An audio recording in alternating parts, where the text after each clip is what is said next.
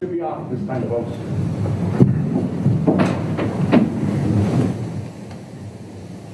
All right. Cool, we have a jury? Yes, sir. Mr. Kessler, the instructions that you sent last night? Yes, Your Honor. Page 10 and 11 incorporated count 4. I took those out, Your Honor. I figured you did. And I do have the 15 copies stapled and the one set paperclip, if you'd like that. Just hold those for the moment, and we'll do that. Are you ready to proceed? Yes, Your Honor. Mr. Timpanic? I am, Your Honor. All right, let's bring the jury in.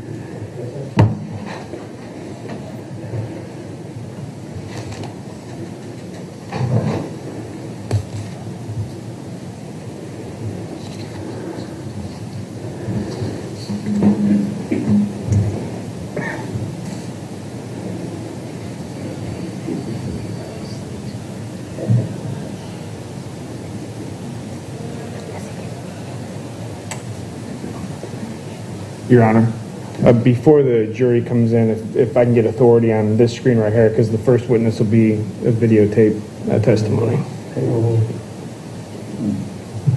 try that.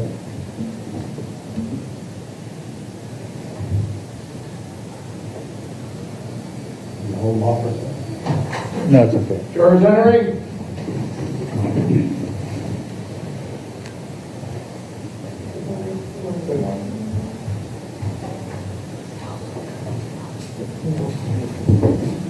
Okay, folks, take your seats. Well, I can't tell you how happy I am to almost see your faces. Appreciate your patience and your cooperation with our efforts to get this case concluded. Just let me start out by asking, does anybody not feeling well enough to proceed? I know we have some that we're concerned with their COVID situation. If at any time during what we have left of the trial you begin to feel uncomfortable, just let me know. We'll take care of attending to it, all right? So I've got to ask you, since last Friday, have any of you been exposed to any sort of media or outside influences? Anybody tried to contact you or talk to you about the case? Okay, I'm getting a negative response. Have any of you done any independent research or internet searches in regard to any information about the case? Okay, do you remain in that protective bubble that we talked about? I think that's the situation. Now, I think we're working on getting you a lunch so you don't have to go out at the noon hour, and that's courtesy of our sheriff who's offered to do that. So we'll be getting a menu for you so you can stay in. You don't have to go out. Now, to give you an idea of where we're at, we're still in the defense case. Defendant has a couple of witnesses they want to present. Maybe some rebuttal, we don't know. So I'm anticipating that the testimony of witnesses will be concluded sometime this afternoon, hopefully early. And hopefully we can get to closing arguments this afternoon. My goal is to give you the instructions on Friday morning and have you have most of the day to deliberate. I can never project how long it takes for a jury to decide a case. So, just to be on the safe side, I encourage you to let your family know that you may be working into the evening hours on Friday. I just don't know. Some jurors are faster than others in their verdict, so I just don't want you feeling under any pressure. Is that okay with you all? Can you do that? All right. Okay, Mr. Kessler, did I clear your screen? You did, Your Honor, but I just want to make sure that the juror screens are working, and I believe that the two screens behind me are not working. So since we'll be viewing videotape testimony, we'll want to make sure they're working. Yeah, well, are the jurors able to see? You're okay. It's the, pardon? The trial passport, I think. Okay. And then I don't know if we want to worry about the TVs in the back, Your Honor. I think We could call IT, but I'm not going to wait for them. Okay. At this time, Your Honor, the defense will call Dr. Helga Blayart, who will be testifying via her video testimony that we took a couple days ago. Okay, that's fine. So when we have these depositions by video, you consider it the same way as if the person were standing or sitting here in the witness stand. All right. Go ahead and roll it. Thank you, Your Honor. Hey, good morning. We are now on the video record. Today's date is June 21st of 2022. The time is approximately 9:09 a.m. This is the beginning of the videotape deposition of Dr. Helga Blayart. Will our court reporter please swear in our witness and we can proceed? Raise your right hand, please. You solemnly swear the testimony you're about to give will be the truth, the whole truth, and nothing but the truth. I do. Good morning, ma'am. Can you please state your name for the record? Helga Blayart, And what is your current occupation? veterinarian. And are you a licensed veterinarian? I am. Do you have any additional licenses or qualifications above that of a licensed veterinarian? I'm board certified in surgery. And where did you get your veterinarian degree from? University of Pennsylvania. Is there a difference between a board certified surgeon in veterinary medicine and a regular veterinarian? Yes. And can you explain to the jury what that difference is? It's an additional 4 years of specialized training in surgery beyond the veterinary degree. And where did you do your residency surgery at? University of Florida.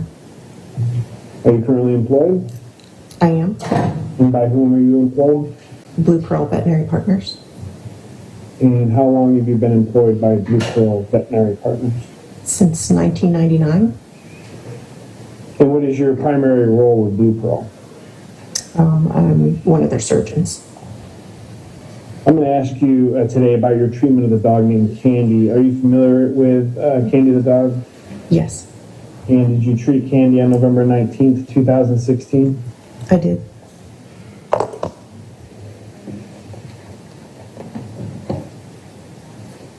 I did. Yes. I'm pulling up a... Okay.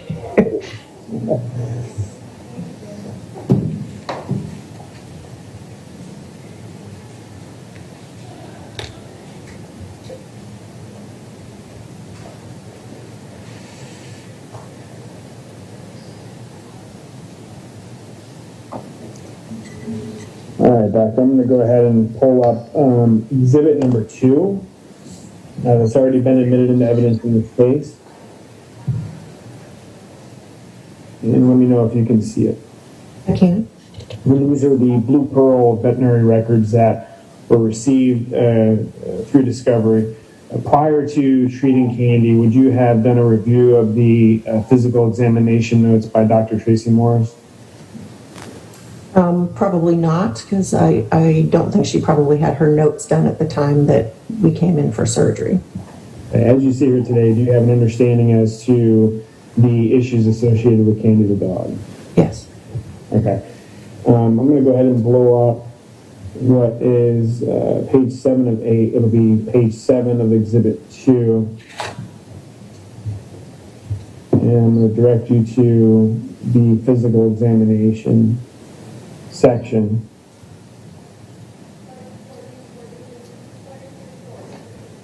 I highlighted, did Candy present on November 19, 2016 with a small dime-sized penetrating wound to her body? Yes. And was that located in the cranial dorsal left lateral thorax? Yes. And for those non-medical professionals on the jury, can you explain to the jury where the cranial dorsal left lateral thorax is? Cranial is in the front of the chest. Dorsal is top of the chest, so it's the upper forward portion of the chest. And the other note was that there was was there a hard, firm, foreign body lodged in Candy at the time? Yes. And was it lodged in the mid-left lateral abdomen of Candy Yes. at the time? Yes. And can you explain to the jury where the left lateral abdomen is? It's on the left side of the belly.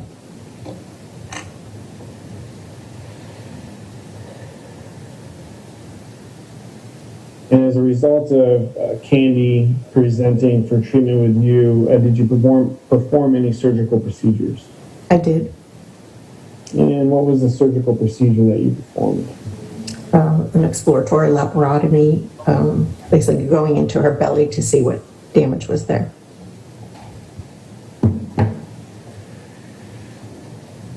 And when you say going into her belly to see what damage was in her, how do you go about doing an exploratory laparotomy?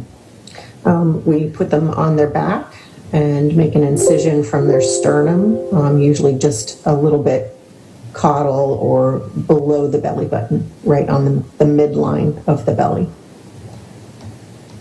So if I ask you questions about the midline of the dog, you understand where that is, correct? Yes. And is the midline of the dog basically laying the dog on its back and just cutting the dog in half, essentially? That would be where the midline is located? Correct.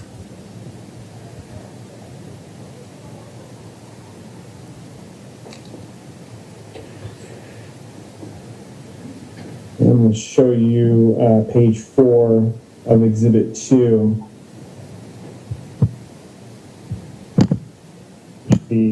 Your records from the exploratory laparotomy.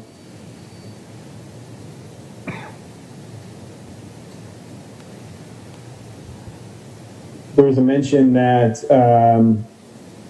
there was a large tear in the left crus of the diaphragm. Where is that located in the dog? In the very front of the abdominal cavity. It's a large muscle and tendon that separates the chest from the abdominal cavity. Is there also a right crus of the diaphragm? Is there a right side of the diaphragm? Yes. But the injury was on the left side of the diaphragm, correct? Correct. Then there was a notation that a small edge of the left lateral liver lobe was macerated due to the bullet. Do you see that? Yes.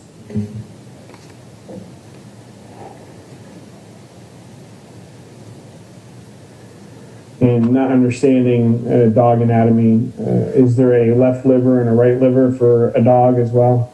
Yes. And this injury was to the left liver, correct? Correct. And where is the left liver located on a dog?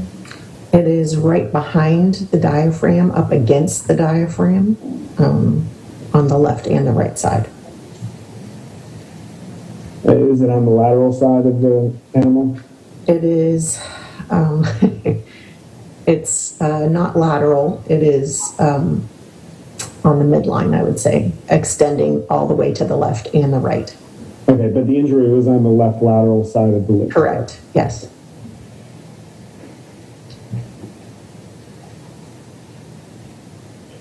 And did you also place a chest tube into the left chest cavity? Yes.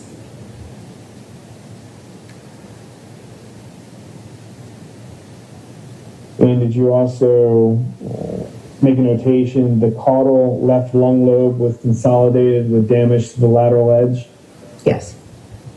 Again, does a dog have two lungs like humans? A left and a right side. There's multiple lobes on each side.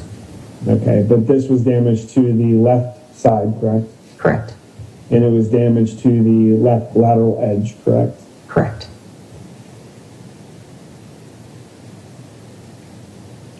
And did you also place a Jackson Pratt drain? Yes. And what is the purpose of the Jackson Pratt drain? In the abdominal cavity, the stomach was perforated, so there were stomach contents in the abdomen, which causes infection. So a drain is put in cases where there's infection in the abdomen to help pull those fluids off in the post-op care. We'll show you what has already been admitted into evidence as Exhibit 15. which is an x-ray taken of Candy the dog. An x-ray is where you see the R, does that indicate that that's the right side of the dog? Correct. So x-rays are kind of inverted, similar to looking in the mirror? Well, we can flip them back and forth, so that's why we have to put the marker in the correct location, because it's hard to tell. Okay, so based on this x-ray, the bullet would be on the left lateral side of the animal, correct? Correct.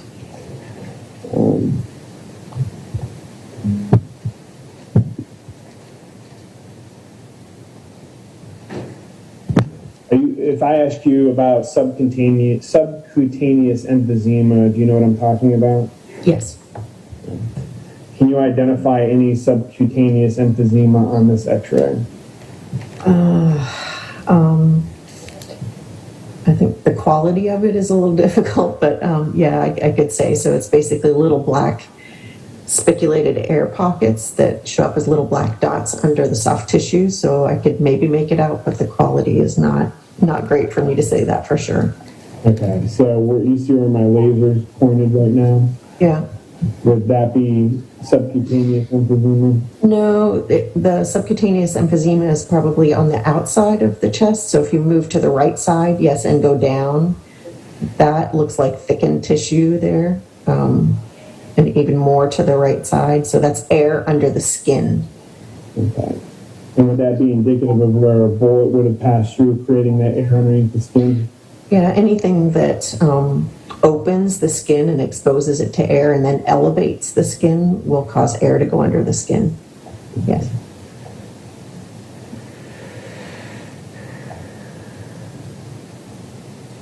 Or a chest, entry into the chest cavity and leakage of air into the chest, or leakage of air from the lungs can also come out that hole and under the skin.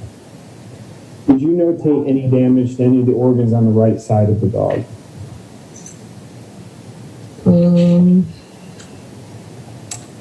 No, I can't say specifically on the right side that I recall, but the stomach lies all the way from the left to the right, and there were two holes in the stomach. So there could have been, I guess you could say there was some damage to the right in the sense that it affected the stomach, which lies on the left and the right. Okay. And the stomach is kind of like a balloon inside the dog, correct? Right, yeah. So when you say that there were two bullet holes in the stomach, it's not necessarily that there were two bullets fired, but rather a bullet went in one side of the balloon and came out of the other side of the balloon, correct? Correct. That would be my presumption. With the exploratory laparotomy, would you be able to visualize both the left and right organs and tissues of the dog? Yes. And if there had been damage to any of the organs on the right side of the animal, is that something that you would have notated in your records? Yes.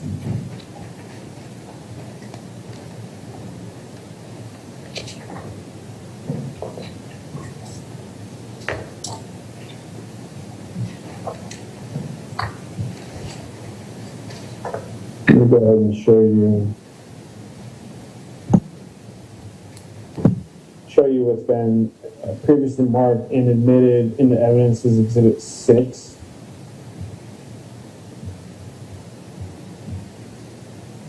This is a picture of the left side of Candy the dog taken by the sheriff's office. I'm going to go ahead and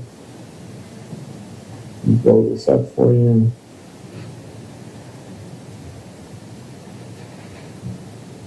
In your records, you notate that you placed the chest tube, correct? Yes. And that would be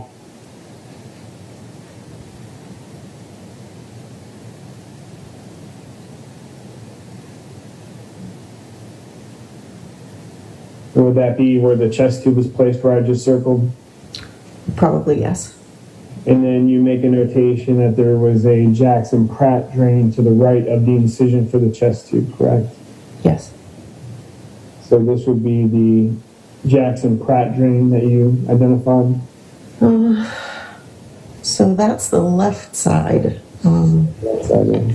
Did I say it came out the right side? No, you said that you did the incision for the Jackson Pratt to the right of the incision for the chest tube.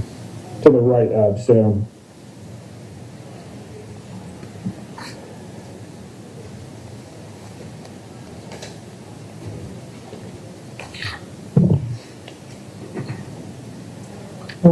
I don't think that that would be us, because that looks like the left side of the dog to me.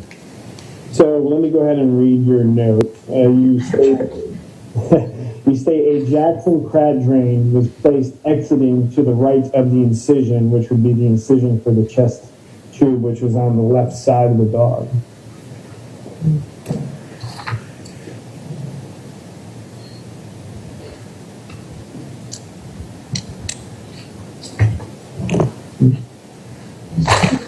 Sorry, I'm trying to find my notes, and right at that section it goes to the next page, and then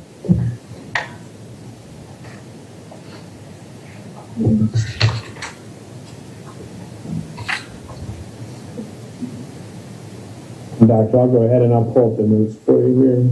okay, I got him.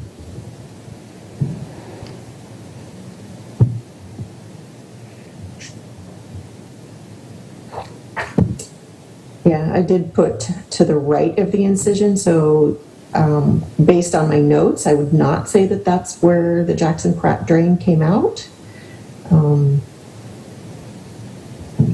I would say the majority of the time, I could have been an error on which side it came out. The majority of the time I do bring it out on the left side because I do stand on the right side of the dog. So it could be an error in my right and left. Okay. And that does look like it would potentially be where I would exit a Jackson Pratt. Okay. And this, where I'm circling here, would that be the dime-sized area where the gunshot entry wound was? Yes.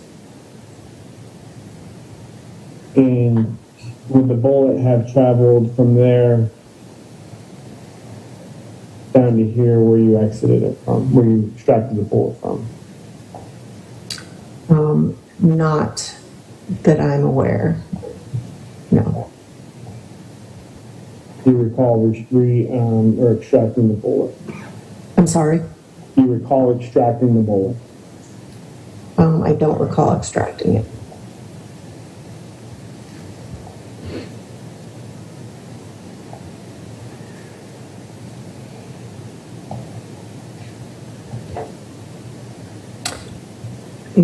If you bring up the x-ray, I might be able to kind of tell you where I would suspect it is. Sure, I can do that. Based on the cadaver and the x-ray. So it's behind the 13th rib on the left side, which would probably be right up, pretty close to that little white dot.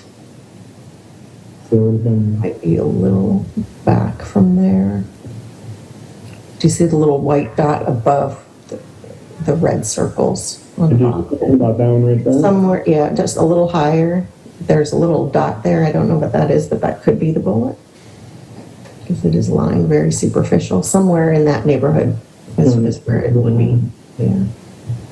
So then the bullet would have traveled in that direction. Mm-hmm. Okay.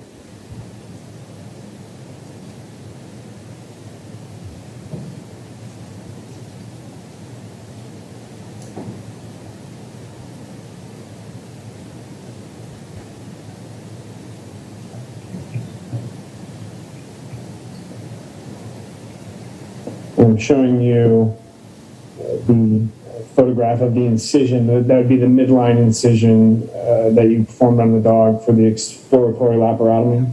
Mm-hmm. Yes.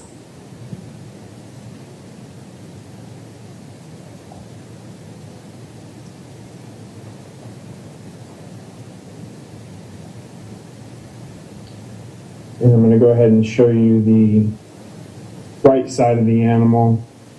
And there are no incisions that you made on the right side of the animal, correct? No. So all the incisions were made on the left side of the animal? Correct.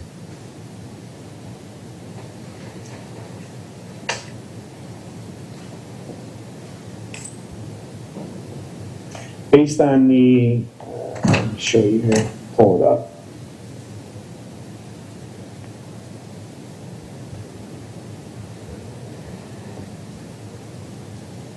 Based on the x-ray and pictures in your surgical report, was there any evidence that the bullet crossed the midline from the left to the right of the animal? No. Actually, I think this bottom, it would help to have the other x-ray, but this bottom circle in the back might actually be the bullet because that's in line with just behind the rib. So that red circle on the bottom in the back is likely the bullet. And I thought I saw on the cadaver, one of the other views, I saw maybe a couple staples. So my drain may have exited on the right side. So you're talking, this is where the laser is? That might be, yeah. So I would need an x-ray in the other dimension, in the other side to side to really see how far up or down the bullet was. It's definitely on the left side. It's definitely behind the 13th rib. So that circle right there that you have the arrow on is likely, that could be the bullet. Because that's the right location, but I don't have the other view to see how far up or down on the body it is, if that makes sense. Sure, let me see if I can find that view for you.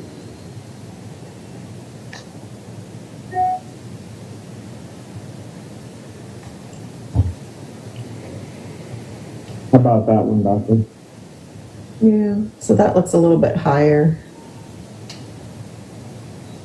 All right, so without feeling exactly where the ribs end, it's somewhere, it's probably right in the middle of the side of the body and just behind the 13th rib, which is probably a little behind that white spot. Without feeling it, it's hard to say. But on the left side of the body, correct? On the left side of the body, correct. And the manner of the direction, was it in a front to back downward motion? I would presume it's front to back because if the entry hole is in the chest and the bullet ended up going into the abdomen, then that's front to back. There was a veterinarian that testified in this case that the bullet traveled the midline from the left side of the dog to the right side of the dog, but that would be inconsistent with your findings and your surgical procedures with the dog, correct? From my op report, I don't see necessarily anything that went to the right side of the dog. I didn't have any damage there, but I would say it went from the left side in from the chest into the abdomen, and not necessarily out the right side, but definitely around the abdomen, which could include going over to the right side to some degree. I don't know what bullets do once they enter the body, and I heard they ricochet a little bit. So, but the bullet never crossed the midline to the right side, correct? Not that I could tell from the op report that I had. It definitely went somewhere towards the midline because it hit the stomach.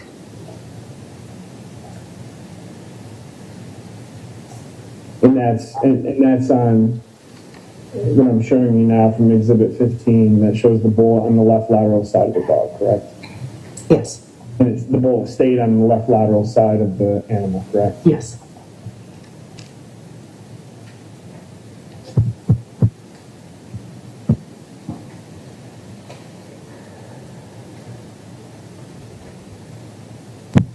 And I just want to reconfirm, was the injury to the left lateral lung?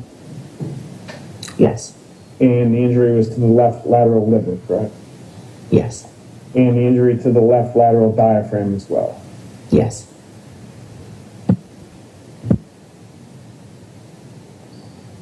Thank you, Doctor. That's all the questions that I have for you at this time. Just quick cross. Doctor, you're not a ballistics expert, correct? I'm not. And you wouldn't be able to say one way or another what the bullet actually did once it entered the body, correct? I can't. I don't know what bullets do. They ricochet, but based on the damage that I found in there, it definitely went towards the midline because it entered the stomach. It didn't just stay on the left side. It went towards the midline, and then I don't know what happened after that. Okay. That's all the questions I have. There's one more, but doctor, based on doing the exploratory laparotomy, you would know if there was organ injury on the right-hand side of the dog, correct? Yes. And the right organs were exposed in the exploratory laparotomy? Yes. And you found no damage on the right side of the organs, correct? Correct. That's all the questions. Thank you. No recross.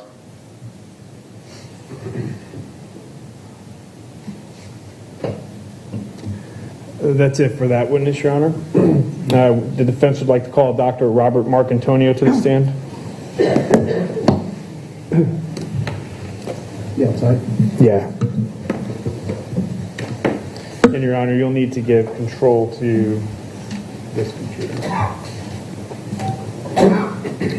Dr. Mark Antonio? Please enter your cell phone box. I don't know.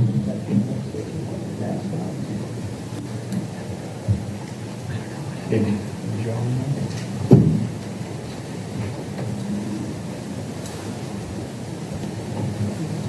Doctor, if you'll stand here, please, Madam Clerk, raise your right hand and be sworn. Do you solemnly swear or affirm the testimony you're about to give will be the truth, the whole truth, and nothing but the truth? I do. This way, sir. And Your Honor, may I and the witness take our masks off while we're examining? Or would you prefer to keep it on? That's you, doctor. You want your mask on or off? I'll take it off. Okay.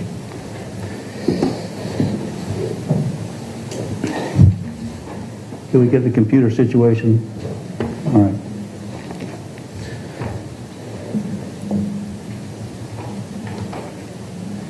Good morning, doctor. Can you state your name for the record, please? Robert Marcantonio, And what's your current occupation? physician.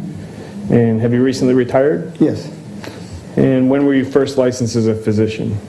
1975, Where did you attend medical school? Boston University, And where were you a resident physician at?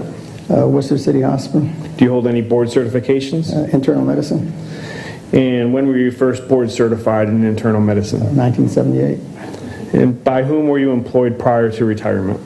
Intercoastal Medical Group. In your practice with Intercoastal Medical Group, did you have a patient by the name of Rodney Jacobson? Yes. And how long was Mr. Jacobson a patient of yours? I don't recall the exact number of years. A long number of years? A long number of years. Okay. And you treated Mr. Jacobson throughout that time? Yes.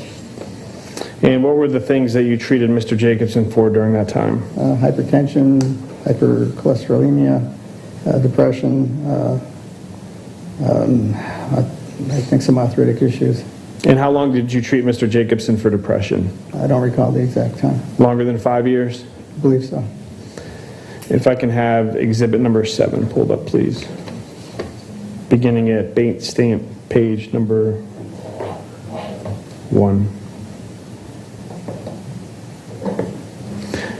Doctor, I'm showing you what's been previously admitted into evidence as Joint Exhibit 7. These are your medical records for your interactions with Mr. Jacobson. We're just going to go through them briefly this morning, okay? Okay. Your Honor, we had a exhibit book for the witness. Oh, you have it? And I have another one, Your Honor. You can keep that one.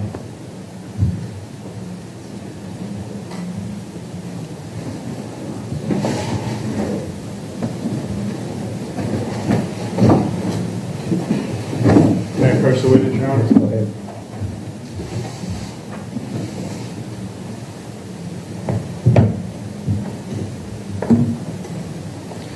And doctor, if it's easier for you to look at the paper records versus the screen, you can choose whichever you want. Okay. We're at Exhibit 7, so it'll be tab number 7. Okay. And if you look at the bottom of each page, you'll see a notation or a bait stamp that says Marcantonio-001. Yes. Those will be the page numbers that I refer to throughout your testimony, okay? So we're going to start at bait stamp page 001. Did you see Mr. Jacobson on April 19, 2016? Yes. And what was the purpose of your visit with Mr. Jacobson on April 19th, 2016? 5-month follow-up visit for medical problems. And under current medication on that note, it lists Zoloft 50 milligram tablet once a day, correct? Correct. 90 days, 3 refills? Yes. And whenever you make a notation like that in your records, does that indicate to you that you wrote the prescription for Mr. Jacobson? Not necessarily. It could be. It probably is on that one. Okay.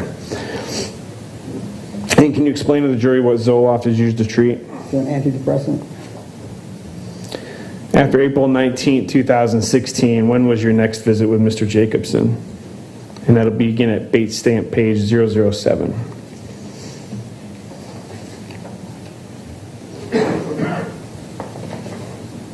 That was May 24th, 2016. And what was the purpose of that visit? He came in for a cough and congestion. And the records indicate that Mr. Jacobson was still taking Zoloft at that time? Yes. And the dosage was 50 milligrams? Yes.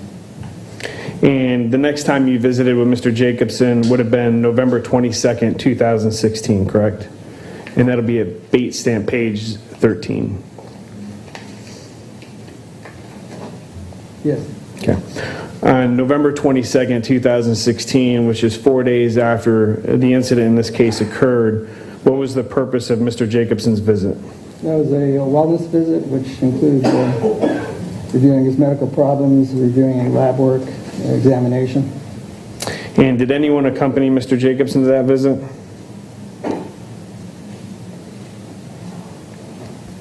I didn't write it down, but it's possible. Okay. The content included in Mr. Jacobson's medical records, is this content that you write based on your visits with Mr. Jacobson? Yes. Okay. And you take these notes contemporaneous with that visit, correct? Yes. Excuse me. Sorry, Your Honor. You move the microphone so it's more in front of you. That's fine, yes. In your face. Okay. Thank you. Under the history of present illness portion of your note, can you read to the jury what you wrote? Patient overall is doing fairly well. He is very busy. He is doing fairly well with the current medication regimen. And is this information that Mr. Jacobson would have told you during your visit? Yes. And is this information that you would have taken down contemporaneous to your visit with Mr. Jacobson? Yes. And on November 22nd, 2016, Mr. Jacobson was still taking Zoloft, correct? Objection leading. I believe so. And during your visit with Mr. Jacobson on November 22nd, 2016, did he complain of any worsening of his pre-existing depression that he was experiencing?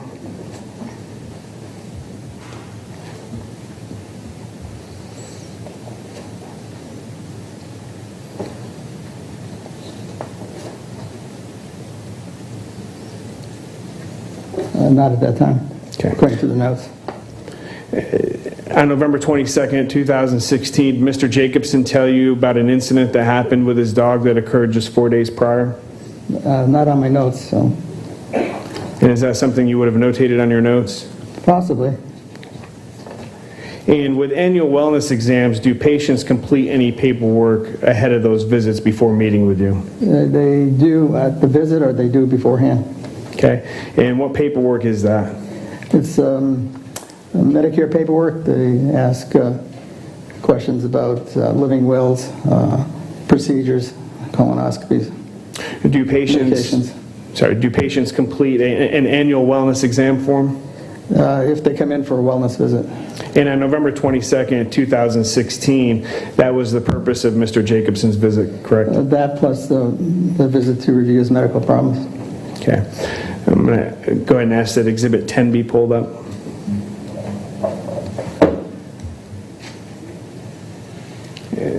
You can either turn to tab 10 or look at the screen, Doctor. Probably be easier for this one if you looked at the screen. Okay. Are these the annual Medicare wellness exam forms that patients complete? Yes, correct. Did you fill out this form? Yes. Which parts did you fill out?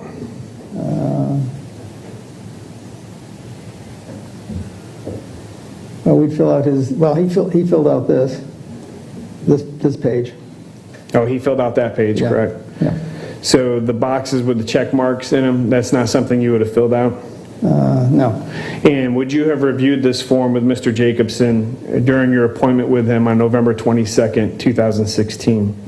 Probably. And if you want to, I'm not asking for it to be pulled up, but if you want to refer back to exhibit number 7 in your binder.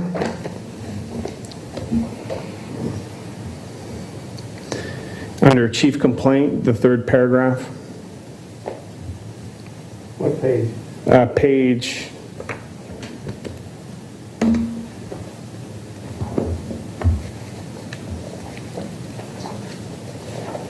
13, Your Honor. 3rd paragraph down in the chief complaint section.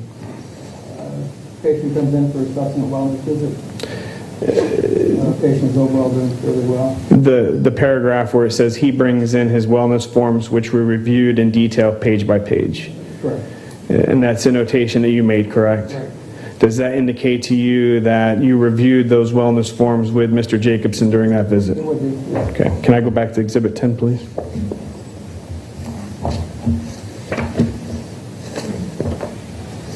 In reviewing this wellness form with Mr. Jacobson, were there any changes made to it? For example, are there any alterations to the answers that were already on the form that you may have? Not that page. Okay. And when reviewing these forms with a patient, if there were changes, is that something that would be notated on the form? I understand. Sure. So for example, if Mr. Jacobson, you were reviewing this Medicare wellness exam form Yes.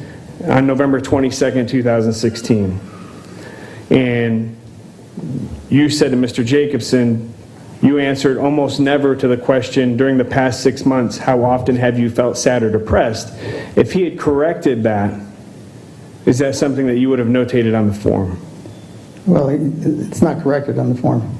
Not corrected, but is that something that you would have notated on the form? I wouldn't have, I probably just glanced at it.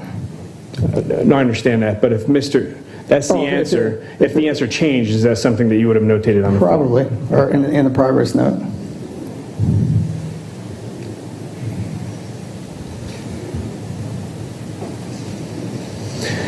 After November 22nd, 2016, was your next visit with Mr. Jacobson on May 1st, 2017, and that's bait stamp page 19.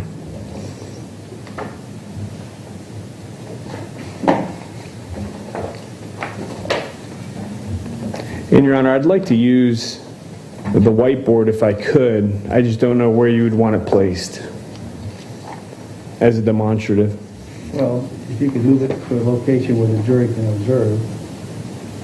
I may move it over here.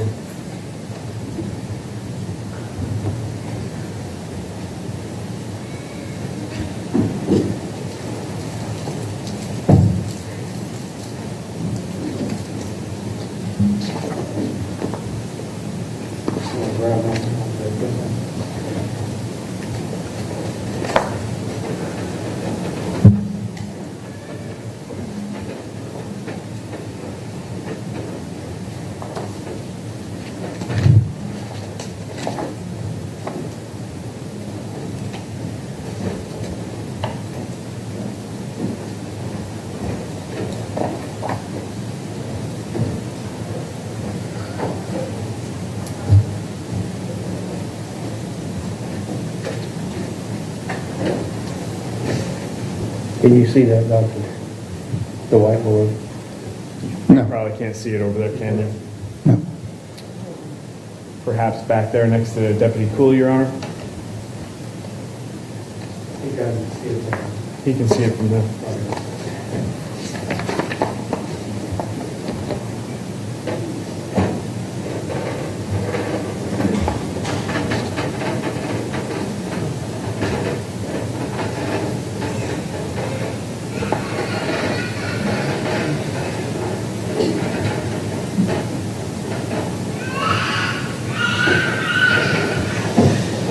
Can you see it, Doctor?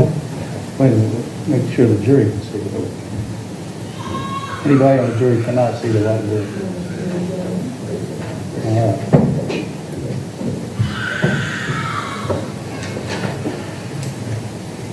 So, Dr. Marcantoni, we know that the incident in this case occurred November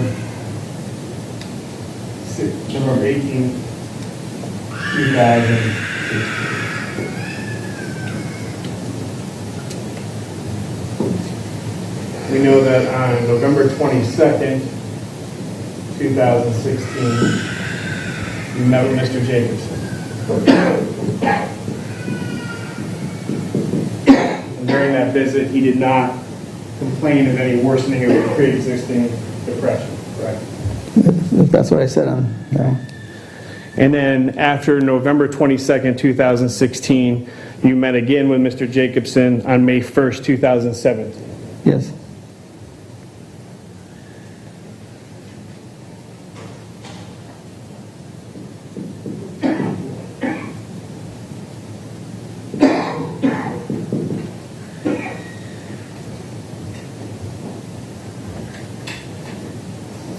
And what was the purpose of your visit with Mr. Jacobson on that date? On the 1st of May, that was for right shoulder pain and slow heart rate. And on May 1st, 2017, was Mr. Jacobson taking 50 milligrams of Zoloft once a day? I believe so. And on May 1st, 2017, did Mr. Jacobson present with any worsening of his pre-existing depressive symptoms?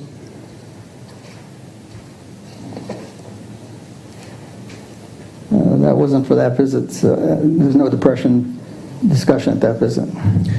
And on May 1st, 2017, did Mr. Jacobson tell you anything about the incident involving his dog? According to the notes, no.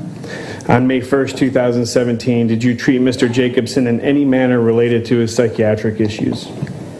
I do not believe so. After the May 1st, 2017 visit, was your next visit with Mr. Jacobson on May 23rd, 2017? That's bait stamp page 025.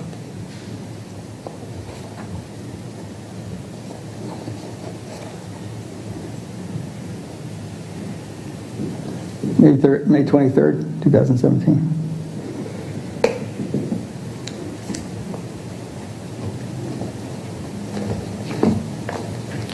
And on May 23rd, 2017, what was the purpose of Mr. Jacobson's visit? It was a 6-month follow-up visit. Was Mr. Jacobson still taking Zoloft 50 milligrams per day? According to my notes, yes. On May 23rd, 2017, did Mr. Jacobson complain that his pre-existing depressive symptoms were worsening? There's no note on that. On May 23rd, 2017, did Mr. Jacobson tell you anything about an incident involving his dog? I don't see any notes on that. On May 23rd, 2017, did you treat Mr. Jacobson in any manner related to his psychiatric issues? No change from before. And after the May 23rd, 2017 visit, was your next visit with Mr. Jacobson on July 5th, 2017? That's bait stamp 031. Yes.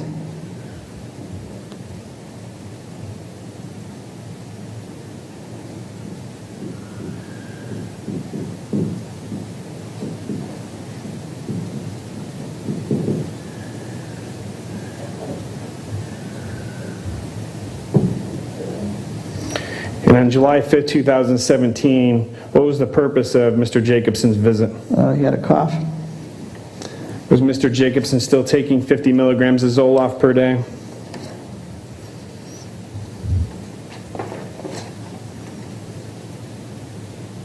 I believe so. On July 5th, 2017, did Mr. Jacobson complain about a worsening of his pre-existing depressive symptoms?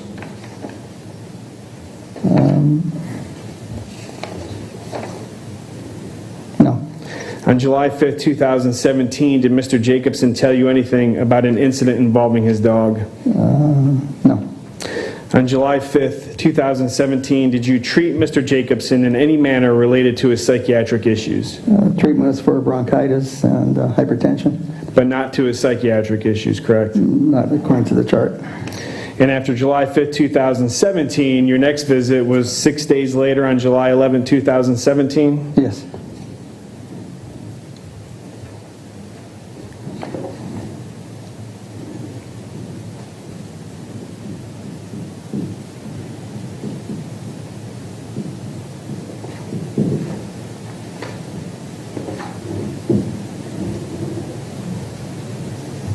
And what was the purpose of this visit? That was for persistent cough and congestion. And was Mr. Jacobson still taking the 50 milligrams of Zoloft per day? I believe so. On July 11, 2017, did Mr. Jacobson complain about a worsening of his pre-existing depressive symptoms? Not according to my notes. On July 11, 2017, did Mr. Jacobson tell you anything about an incident involving his dog? Not according to my notes. On July 11, 2017, did you treat Mr. Jacobson in any manner related to his psychiatric issues? Does not appear so. After July 11, 2017, was your next visit with Mr. Jacobson on August 3, 2017? Yes. That'd be base stamp page 41.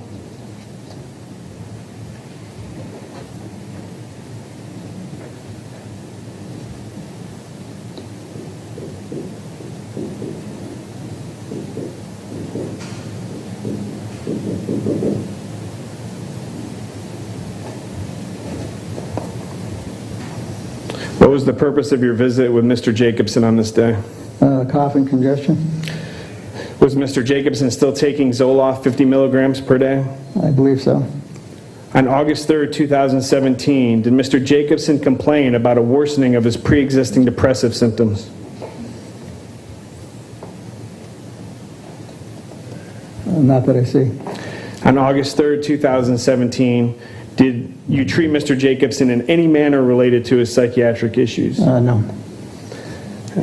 Was your next visit with Mr. Jacobson on November 29, 2017? Yes. And that's at base stamp page 46.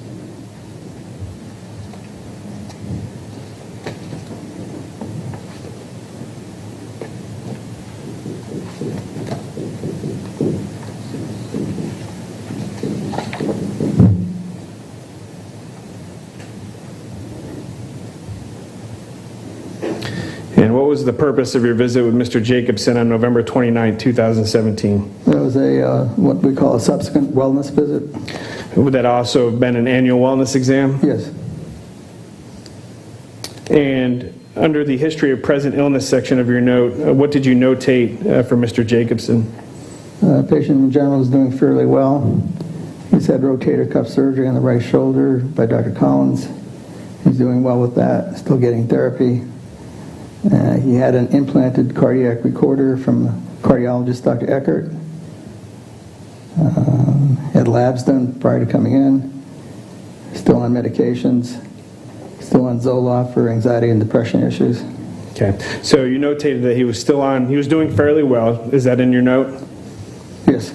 And is it in your note that he was still taking Zoloft for his pre-existing anxiety depressive issues? Yes. What dosage of Zoloft was Mr. Jacobson taking on November 29, 2017? 50 milligrams. And that's the same dosage he had been on all the time that we're talked about today? As far as I can tell, yes.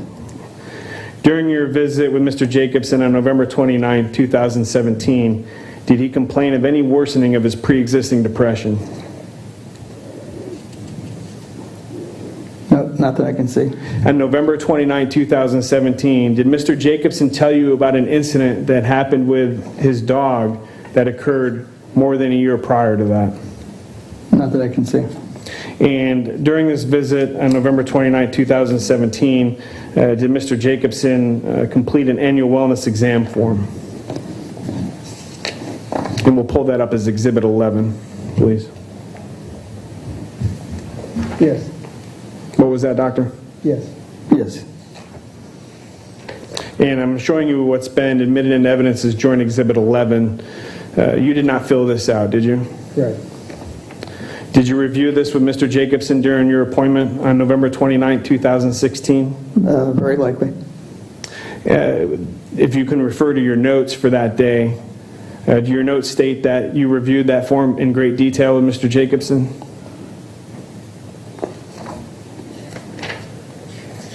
Yes. And in reviewing the 2017 annual wellness exam form with Mr. Jacobson, were there any changes made to that form, the first page of the form? Not that I can see. In reviewing the 2017 annual wellness exam form with Mr. Jacobson, did he ever inform you that any of the information included within the form was inaccurate? And I'm referring Not that I can remember. Not that you can remember? Right.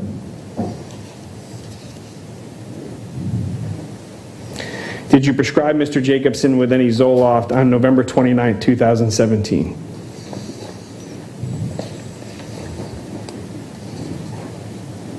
It looks like refill on the Zoloft, 50 milligrams once a day. You did a refill 50 milligrams once a day? Based on the record, yeah. And how many refills? It looks like 3 refills.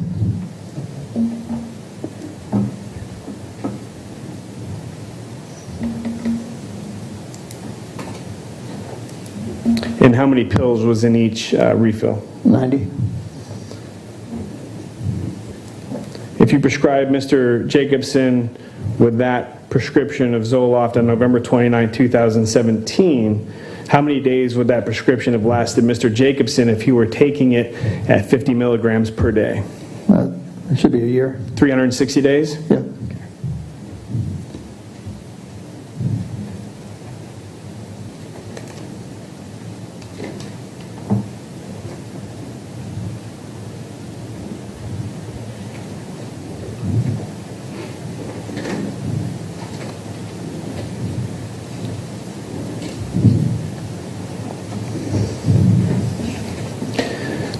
After November 29, 2017, was your next visit with Mr. Jacobson February 27, 2018? Yes, looks like it.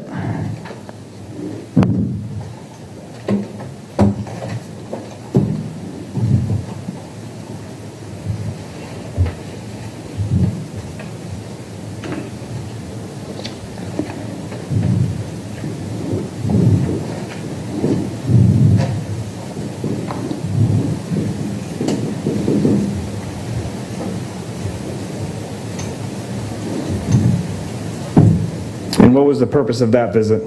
He had some redness in his arm and had a sliver removed. And on February 27, 2018, was Mr. Jacobson still taking 50 milligrams of Zoloft per day?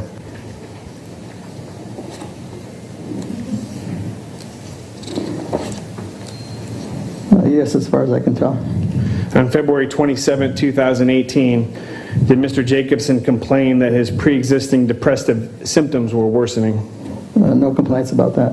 On February 27, 2018, did Mr. Jacobson tell you anything about an incident involving his dog? Not that I can see. On February 27, 2018, did you treat Mr. Jacobson in any manner related to his psychiatric issues? No, just for the arm issue. And was your next visit with Mr. Jacobson on May 31st, 2018? Yes.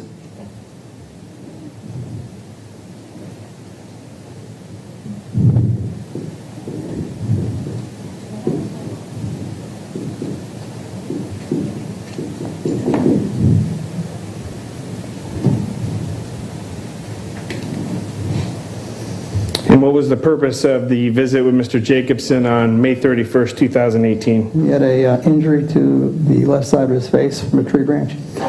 Was Mr. Jacobson still taking the 50 milligrams of Zoloft per day?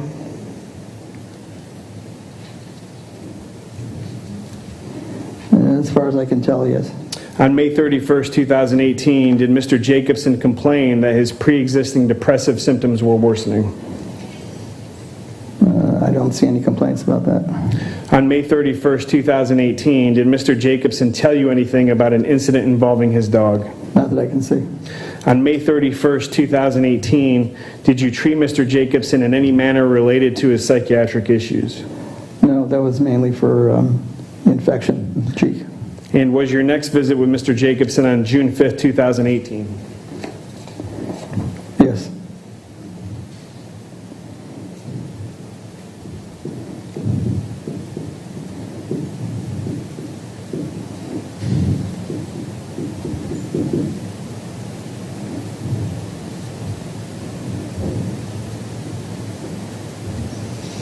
And what was the purpose of your visit with Mr. Jacobson on June 5th, 2018? There was a follow-up visit for the injury to his face. Was Mr. Jacobson still taking the Zoloft 50 milligrams per day?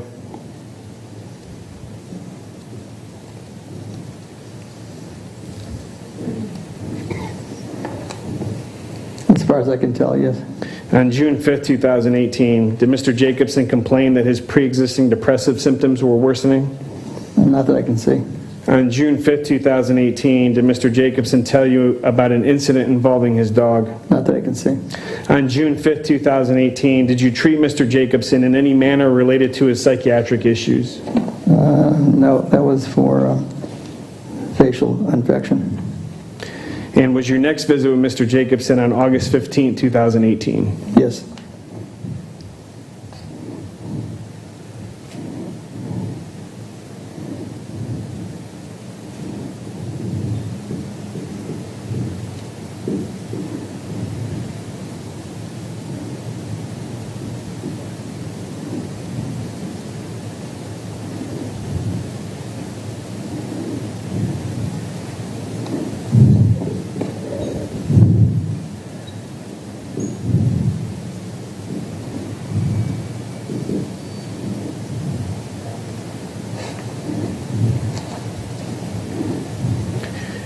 And what was the purpose of Mr. Jacobson's visit on August 15th, 2018? The chief complaint was he doesn't feel himself for his wife. Feels like he's under more stress and feeling more depressed. And what did he attribute that stress to? He said increasing issues since seeing his dog shot and more stress secondary to his prior divorce issues. Is this the first time that Mr. Jacobson had presented to you with the worsening of his pre-existing depressive symptoms? As far as I can see, yes. Did anyone accompany Mr. Jacobson to that visit? I believe his wife did. And what makes you believe that his wife did? According to my notes, patient's wife concerned and has confirmed his depression.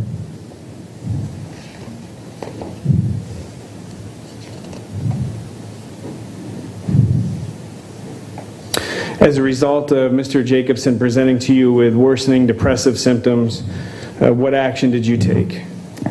Two things. I increased his Zoloft to 100 milligrams a day, and I referred him to psychiatry. Okay. So on August 15, 2018, you increased his dosage to 100 milligrams, correct? Correct. And prior to that, he had been taking the dosage of 50 milligrams per day. Correct. And on November 29, 2017, you had prescribed Mr. Jacobson enough Zoloft to last him 360 days, assuming he took it at 50 milligrams per day. Correct. On August 15, 2018, you increased his dosage to 100 milligrams. Correct. Now, if Mr. Jacobson had been taking his medication for Zoloft as prescribed, he would have had approximately 3.5 months remaining at 50 milligrams per day. I see that. Objection, lack of foundation. Whatever the math is, turns out. Yeah. A lot of us aren't mathematicians here, Yeah. so try to follow me, doctor. November 29, 2017, 360 days of Zoloft at 50 milligrams. Yeah. So it should be about 3 months based on that. So he had 3 months remaining at this time at 50 milligrams per day.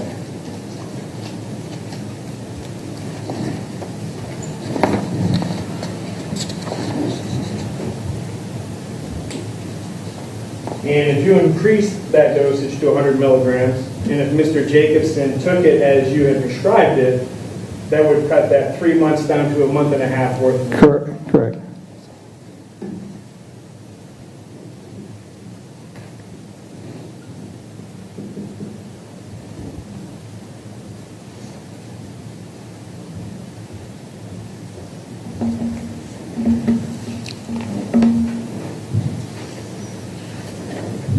And you said that the other thing you did is referred him to a psychiatrist? Yes.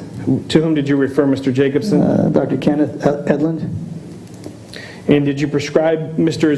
Jacobson any more Zoloft during this visit on August 15, 2018? Let's see. No, I asked him to take 2 a day of the 50 milligrams. But you didn't give him another prescription? Does not appear to be. So.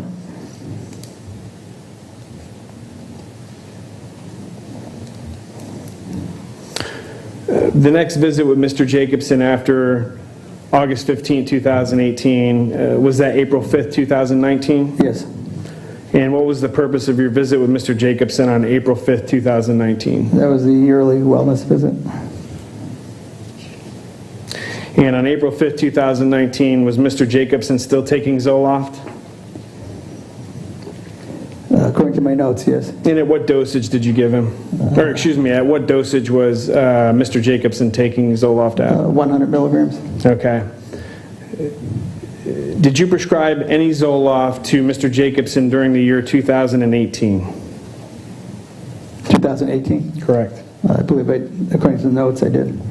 According to the notes, you Did. Which note are you referring to where you prescribed Mr. Jacobson Zoloft? In 2018. 2018. I think that was in August 2018. The August 15, 2018 Yeah, note? looks like that, yeah. Where on that note did it say that you prescribed medication?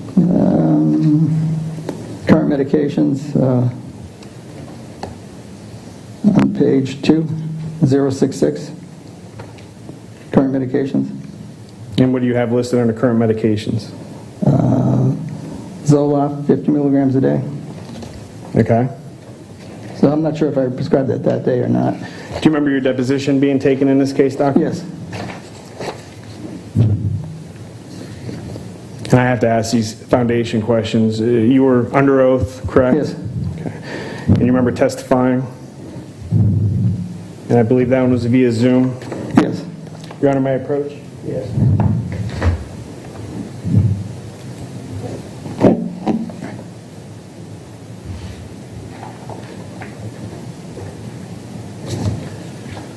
Handing you a copy of your updated deposition, Doctor, that we took on April 29, 2022. You remember that, correct? Yes. And during that deposition, did we have a discussion regarding your prescribing Zoloft to Mr. Jacobson? Let's see, on page 17. Correct. Printed on November 29, 2017. Once Okay. a day for a year. Okay. And you see at page 17, beginning at line 1, and I'll go ahead and I'll read it. Question, did you prescribe Mr. Jacobson, did you write a prescription for Mr. Jacobson for Zoloft at any point in time in 2018? Answer, 2018. Question, correct. What was your answer at line 6? No, don't see it. Okay, so you didn't prescribe any Zoloft to Mr. Jacobson in 2018? Does not appear to be so. Did you prescribe any Zoloft to Mr. Jacobson in 2019?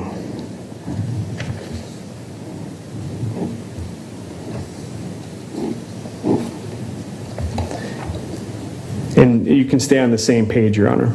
Or Dr. Marcantonio, page 17.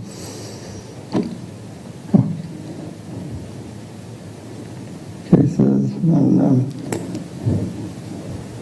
there's a question. Then on August 15, 2018, you increased Mr. Jacobson's dosage. No, so I'm up at line 7. Question, did you write Mr. Jacobson a prescription for Zoloft at any time in the year 2019? No. And what was your answer at line 9? No. So you never prescribed Mr. Jacobson Zoloft in 2018, correct? Correct, not that I can tell. And you never prescribed him Zoloft in 2019, correct? Based on this, no. Now, Mr. Jacobson's already testified in this case that Dr. Edlin did not prescribe him any Zoloft or any medication. So my question to you, Dr. Marcantonio, is if you weren't prescribing Zoloft to Mr. Jacobson, and if Dr. Edlin was not prescribing Zoloft to Mr. Jacobson, would his last Zoloft dose or Zoloft prescription had run out well before the April 5th, 2019 visit with Mr. Jacobson? Objection, calls for speculation. You're assuming it's being taken in the recommended dosage, That's correct, Your Honor. overruled.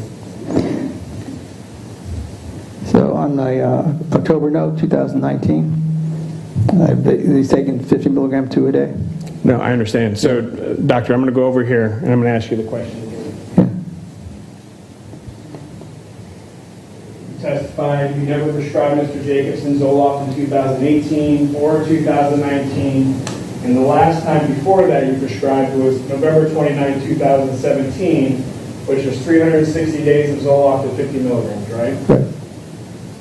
And on August 15, 2018, which was approximately 9 months after the prescription, you increased Mr. Jacobson's dosage to 100 milligrams, Right. which if he was taking the medication at your recommended dosage, he would have had approximately 1.5 months left of that medication, right? Right. Now, if Mr. Jacobson testified Dr. Edlin did not prescribe him any Zoloft, and that you were the only one that did. Yeah.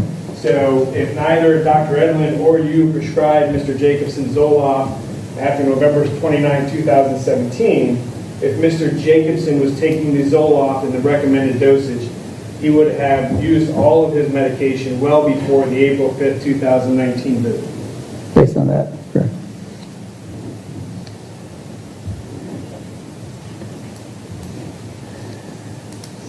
And let's look at the April 5th, 2019 note on, I believe it's bait stamp page 071.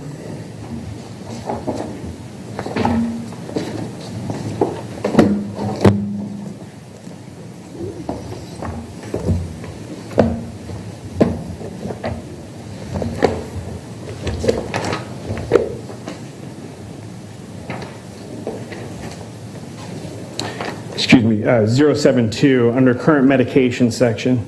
Let me know when you're there, doctor. Yeah. Do you see in your note where it says Zoloft 100 milligram oral tablet once a day per Dr. Edlin, 0 days, 0 refills? Yes. That would indicate to you that you did not prescribe medication to Mr. Jacobson. Correct. And that would that indicate to you that you were relying on Dr. Edlin to prescribe that medication? Yes.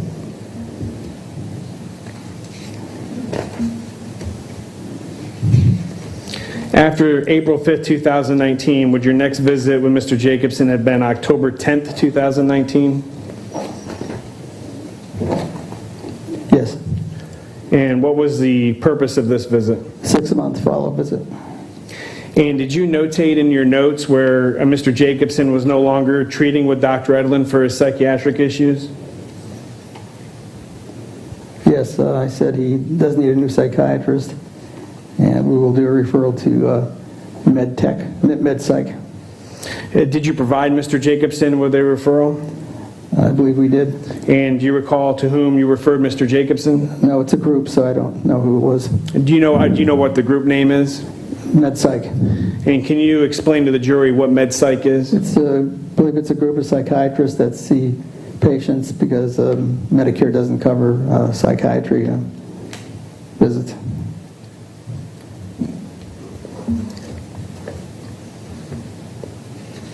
And on October 10, 2019, did you have any understanding as to how long it had been since Mr. Jacobson's last visit with Dr. Edlund?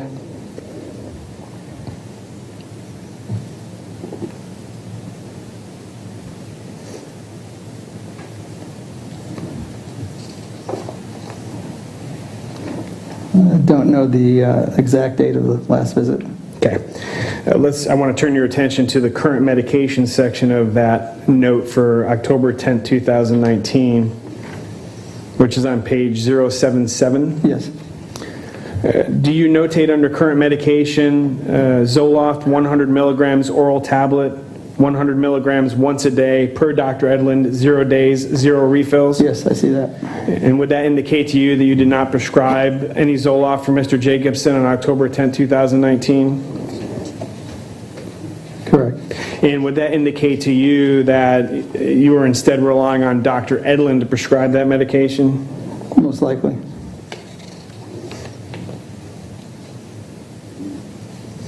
And again, under the same example that we just went through before, Mr. Jacobson's last prescription that you prescribed him, if he had been taking it at 100 milligrams per day, would have run out prior to the October 10, 2019 visit? Yes.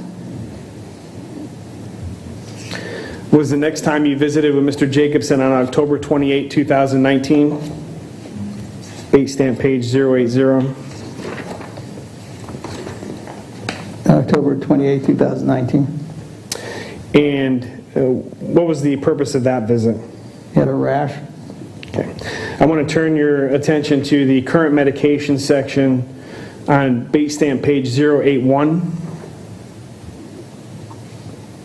Yes. Again, under the current medication, does it state Zoloft 100 milligram oral tablet, 100 milligrams once a day per Dr. Edelin, 0 days, 0 refills? Yes. Would that indicate to you that you did not prescribe Mr. Jacobson any Zoloft on October 28, 2019? Yes. And would that indicate to you that you were relying on Dr. Edelin prescribing that medication? Not necessarily. It may come out as a redundant printout on the computer. Okay. But you did not prescribe Mr. Jacobson? I don't see that, no. Okay. On October 28, 2019, did Mr. Jacobson ever indicate to you that he followed up on your referral to Med Psych Services?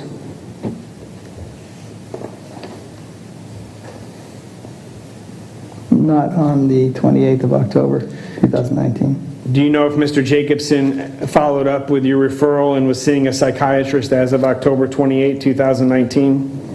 I don't know. Didn't see it mentioned. On October 28, 2019, did you treat Mr. Jacobson in any manner related to his psychiatric issues? No, that was for contact dermatitis.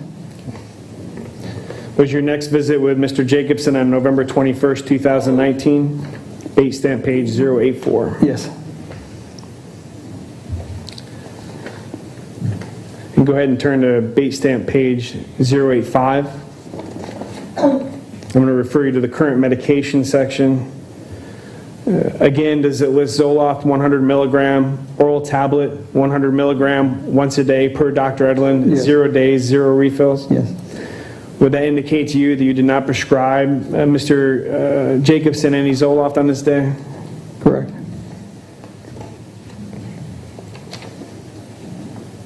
On November 21st, 2019, did Mr. Jacobson indicate to you that he followed up on your referral and was seeing a new psychiatrist? Not that time. Do you know if Mr. Jacobson was seeing a psychiatrist at this time? I can't recall that. And again, based on our prior discussion from the board over here, this is almost 2 years since the last time that you prescribed Mr. Jacobson Zoloft. If he had taken it as you had prescribed it, it would have run out. Yeah.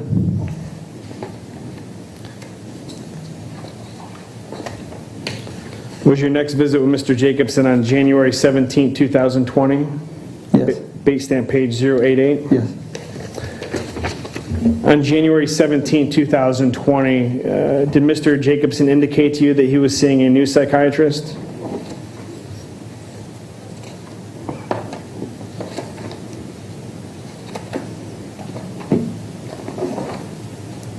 Not in my notes, no.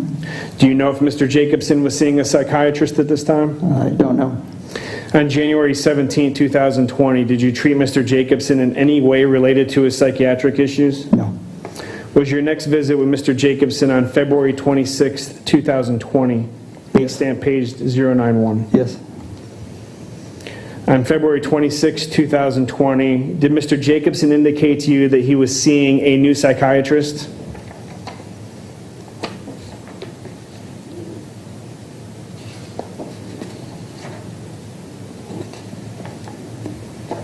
Not that I can see.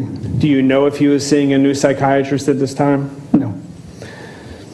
On February 26, 2020, did you treat Mr. Jacobson in any way related to his psychiatric issues? No. Was your next visit with Mr. Jacobson on April 7, 2020? Yes. Base stamp page 094. Yes.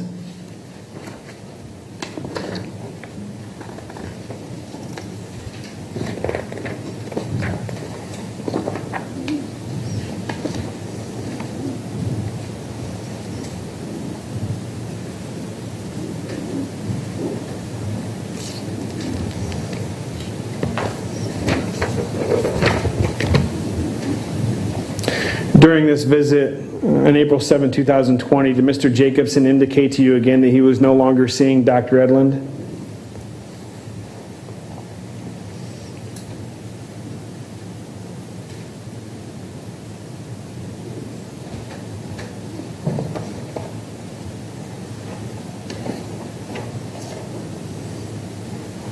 that'd be on bait stamp page 096. Yes, no longer seeing psychiatry because of insurance issues with Medicare.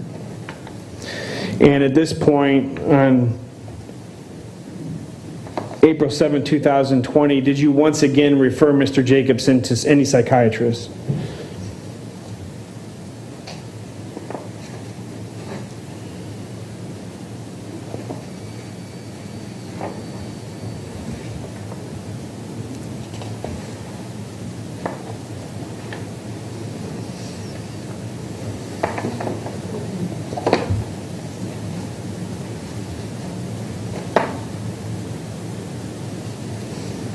Not that I can see. No. Do you know if Mr. Jacobson ever followed up on your previous referral to MedPsych? Based on the notes, I don't see that. And at this point in time, on April 7, 2020, was Mr. Jacobson seeing a psychiatrist? I don't know.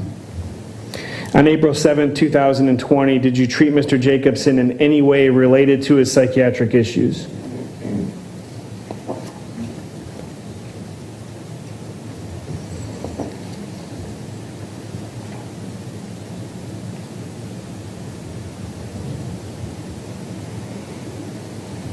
I may have given him sertraline, I'm not sure. And can you explain to the jury what sertraline is? That's Zoloft, antidepressant. Is that the generic of Zoloft? Yes. So if the jury sees or hears sertraline and Zoloft, they're one and the same? Doctor? Yes. Did you hear the question? The same thing. Okay. And after April 7, 2020, was your next visit September 15, 2020?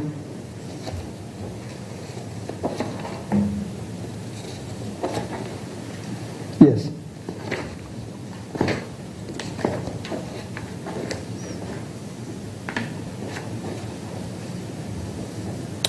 If you look at base stamp page 101, under the HPI section, Yes. did you make a notation that Mr. Jacobson was still taking baseline medications for depression, including Zoloft?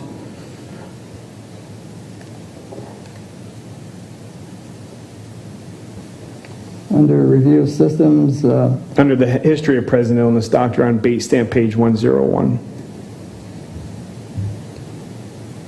he is still taking baseline medication for depression, including Zoloft.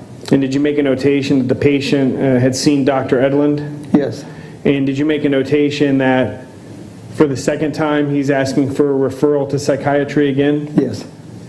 Did you give him a referral? Yes, looks like it. Who did you refer him to? Med Psych Systems.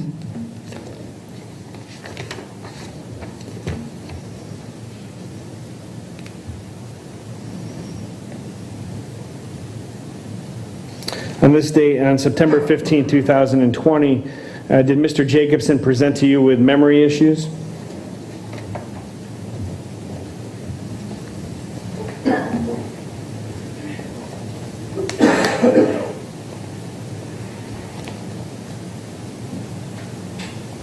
Complaints of memory issues, yes. And on September 15, 2000, let me ask you this, doctor. Do you have any recollection as to the extent of Mr. Jacobson's memory problems on September 15, 2020? No. Did you do anything related to Mr. Jacobson's memory problems?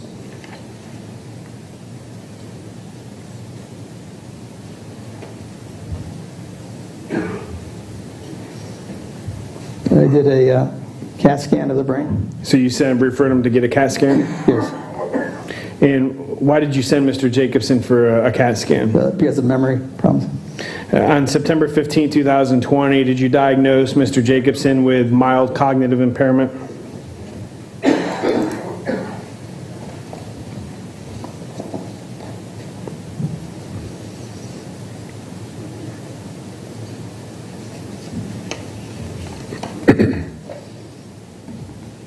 Yes. And other than once again referring Mr. Jacobson to MedPsych, did you treat Mr. Jacobson in any way related to his psychiatric issues?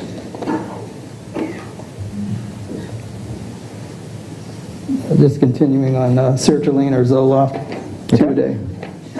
And was your next visit with Mr. Jacobson on January 13, 2021? That's bait stamp page 106.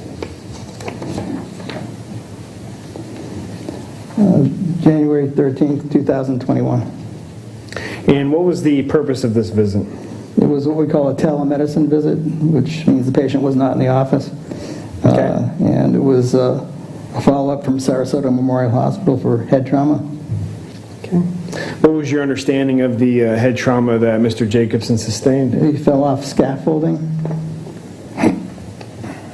and hit his head and was admitted to Sarasota Memorial Hospital.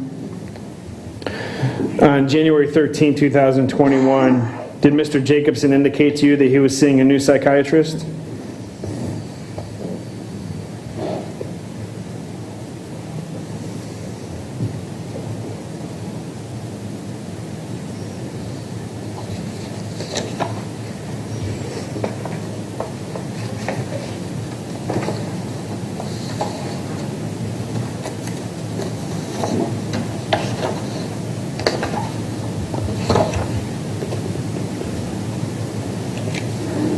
I don't see any notes to that effect. On January 13, 2021, did you treat Mr. Jacobson in any way related to his psychiatric issues?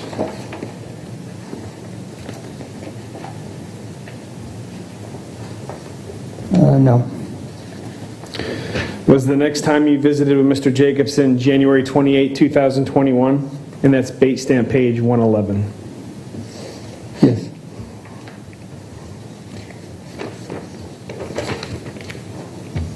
And on this date, did Mr. Jacobson indicate to you that he was seeing a new psychiatrist?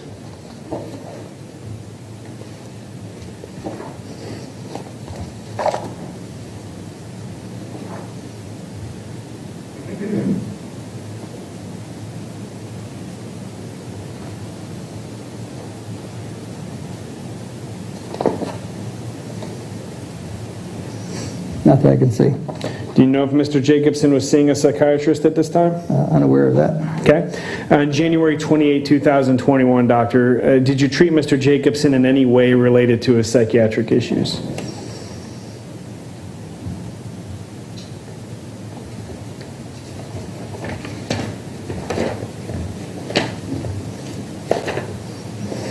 No, no change. Okay. And was your next visit with Mr. Jacobson on February 25th, 2021? Yes. And can you describe to the jury what was the purpose of Mr. Jacobson's visit with you on February 25th, 2021? That was another telemedicine visit, and was to discuss his cognitive issues. And under chief complaint, did you notate where Mr. Jacobson was wandering around not knowing where he was at times? Yes. And was the Mr. Jacobson's wife a part of this telemed call? Yes.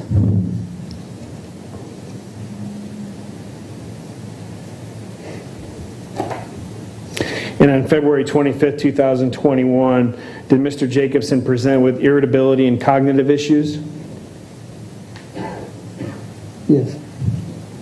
Did you refer Mr. Jacobson to anyone following this February 25th, 2021 visit?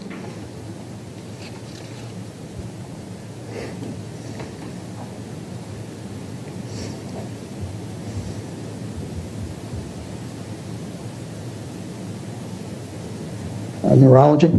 And specifically who?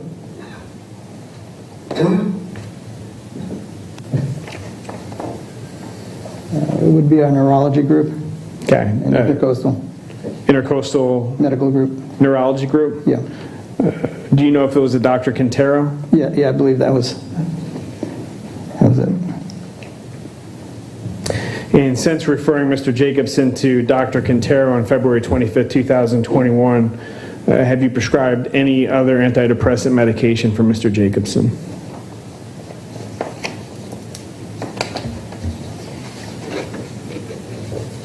It looks like there was a refill, or at least one refill left on the note from the 25th of February on sertraline, 50 milligrams. Okay, but since then you have not prescribed Mr. Jacobson another? There's no note since then, but I don't believe so. Okay. I know that you testified earlier that you're retired, but from the time of February 25th, 2021 up to the date of your retirement, did you treat Mr. Jacobson in any manner whatsoever for his psychiatric issues? I don't believe so.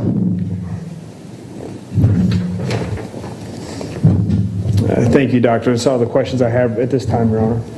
Let's take a 10-minute recess. And Doctor, just so you know, Mr. Tepanek is likely going to have questions for you, so we'll reconvene. Jurors exiting. All rise, this court is in a brief recess.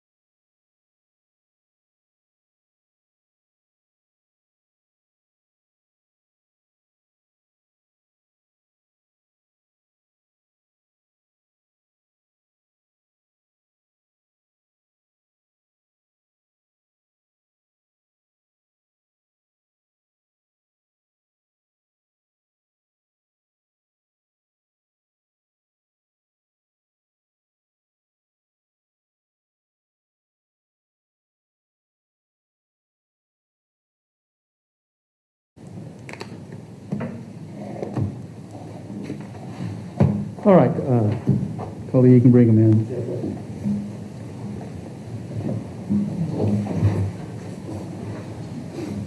Mr. Timpanik, are you going to need the computer for the cross? No, Your Honor. I'm just going to refer to obviously, the exhibit book for Dr. Marcantoni. Okay.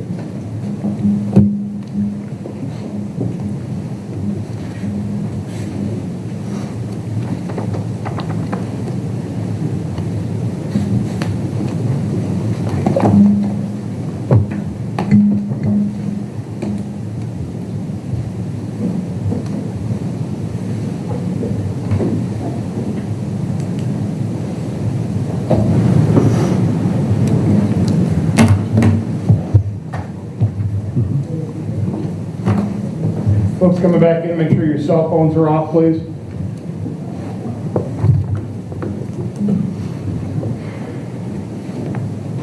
Jurors entering.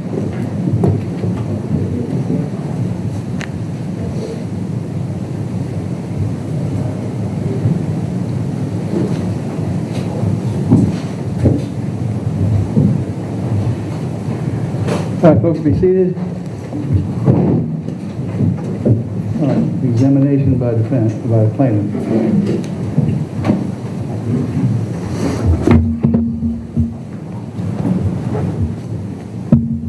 Morning, Doctor.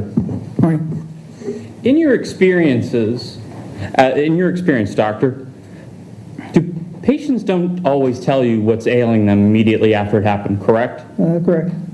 And would it be fair to say that it sometimes takes months or even years for a patient to tell you what's actually truly ailing them? Possibly, yeah. And obviously, talking about the patient wellness form, do you actually know when the patient fills out the health and wellness form? No. And so, if it filled it out at home at home in advance of the appointment, would you be able to know which day it was filled out? No. Okay. And turning your attention to medical records on 8/15/18, so that I think would be page 65 for you.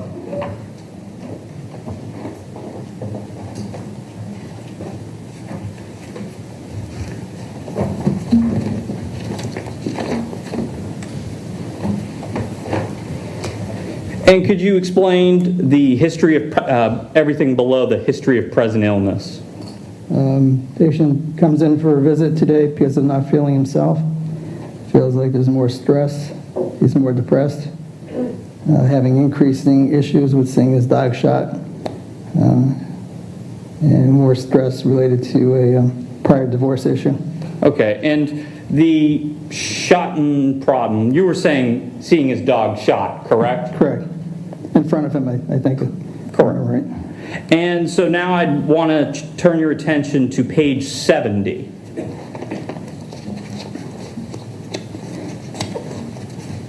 '71, sorry, my apologies. And this, could you tell the jury what date this was? April 5th, 2019. And could you explain to the jury, read from the neuropsych portion of this report? Obstructive sleep apnea, doing well. Has seen Dr. Cantero. Depression issues. Is currently seeing Dr. Edlund. And is on Zoloft, 100 milligrams a day. Recent trauma secondary to his dog being shot. Okay. Page, what is this? 95 now.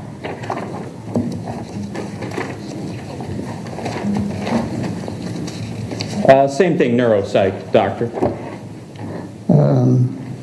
Sleep apnea history. Has seen Dr. Cantero. Until device is working. Depression issues, taking Zoloft 50 milligrams 2 a day. Has had a traumatic experience with watching his dog shot. Okay. And then page 101.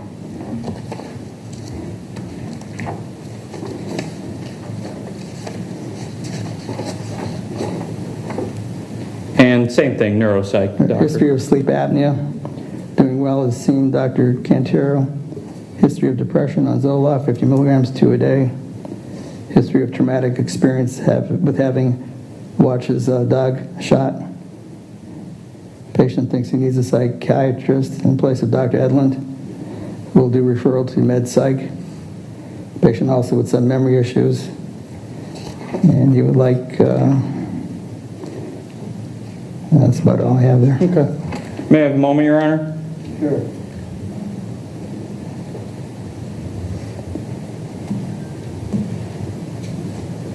I have no further questions. Redirect.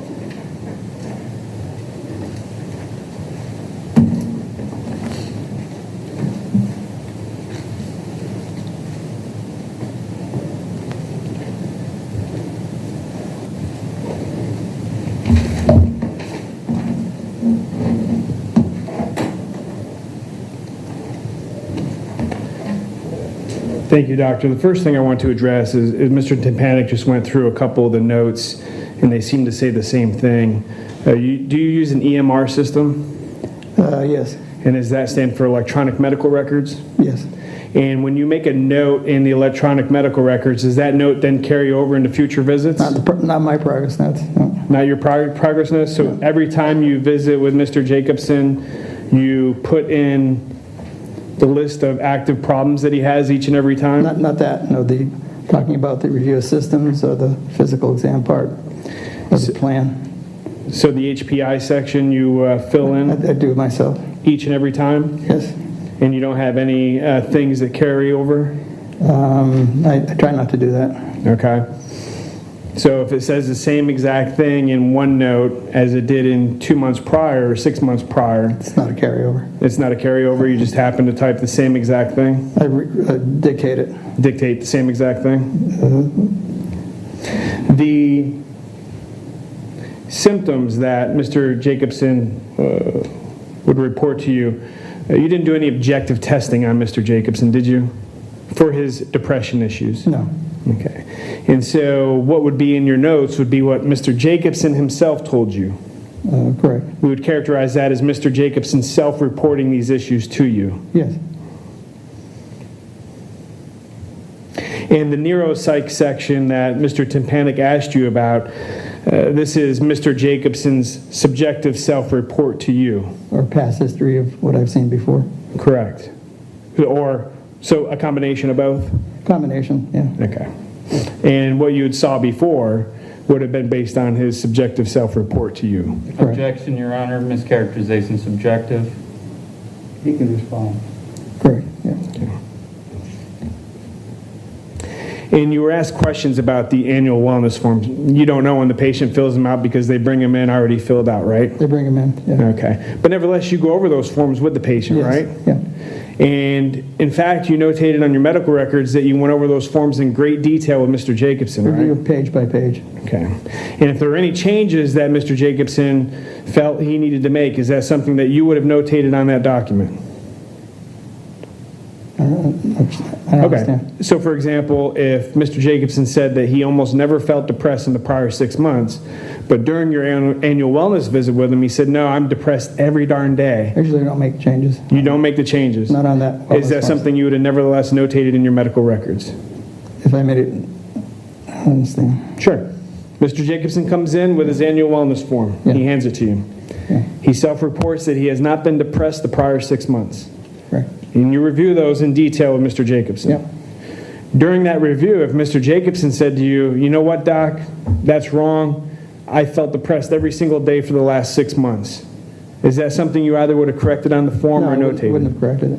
What's that? I would not have corrected it on the form. Is that something that you would have put into your system? I might have put it in as a part of the progress note. So that would have been in your progress note? Possibly. Okay. And did Mr. Jacobson ask you for medications or refills if needed during your treatment of him? I'm sure he did it at times. Okay. So if he needed medications or refills of Yeah, medications, yes. he would call and ask for it? Yes.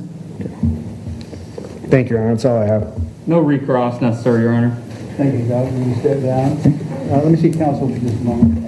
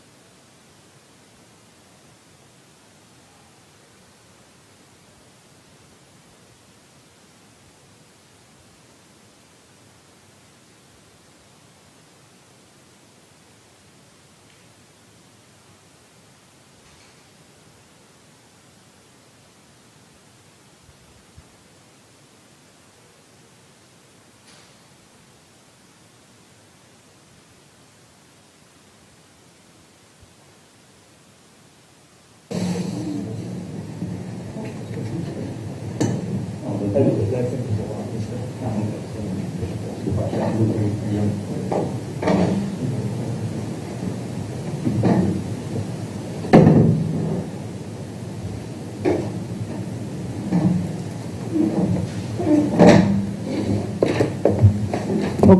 Mr. Kessler, you want to call your next witness? Defense calls Dr. James McGovern to the stand. Yes, sir. Doctor, if you'll stand here. Please, Madam Clerk, raise your right hand and be sworn. Do you solemnly swear or affirm the testimony you're about to give will be the truth, the whole truth, and nothing but the truth? I do. This way, sir.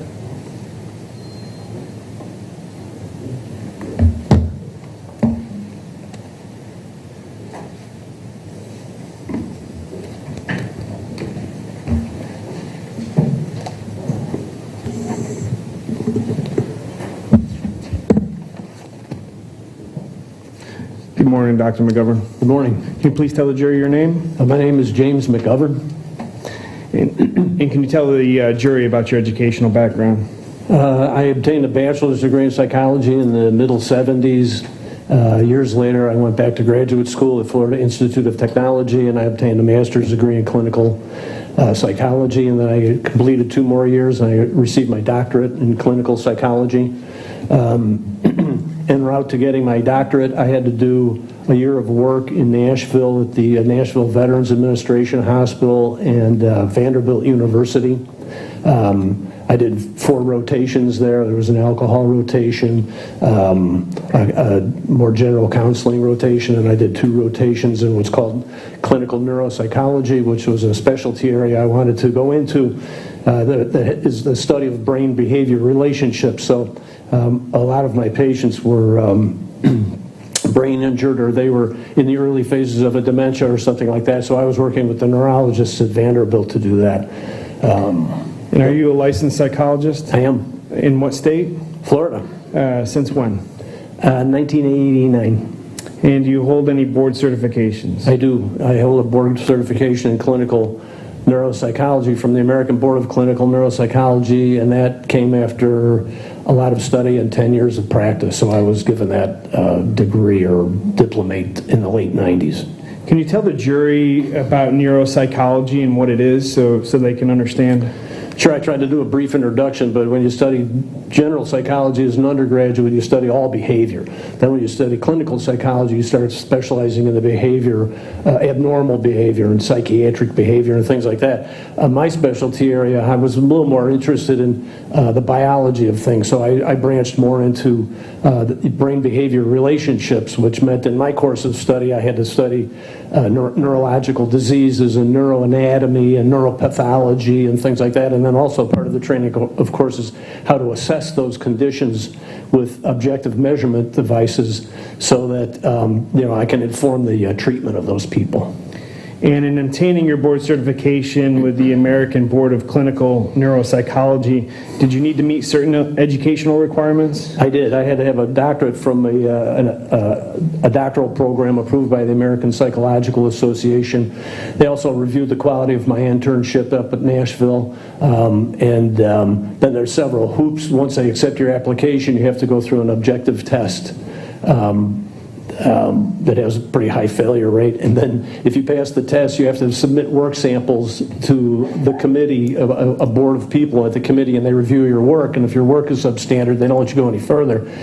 If they accept your work samples, then they go for an oral examination up in Chicago, where I met 3 different panels of 3 people who had questions about my work sample. They probed it to see if my reasoning was correct when I did those cases.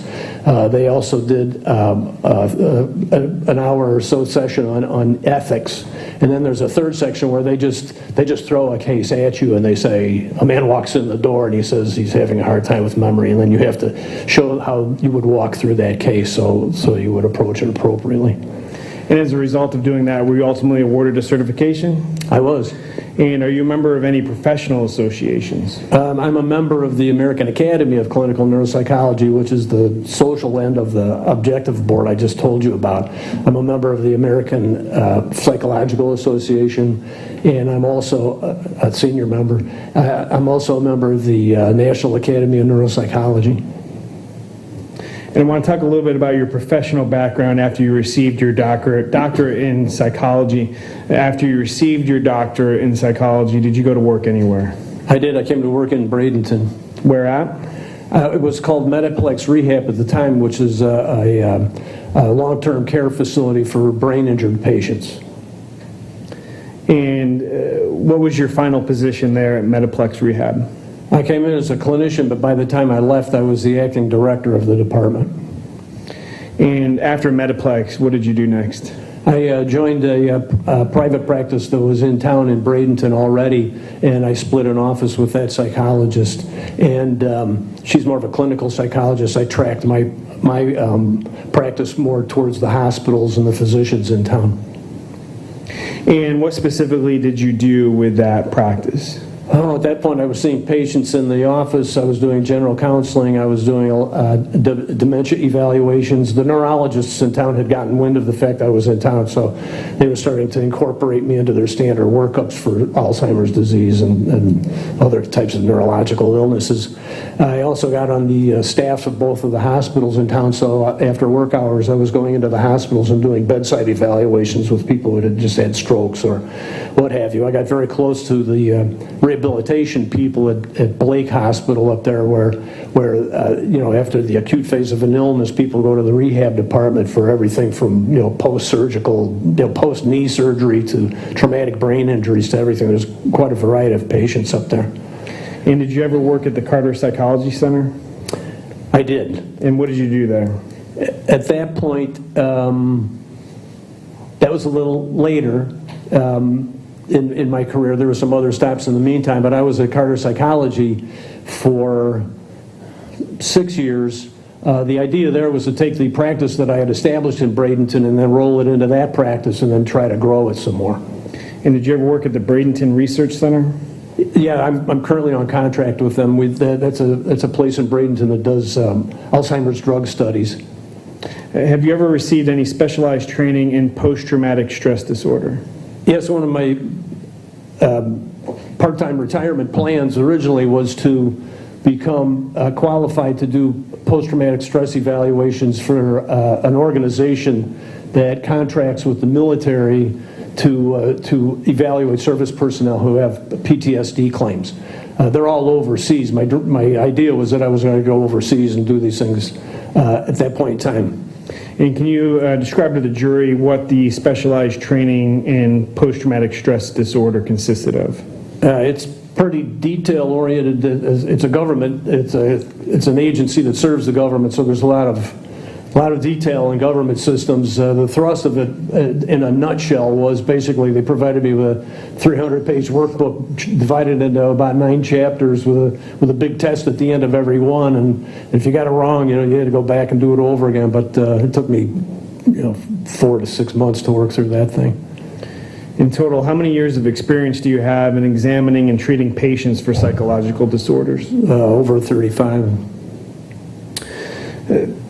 Mr. Jacobson is the plaintiff in this case. Did you have an opportunity to examine Mr. Jacobson? Twice. And when was the first time that you examined Mr. Jacobson? I examined him in 2019. I believe it was August. And when was the second time that you examined Mr. Jacobson? I think it was within the last month. And throughout the course of those 2 examinations, how much time in total did you spend with Mr. Jacobson and in evaluating him? With him personally, 8 hours. I also viewed several hours of videotapes. And why did you examine Mr. Jacobson? The purpose was to establish an accurate diagnosis of what was going on with him, if anything. And I want to talk about the first examination of August 19, 2019. How long did that first examination last? That was 4 hours. And did you review records before you examined Mr. Jacobson? Over 1,000 pages, yes. Did you review the office notes of Dr. Marcantonio? I'll back up. That was several hundred pages at that point. There were more records afterwards. What was your next question, please? Sure. Did you review the office notes of Dr. Marcantonio? I did. Did you review the office notes of Dr. Edlund? I did. You did or you didn't? I did. Okay, thank you. Did you attend depositions of Dr. Edlund? I did. And did you have an occasion to watch and read the first deposition of Rodney Jacobson? I did. Did you read the deposition of Cindy Watson? I did. Did you review a story in the Sarasota Herald Tribune? Yes. And did you review miscellaneous transcripts pertaining to family court proceedings? Yes. And do you recall reviewing any records in addition to those? Not off the top of my head, no. Does Mr. Jacobson have a family history of depression? Yes, I was told that. By him. Yes. Mr. Jacobson told you that? I also saw it in his medical records. Did Mr. Jacobson tell you that his mother suffered from depression? Yes. And that she may have been hospitalized? There was a reference to 3 letters that he put in his wellness form that I didn't recognize, but if they were related to depression, and you changed one letter, if I made the assumption that he was one letter off on his abbreviation, it would imply that there was a very serious level of depression there. I since realized if I changed another letter there, it would be depression, and then those letters would stand for obsessive compulsive disorder, which would also indicate that it was more severe than simple depression. But when I asked Mr. Jacobson what the 3 letters were that he wrote down on the wellness form meant, he said he didn't know. Can you describe to the jury what your first examination of Mr. Jacobson consisted of? I did several things. First, I did what's called a clinical interview, which is sort of a free-ranging interview, and I'm asking about problems he's having nowadays, symptoms that he might be experiencing, things like that. Then I got more formal about things, and to tighten up an interview, there's a thing called structured clinical interviews, and I used an instrument that's called the Mini, which was created by a psychiatrist to make sure that all the points are covered when you're reviewing somebody's psychiatric history. So I did that, and then I did my own testing. Psychologists are ace in the hole as far as mental health is concerned. We are the test developers. We develop the measurement instruments in the area of mental health and some other areas as well, with which we actually measure things instead of just receiving reports. During your first examination of Mr. Jacobson, did you give him any education as it pertains to anxiety? I did. And can you describe anxiety for the jury? Yeah, anxiety is it's a fear-based emotion. There has to be some fear there, but the problem with anxiety is that with fear you have a particular target. You can fear a dog or fear your boss, or there's a focus for that. But when it becomes generalized and you just have this general feeling that it's not right and there's something might happen, that at that point is called anxiety. And then what I described to him was that fact, as well as the fact that with anxiety you get some other things that go along with it, like the shakes, or you start sweating, or you get a lump in your throat, or if it's bad you can have panic attacks and things like that. And he said that he did not suffer from that type of problem. Mr. Jacobson did not suffer from anxiety? Correct. Did you provide Mr. Jacobson any education as it pertains to flashbacks? I did. And can you describe to the jury what flashbacks are?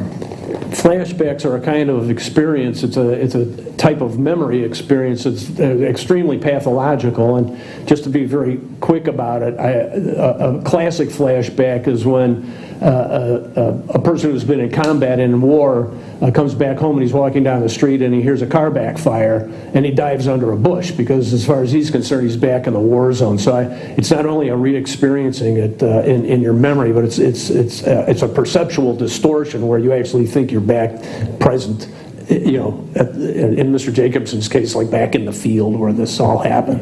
And after you provided the education to Mr. Jacobson, did he actually have flashbacks? He said he did not. What were the tests that you administered during the first examination of Mr. Jacobson? The gold standard test that I administered was the Minnesota Multiphasic Personality Inventory. It's a newer revised version of an older test that dates back to the mid-1940s. Out of the tests that you gave to Mr. Jacobson during the first examination, were any of them objective tests? That is an objective test. He answered 338 true-false questions on that test. And the answers on that test provide certain scales and profiles that have been developed over the past 60 years that actually measure various characteristics of people's personalities and their mental states. And is the MMPI peer-reviewed? Extremely. There's over 10,000 research articles published on that particular instrument. It was developed during World War II, and professors have started and ended their careers just slicing and dicing and researching this thing. And can you explain to the jury what the purpose of and I'll refer to it as the MMPI, that's the acronym for the test. Can you tell the jury what's the purpose of that test? Well, once again, it's to actually measure mental states and attitudes and the people, the attitudes with which people are approaching the test. And over the years, there have been dozens and dozens of scales developed with this thing. It separates people who internalize stress versus people who externalize stress. There are several scales on there that are sensitive to the presence of PTSD, as well as depression, as well as schizophrenia, as well as manic depressive disorder. It's what they call an omnibus instrument. I mean, you get a lot of information from it. And how common is the MMPI used? It's the most commonly used instrument among psychologists. And can you explain to the jury why you decided to use the MMPI with Mr. Jacobson? Well, not only because it's the most informative test, the most researched test, but when you walk into a court of law and you're not simply, taking symptom reports so that you can determine what type of therapy you'd like to use or what kind of medication you'd like to use. When you bring it into a forensic context, you want to bring in the highest quality data that you possibly can when you do your analysis. And I believe you already touched on it, but how is the MMPI administered? So how did you administer it to Mr. Jacobson? I presented him with the materials. I presented him with the standard format. Please answer all of the questions. Please don't skip any. If it's true or even mostly true, go ahead and answer true. If it's false, answer false. And then he fills out, he's got a booklet with questions in it and an answer form and a pencil, and he completed it. And after you administered the MMPI to Mr. Jacobson, what did you do next with that test? The next thing to do is, if you want the most reliable analysis of that report, you send it back to the test publishers for scoring, and that's the University of Minnesota. And that's what I did. Are you familiar with diagnosing post-traumatic stress disorder? Yes. Can you characterize the nature of post-traumatic stress disorder to the jury? As I mentioned before, it's a condition that's been noted throughout history. The Romans wrote about warriors who came back from war who stared off into the distance with sort of that 1,000-yard stare. During the Civil War, they decided that was probably people thinking about being back home, so they called it nostalgia. During World War I, it became shell shock because people were trapped in trenches with new high explosives raining down on them. In World War II, it became combat fatigue, and then with the Vietnam War, it became post-traumatic stress disorder. So it's a disorder that's born of fear that you might be killed or dismembered or something like that, and it takes, which is, if you're at war, you want to be fearful and watch out. But what happens though is it becomes so extreme that it takes over your life, and so it's associated with very significant decreases in social functioning and occupational functioning. It's a burden on the healthcare system. It's a serious disorder.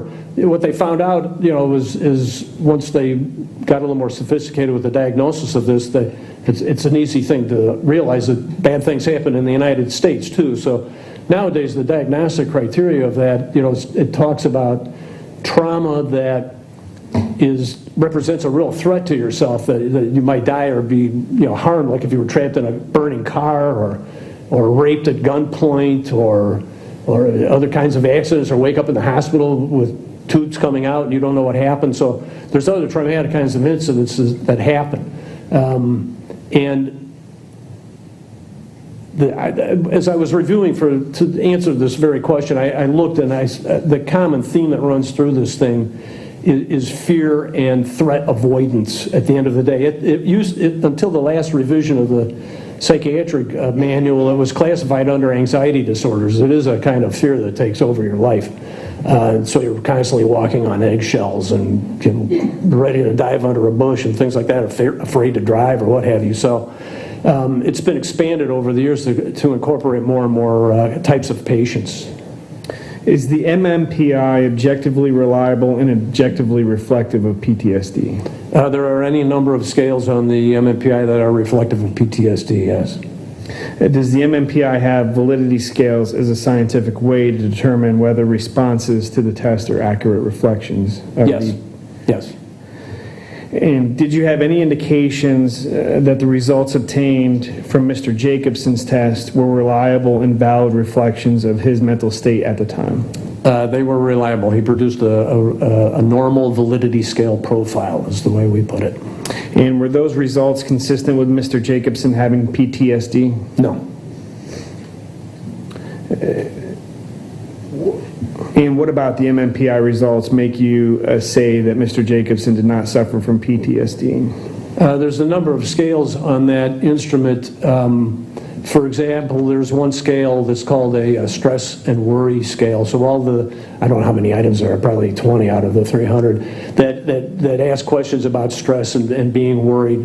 There's another scale that is made up of a lot of items that have to do with negative thinking and blaming others or blaming yourself or being angry or short-tempered or irritable and things like that.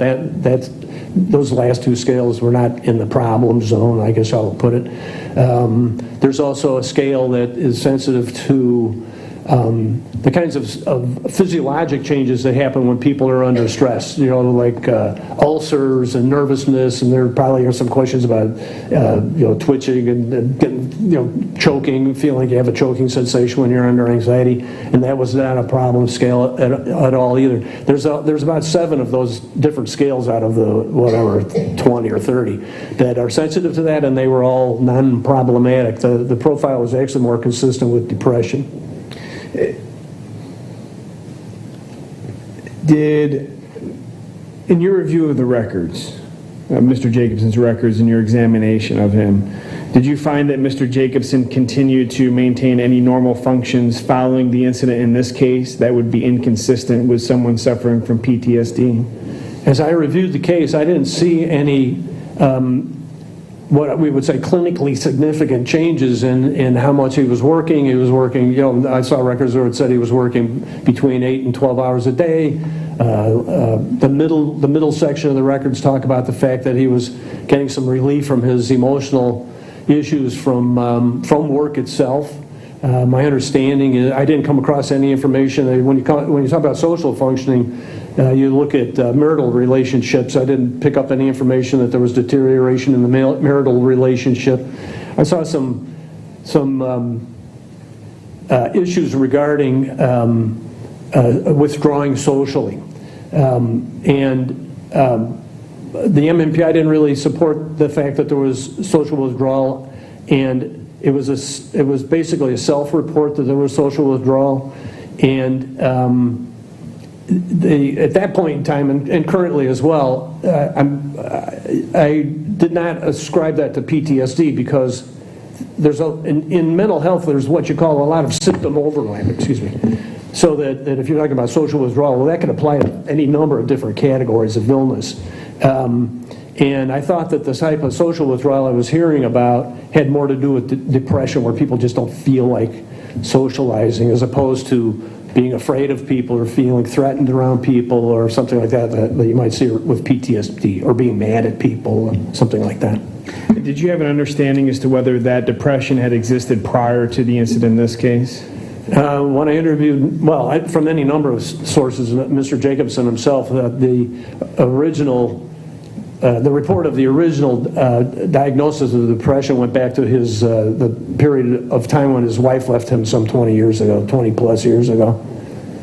During your examination of Mr. Jacobson, did you ever request collateral source information? Yes, I gather information from all the sources I can. And can you explain to the jury what you mean by collateral sources?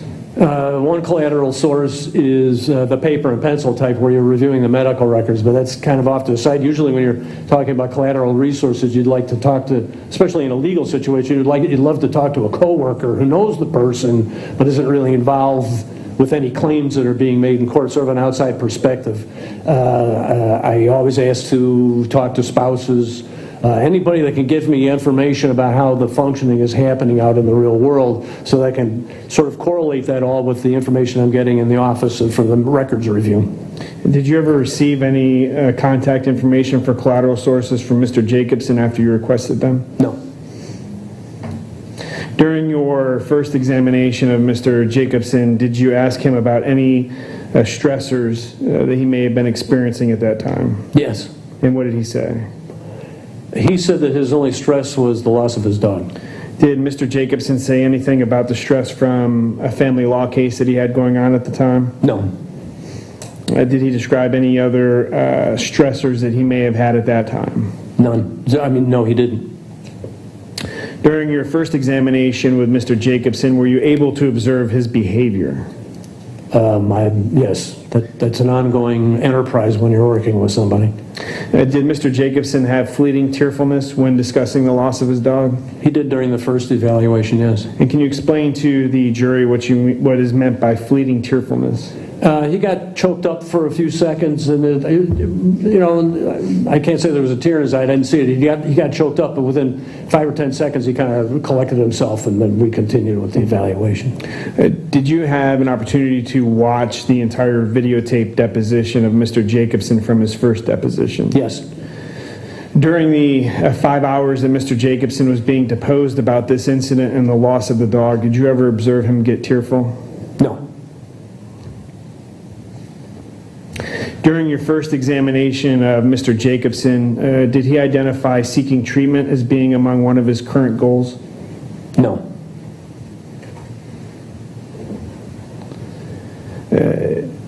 Is standard treatment successful in PTSD cases based on your experience? It's based on the literature, actually. I know of military study that said if military people go through a full course of therapy, the success rate's over 80%. Meaning that if the person actually followed through a treatment, that they would be recovered? Yes. Within a 2-year period? Yes, and it's treatment that involves both pharmaceuticals and also a specialized type of what we call cognitive behavioral therapy that's tailored to post-traumatic stress patients.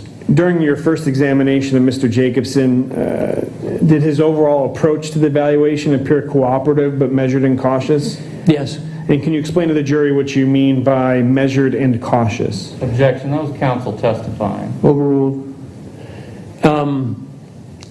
He conducted himself in a gentlemanly manner, but sort of businesslike. I mean, there was no warm and fuzzy between the two of us. I mean, my job is to establish some credibility with the person and let them know what's going on and why I'm there and things like that. And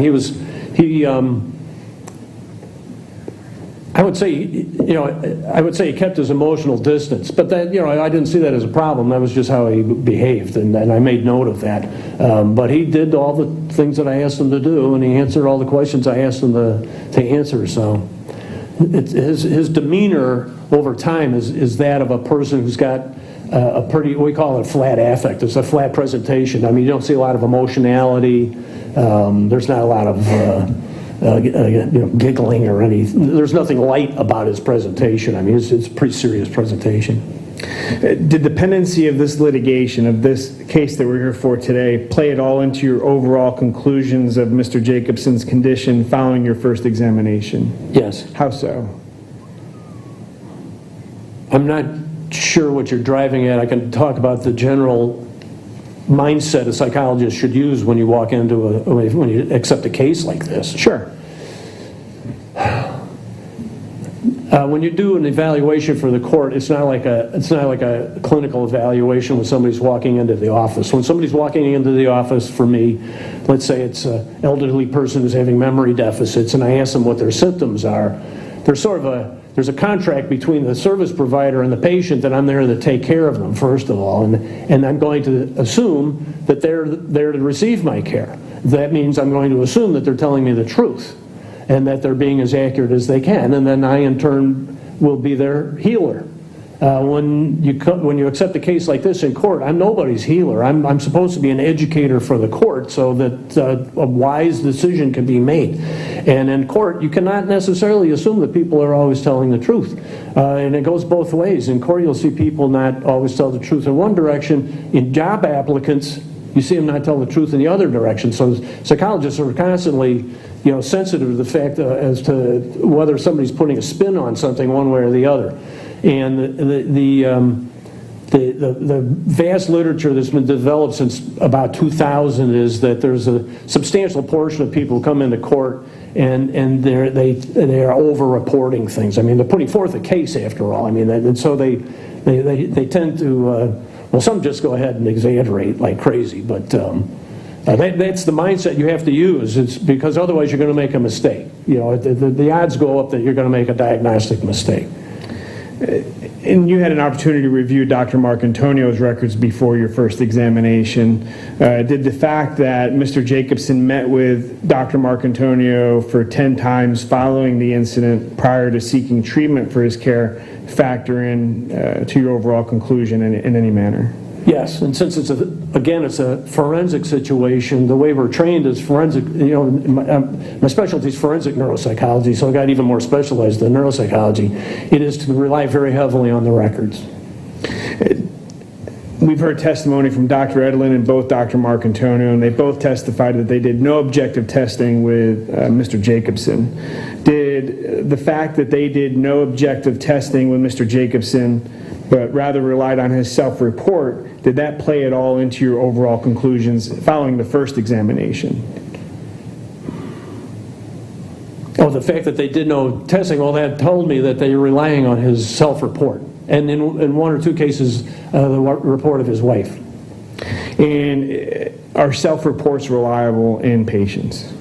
There's a long literature that self-report is, let's put it this way, the clinical evaluation that's based upon self-report, that itself, it's not always just the person, that milieu is easily manipulated. It can be very inaccurate. There's old experiments with psychologists where they would, this is back in the 50s, they would train people to say a couple of symptoms like, I'm paranoid and I hallucinate and I don't sleep well, and they would end up admitted into psychiatric hospitals.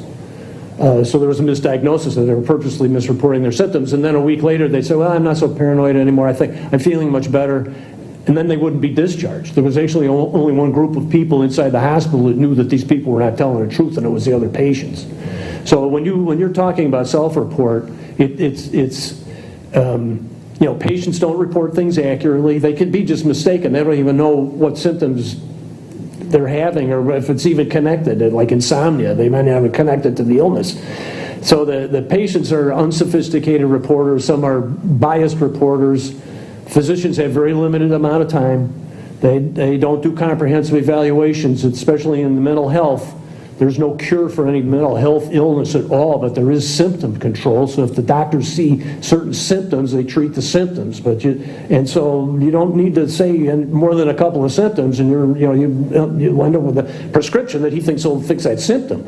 So and then there's the issue of there's no objective measure there at all that they use. So they use questionnaires and things like that, but those are what you call self-report, because again, it can be influenced one way or the other. I want to turn to your second examination, Mr. Jacobson, and I believe you testified that occurred about a month ago. Yes, sir. And what was the purpose of the second examination? To obtain updated data since the trial had been postponed. It was time to sort of take a fresh look at things.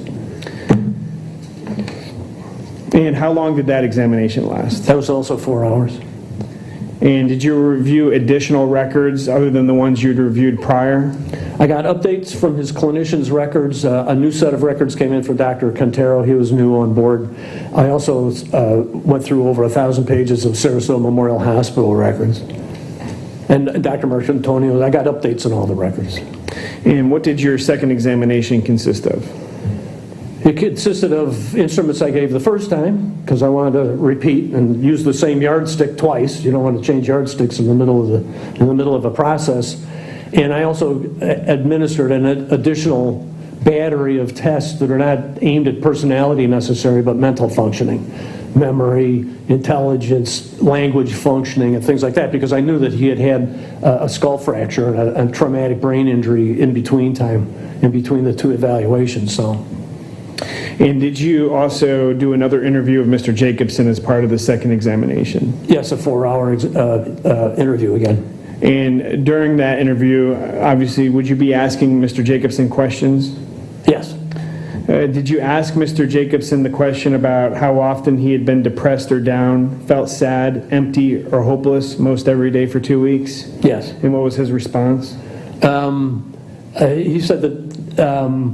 He said that was not the case, that he had not been. Did you ask him the question about how often he had been depressed or down, felt sad, empty, or hopeless within the past 2 weeks? I thought that was a question you just asked. Oh, that was. I'm sorry. Did you ask him about whether he had felt sad, low, or depressed most of the time for the past 2 years? Yes. And what was his response? Negative. Did you ask him about how often he was experiencing grief-related symptoms during his second examination? I went into grief symptoms extensively. And how often did Mr. Jacobson report having grief symptoms? I think the standard for saying whether there's a problem or not is he told me that those types of problems had happened less than 50% of the time, I think, for the last 6 months. And can you explain to the jury what you mean by grief-related symptoms? Grief, if you've had somebody pass away in the family, you know what grief is. I mean, it's feelings of sorrow. It's longing for the person who's passed. It's, remembering them through items. It's actually wanting to remember them, sort of memorialize them in some way. There's a lot of grief. There's sorrow. There can be depression. So I went through that fairly extensively. Did you administer any objective tests during the second examination of Mr. Jacobson? Yes, the MMPI was given the second time. And why did you administer it a second time? To gain updated, objective information. During your second examination of Mr. Jacobson, did you request information for collateral sources? Yes. Or will you provide that information? No.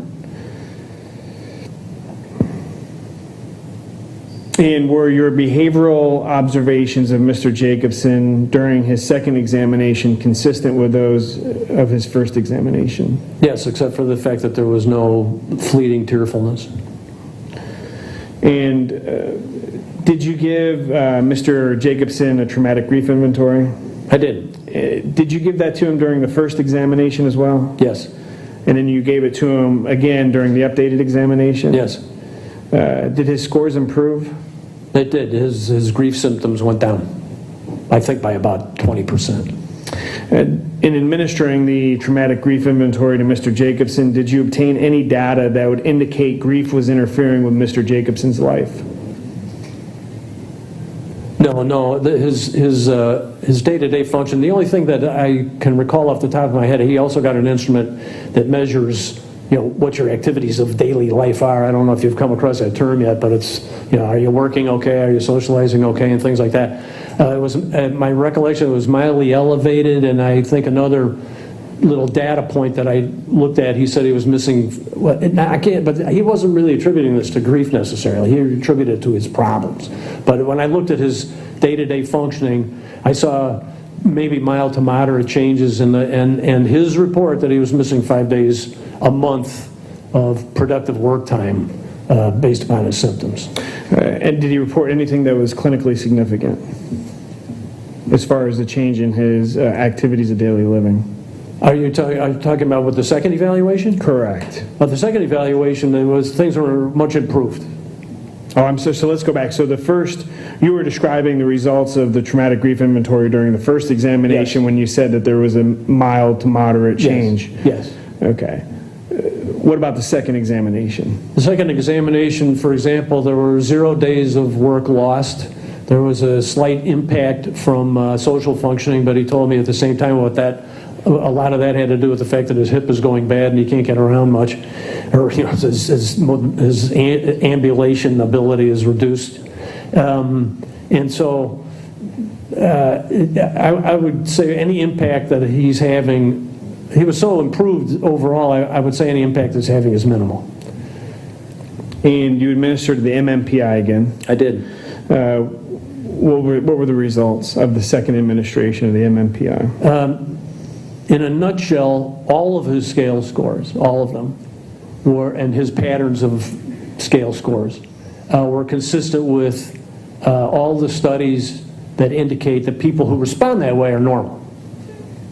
So there was the stress scale was below where it was and it was normal, the worry scale, your tummy being upset scale, the depression scales came down. That was a normal profile. In explaining that profile, does that mean that Mr. Jacobson responded in a manner that would demonstrate he did not suffer from PTSD? Yes. And now, doctor, after you examined Mr. Jacobson on 2 different occasions, did you come up with an overall opinion? I did. Okay. And over the administration of 2 separate examinations, did you ever find that Mr. Jacobson suffered from post-traumatic stress disorder? No. Did you find that he suffered from persistent depression? Yes. And can you explain to the jury what persistent depression is, I should say?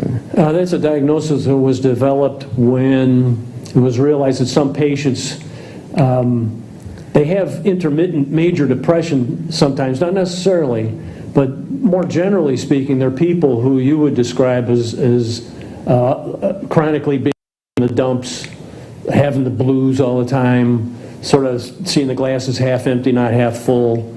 And it's a very pervasive thing. There's an argument about it, how much is biological and how much is just their personality. But the bottom line is that periodically through the years they will come across situations, especially when the stress is high, where a lot of depression symptoms emerge. Do you know what the term multifactorial causation means? Yes. In your examination of Mr. Jacobson and coming up in your overall opinion, did you find that the persistent depression was due to a multifactorial causation? Yes, particularly the exacerbations of it. Can you explain to the jury what multifactorial causation means in a general sense? In the analysis of behavior, what we've learned is there's rarely just one thing that will create a behavior. You know, behavior is part of we call it the psychosocial biological model, and that's the most accurate model we have of how people behave. Part of it's biology, you inherited, features of your personality from your family. Some is social, it depends upon what group you were born into and what country you were born into and what your social status is and things like that. And then the other one is the psychology. What's happened to the person over their lives? What kind of assumptions do they have now, and what kind of beliefs do they have, and how does it keep them out of trouble or put them into trouble? So if you're going to look at what's going on with somebody, you want to look at that whole picture of them. And what are the multifactorial causes that you found or attributed in Mr. Jacobson's case? On the biological side, the research says it's not 100%, but there's a tendency if you have depression in the family, the children are at more risk for becoming depressed themselves. And his mother had that history of depression. She also has a history, I saw in one medical record, of cerebrovascular disease, and that's a brain issue, so that's something I have to keep in the back of my mind. He also, his father passed away when he was a year and a half old, so he was raised without a father, I think with his one older brother. So that was a household that was not, that put you at risk if you don't have 2 supportive parents helping you out. So that was sort of the biological end of things. Also, if it's pervasive depressive disorder, the literature says it's just something that it could be an inheritable sort of trait that travels along with people. From the social aspects of things, it sounded to me like his marriage was supportive. He gainful employment. I didn't, there's no financial things I needed to worry about. But what I did worry about, as far as the multiple factors go, is there were any number of people or agencies, or even in one case I think the government, that were pursuing, and maybe still pursuing, Mr. Jacobson for what I consider to be large amounts of money. And one of them was his ex-wife, who, if from his perspective, was somebody who was, asking for things that were not justified. So I mean, he was sort of pursued by this person, if I could put it that way. So I saw a number of social factors along those lines. Back on the medical end, I know that by the time, if I go across time, he's had any number of medical setbacks. He had surgery. He has a pacemaker now. He had to do surgery for that. I don't know if you want me to bring it up to present time. He narrowly escaped death from a fall off a ladder and fractured his skull and ended up with a brain hemorrhage and neurosurgery after that. So there's any number of things, and so when a psychologist looks at that kind of thing, it's just like, whoa, you see the storm clouds gathering with somebody, and it's going to periodically rain. Mr. Jacobson testified, and I believe that Dr. Edlin testified that Mr. Jacobson suffers from sleep apnea, obstructive sleep apnea. Yes. Was that a causation that you found, or part of the causation? Well, yes, particularly if it's out of control, because any complaints of fatigue or insomnia or anything like that, insomnia is one of the signs of PTSD. The rule is you don't say that it's due to PTSD until you get rid of the medical illness, which is obstructive sleep apnea, where he's not sleeping well. So if his quality of sleep is bad and he's out of gas during the daytime, of course you're not going to feel very good, and that could work its way into the symptom reports.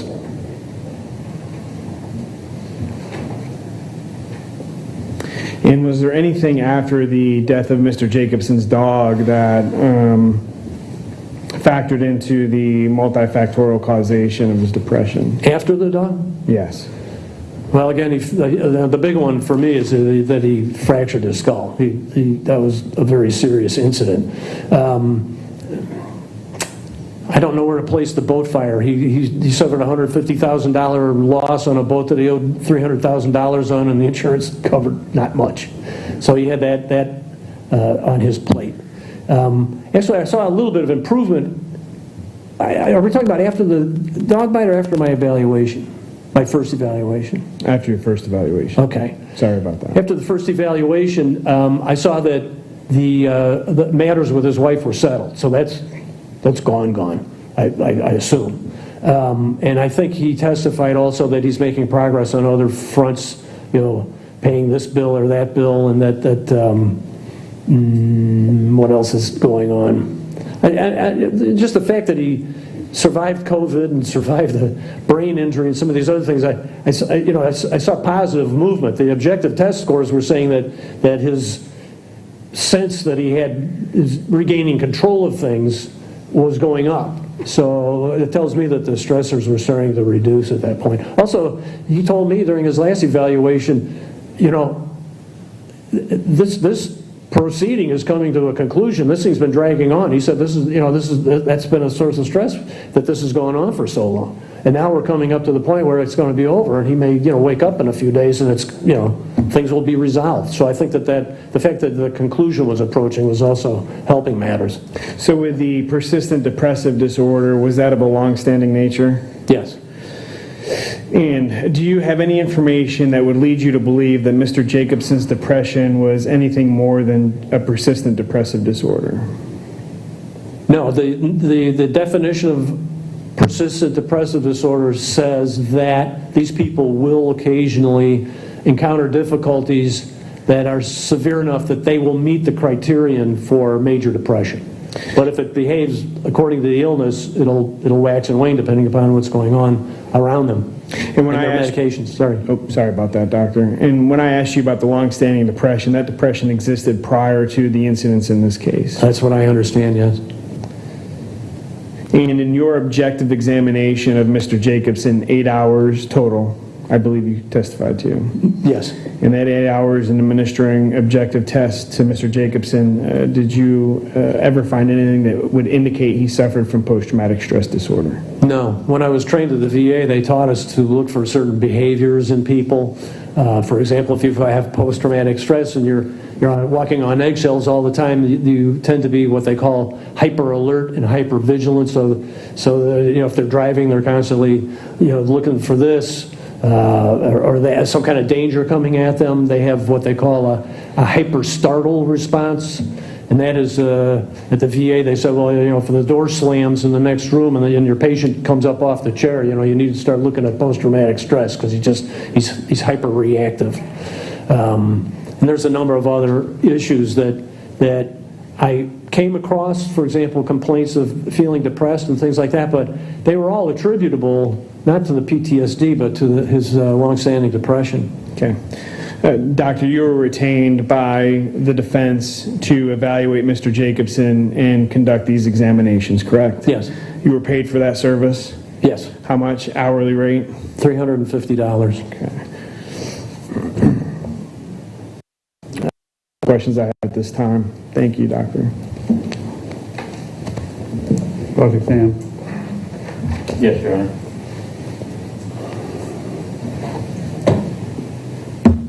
Good morning, Doctor. Good morning. Still got a little bit of time before lunch.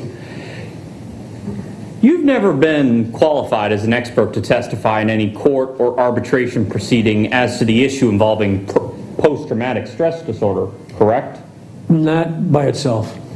And in how many cases have you testified, in your opinion, a person should be diagnosed as having PTSD?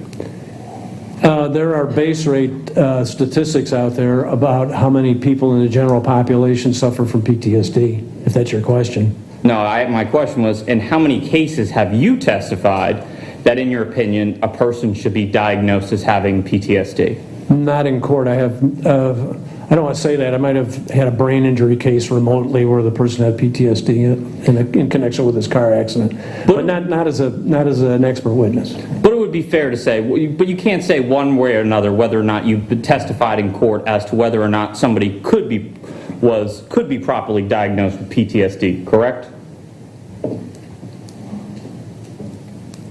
It's a strange question. I mean, anytime I appeared in court, I could opine on that, but I've never been asked it. Okay. Okay.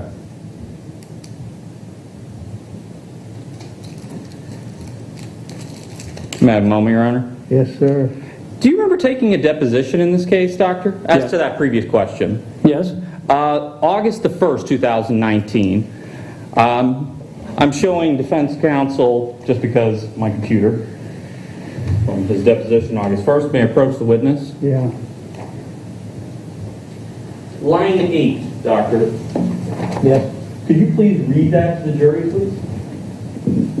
Question, okay. Would you identify the cases in which you testified that somebody could be properly diagnosed as having PTSD? Answer. I cannot. Approach.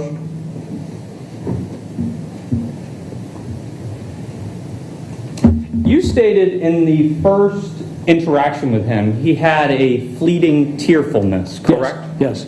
And when was that? I should say sobbing. He sobbed for a few moments. Okay. And when was that approximately? When was that first evaluation? It was in 2019, I think, in the summer. So would July or August be a fair assertion of when it occurred? That sounds reasonable to me. And are you aware when the incident occurred? Yeah. When was that? That was in 2016, I think November. Okay. And would it be fair to say that your evaluation of him was nearly 3 years later? Yes. And at that, by your own testimony, he was sobbing over the loss of his dog, correct? He did. No further questions, Your Honor. Just one, Doctor. How long did that sobbing last for? I would say he collected his thoughts and got back to task within 10 seconds. Thank you. No further questions. Okay, can we excuse the doctor? Yes, absolutely, Your Honor. Thank you, sir. Thank you.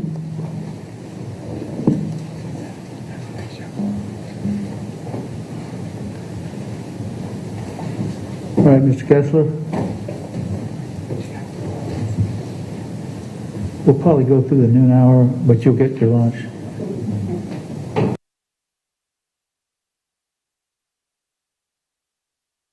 Sure.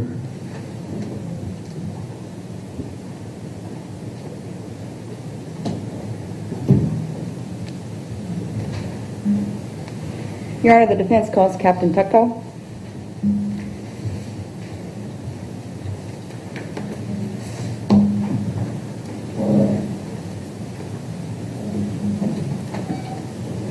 Captain Tutko.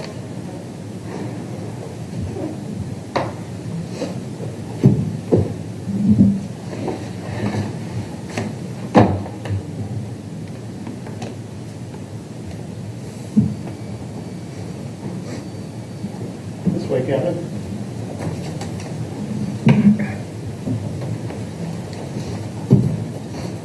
Captain, if you'll stand here and face Madam Clerk, raise your right hand this one, please. You solemnly swear or affirm the testimony you're about to give will be the truth, the whole truth, and nothing but the truth. Yes. This way, sir.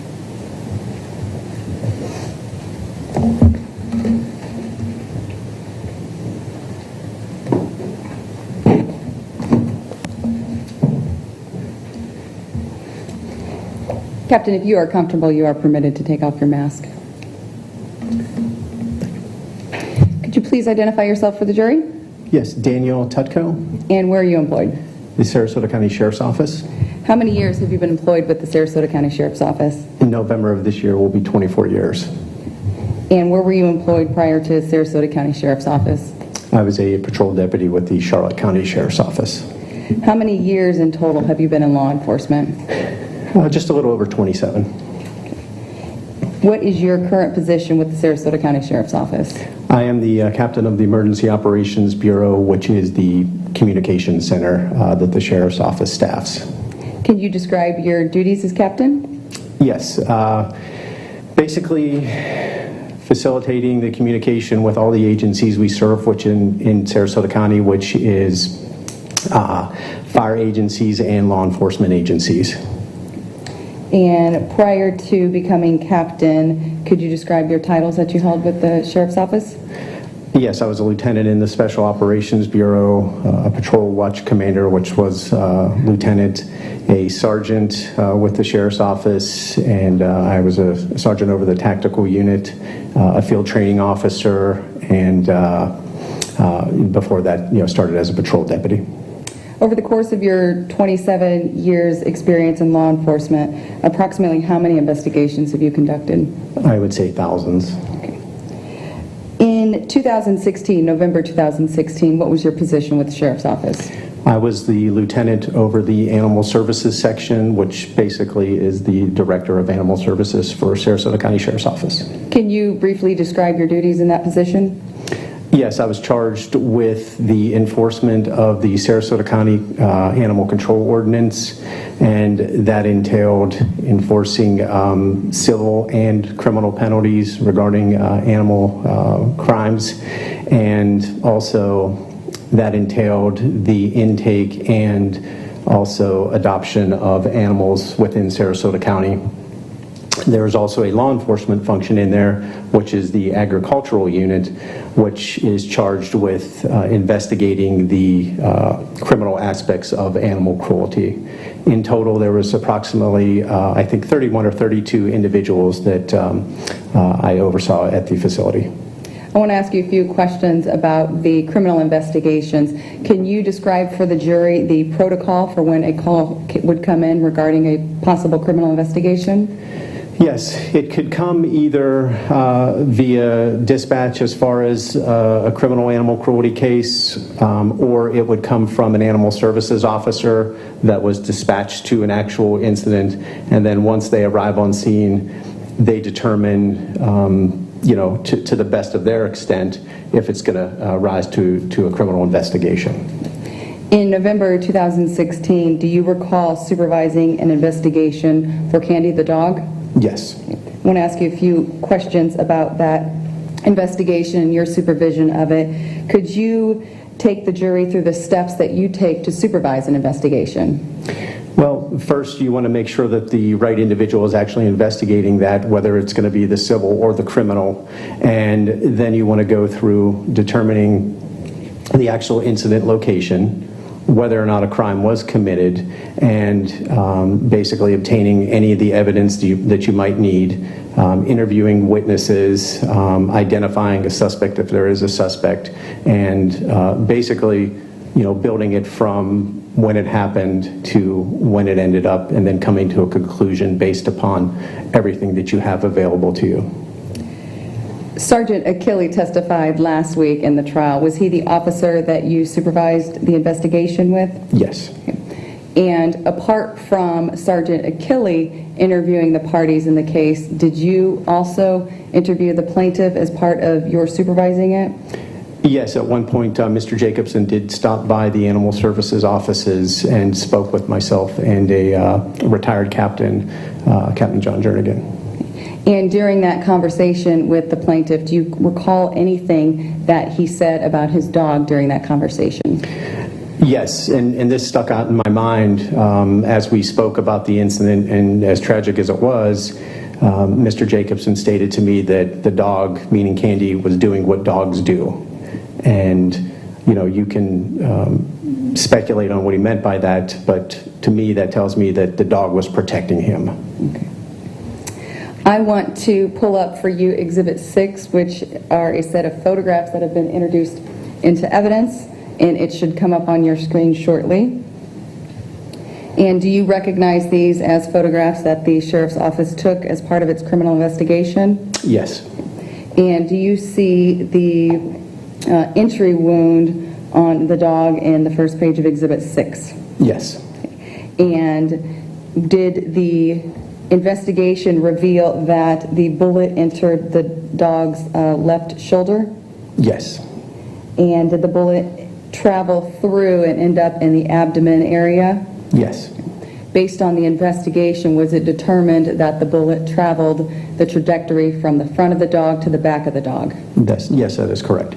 And is that finding consistent with Zach standing in front of the dog when it was shot? Yes. Okay. Did your investigation ever reveal that the plaintiff was standing in front of Zach at any point in time? Based upon what Mr. Jacobs said and Mr. Deaterly said, that they were, yes, one was in front of the other and the dog was coming up alongside Mr. Jacobson. How many bullets were retrieved from the dog? I believe there was just the one. Okay. And how many identifiable gunshot wounds were there? Well, there was 2 wounds to the dog. One that I could clearly say was the entry wound. And is that the one depicted in Exhibit 6? Yes. And in supervising the investigation, did you review all the documents and information in the case that were provided to the Sheriff's Office? Yes, I did. And next, I want to turn your attention to Exhibit 4. In addition to a report by Sergeant Achille, did you also issue a report on this investigation? Yes, I did. And is that what you're looking at Exhibit 4? Yes. Okay. Did your supervision of the investigation reveal that Zach perceived that the dog was going to attack him? Yes. Okay. If you could, we've highlighted a section there. Does your report state in the middle of that document that how the bullet entered the dog was consistent with Deaterly, meaning Zach, standing in front of the dog as it faced him at an angle? Do you see that there? Yes, shooting at an angle. Okay. And can you read the next sentence after that? The evidence shows that Candy was in front of Deaterly when the dog, there's a word missing, but was struck by his gunshot, which ended up being a fatal wound. Okay. And then the sentence after that? Additionally, the statements provided by Jacobson and Deaterly also put the dog in front of Deaterly barking. Okay. And in your experience of investigating thousands of criminal matters, was it your opinion that the Sarasota County Sheriff's Office did a thorough investigation into this matter? Yes, ma'am. Okay. And after the investigation, did the Sheriff's Office deem it to be a lawful shooting? Yes. Okay. And did the Sheriff's Office determine that Zach was justified in the force that he used? Yes. Okay. And could you please read to the jury the last two sentences of your report? Based upon the totality of the circumstances and evidence obtained, no criminal charges will be filed against Zach Deaterly in the shooting of Candy the dog. At this time, the investigation is complete and the case can be closed. Thank you, Captain Tutko. Thank you.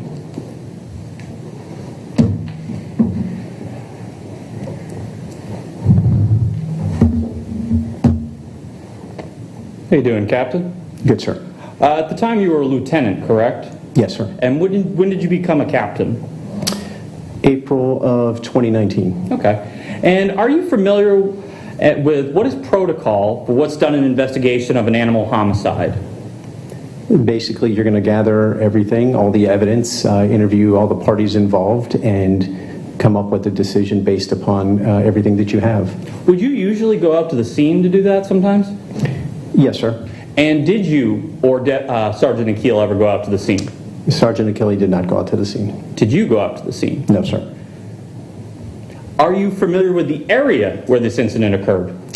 Just by way of GPS, as far as mapping it. So you said you found one bullet, correct? I'm going by what the veterinarian found. Okay. But during the investigation, it was revealed by Mr. Deaterly that multiple gunshots were fired, correct? I believe there was 2 to 3 gunshots fired. So if you found one bullet and you heard 3 gunshots, wouldn't you assume that there were potentially 2 more bullets at the scene? Yes, sir. And do you agree that it'd probably be a good idea to go out to the scene to potentially recover those bullet fragments? Like I stated in my deposition, there was things that could have been done differently, and yes, we could have went out and tried to recover those fragments. But didn't you just say, Captain, that you did a thorough investigation? Yes, sir. And don't you think recovering those potential bullets would be part of a thorough investigation? Yes, but based upon the facts that were presented to us, the statements were very consistent, and it really wouldn't have changed the outcome of finding those bullets. Okay. And would also, usually in investigations, would you have the defendant fill out a written statement? Deputy Achille spoke to the defendant, so he took a verbal statement.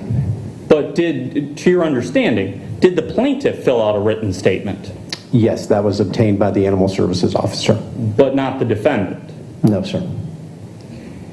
Did you ever run ballistics on the gun to see how many times it was fired? No, sir, we wouldn't have done that in this incident. Okay. And you read the medical records from Sarasota Veterinary Emergency at Blue Pearl in Tampa, correct? Yes, sir.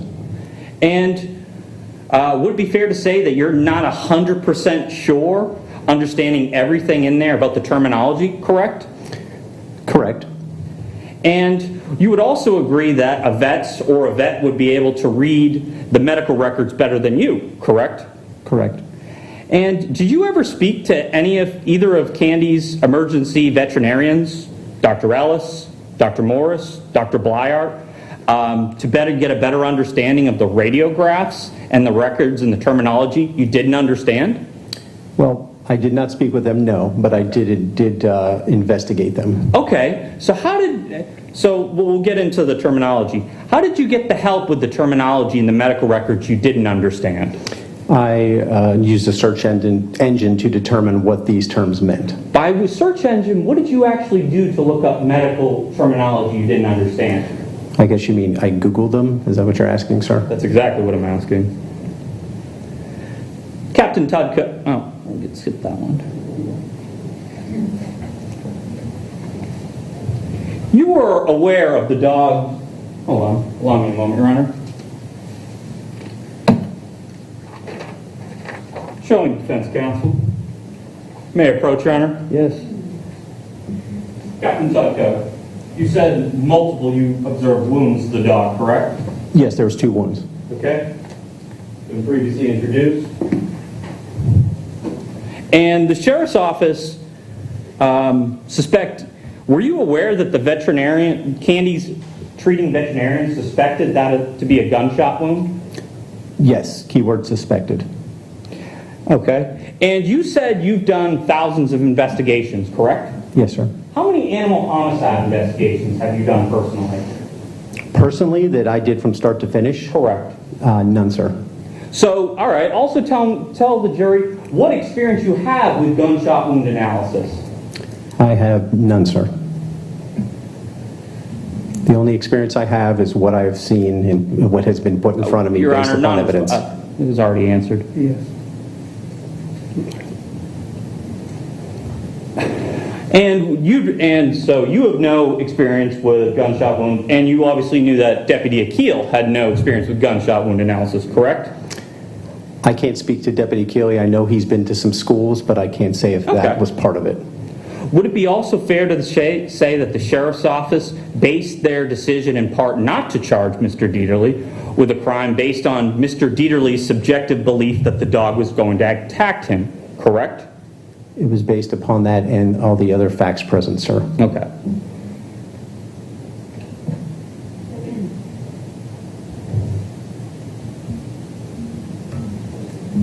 Your Honor, may I have a moment? Yes, sir.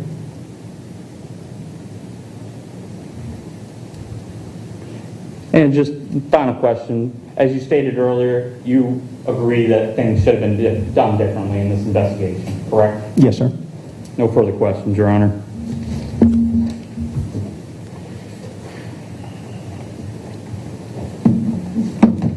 Captain, is the reason that you looked up medical terminology that you were not familiar with is because you wanted to understand thoroughly what you were reviewing? Yes, that is accurate. And did that actually help you to better understand the investigation? Yes. And is that because you wanted to be thorough in your investigation and understand the terminology completely? Yes. Okay.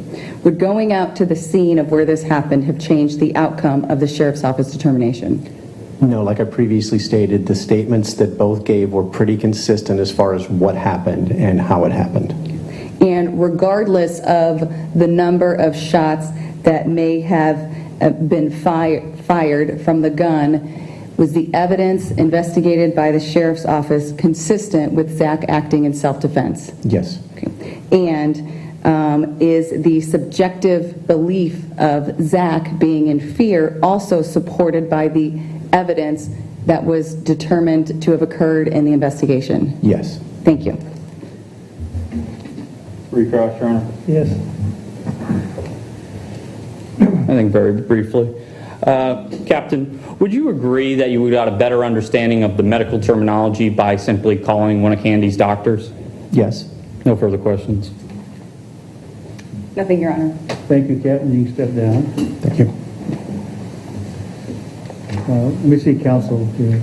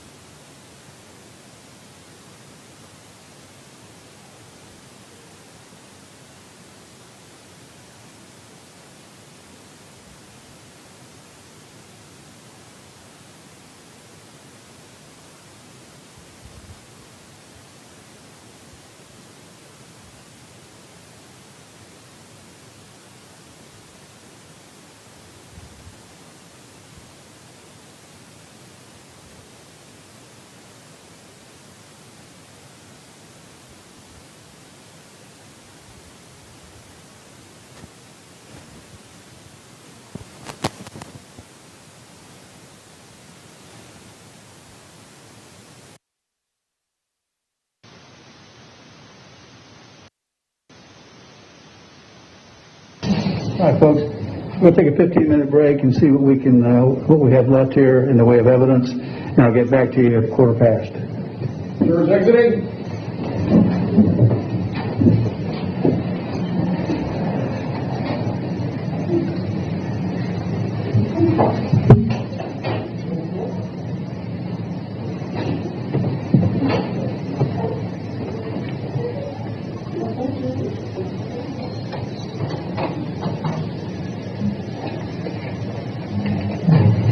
We're going to recess in a few minutes, folks.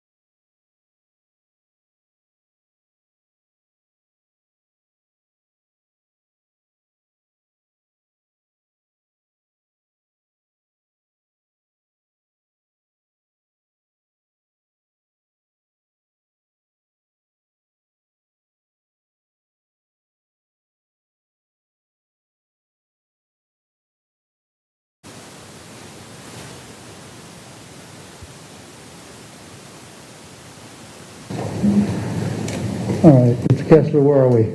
I believe once you bring the jury in, Your Honor, we'll be resting, the defense will be resting. All right. So give them a lunch break, maybe till 2 o'clock, That works, Your Honor. and then closing arguments. Yes, Your Honor. You estimate about an hour, Yes, I'll be obviously splitting it up, but yeah, an hour. and you got about the same time. That's correct, Your Honor. Well, this is close to 4 o'clock or thereabouts. And we'll be instructing the jury prior to them leaving today? I don't think so. I don't think so. I think we'll do it first thing in the morning. Works for me, Your Honor. I think it's good to have that. Again, you're free to refer to the instructions during your closing, as long as you indicate they have to consider all of the objections or all the instructions, and that's the normal thing we do.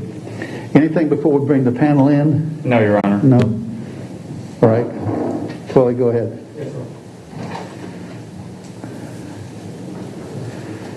Mr. Kessler, are you going to have some motions? I will, Your Honor. The close of my case, I will.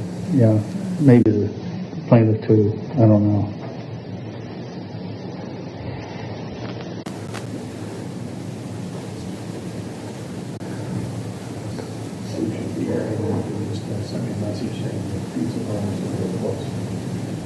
Perfect.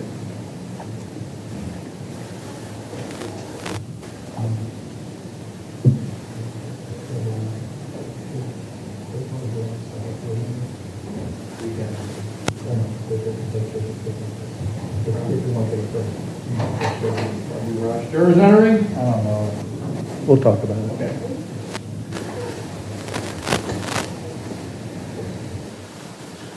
All right, folks, you take your seat when you get there.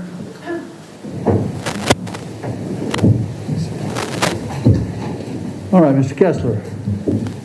Thank you, Your Honor. At this time, the defense rests. Anything from the plaintiff? No.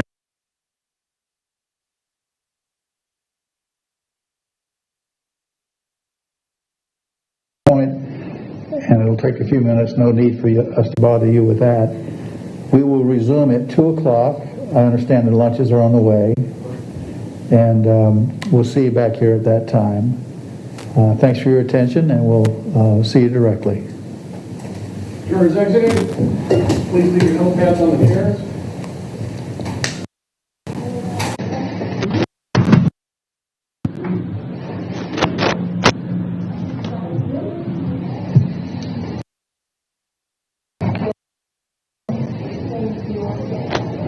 All right, take seats. All right, Mr. Kessler.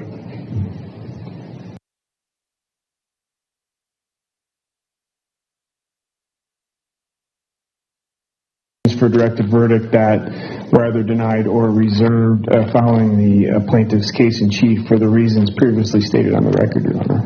Okay, my ruling stands. I'm reserving on count 1.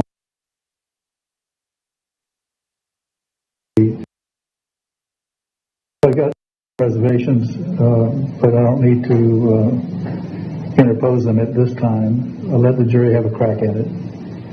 Anything else? And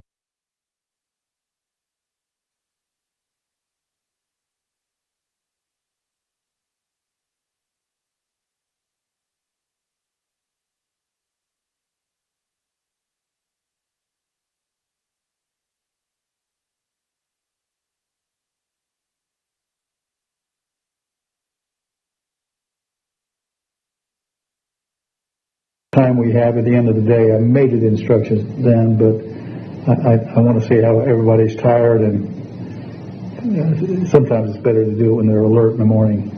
Okay, see you back at 2 o'clock. All rise. Court's in recess till 2 o'clock.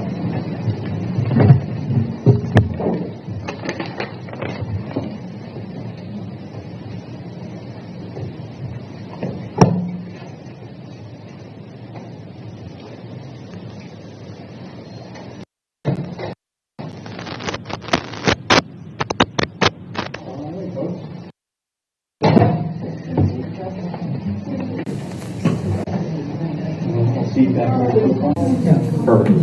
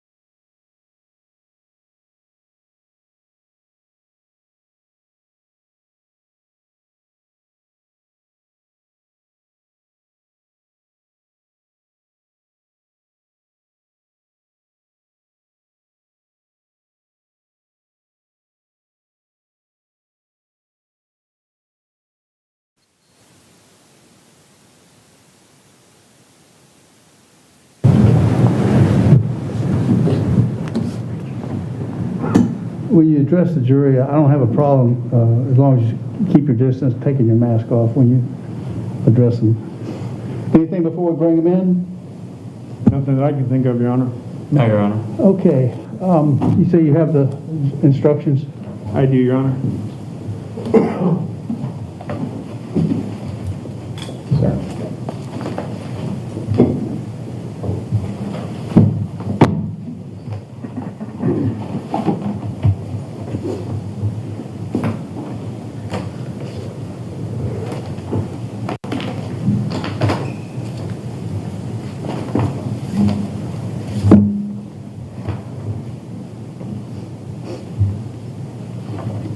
Go on. Yes, sir. I'm going to make sure that these are correct. I want you to look over and make sure last minute there's no objections. I've already got a copy, and I provided Mr. Timpanic a copy already, Your Oh, Honor. you already got that? Okay. Good. Those will be handed out tomorrow. All right, I think we're good to go. Bring them in.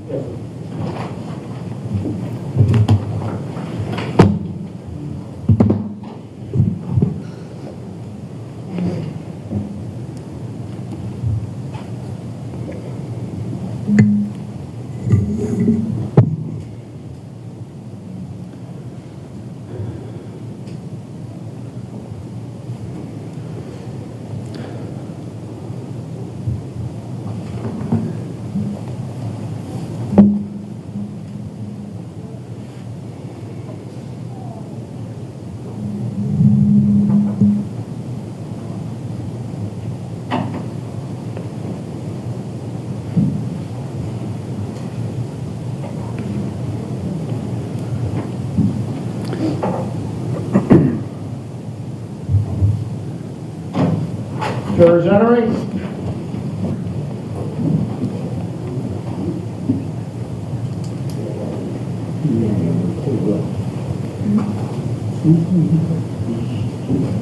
All right, folks, take your seats.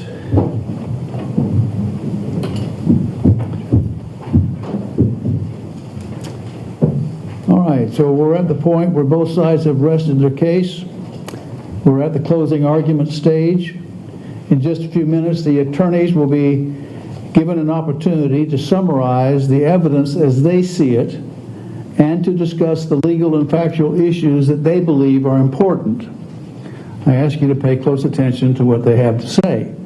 I remind you that what the attorneys say is not the evidence. The evidence is what came before you in this courtroom by the means of testimony through witnesses in the form of documents and other tangible items. Now, we'll allow you to take all the exhibits with you into the jury room when you begin your deliberations for you to examine as you see fit. We've got a binder here that has considerable material which you're going to be able to reuse as you make your decisions. We just ask that you not mark or damage any of the exhibits. Sometimes the attorneys will have a differing view of what a witness may have said or what an exhibit means. Should that happen, you should rely upon your own memory and assessment of the evidence, as it's your view of the evidence that counts. Now, I allow the attorneys to refer to the jury instructions that they see are important, but if that should occur, please consider this in light of all the instructions I give, not just a few ones that are referenced by counsel. After the attorneys have spoken, I will instruct you on the law that you must follow in reaching a verdict. Jury instructions will be in a written form, and you're free to take that into the jury room. We won't do that until we start the deliberations, likely tomorrow. Under our rules of procedure, because the plaintiff has the burden of proof, he will address you twice. He will speak, followed by the defense counsel, and then he'll have an opportunity to make a brief rebuttal. We've given the attorneys equal time to address you. All right, with that, Mr. Timpanic, you may address the jury. Yes, Your Honor.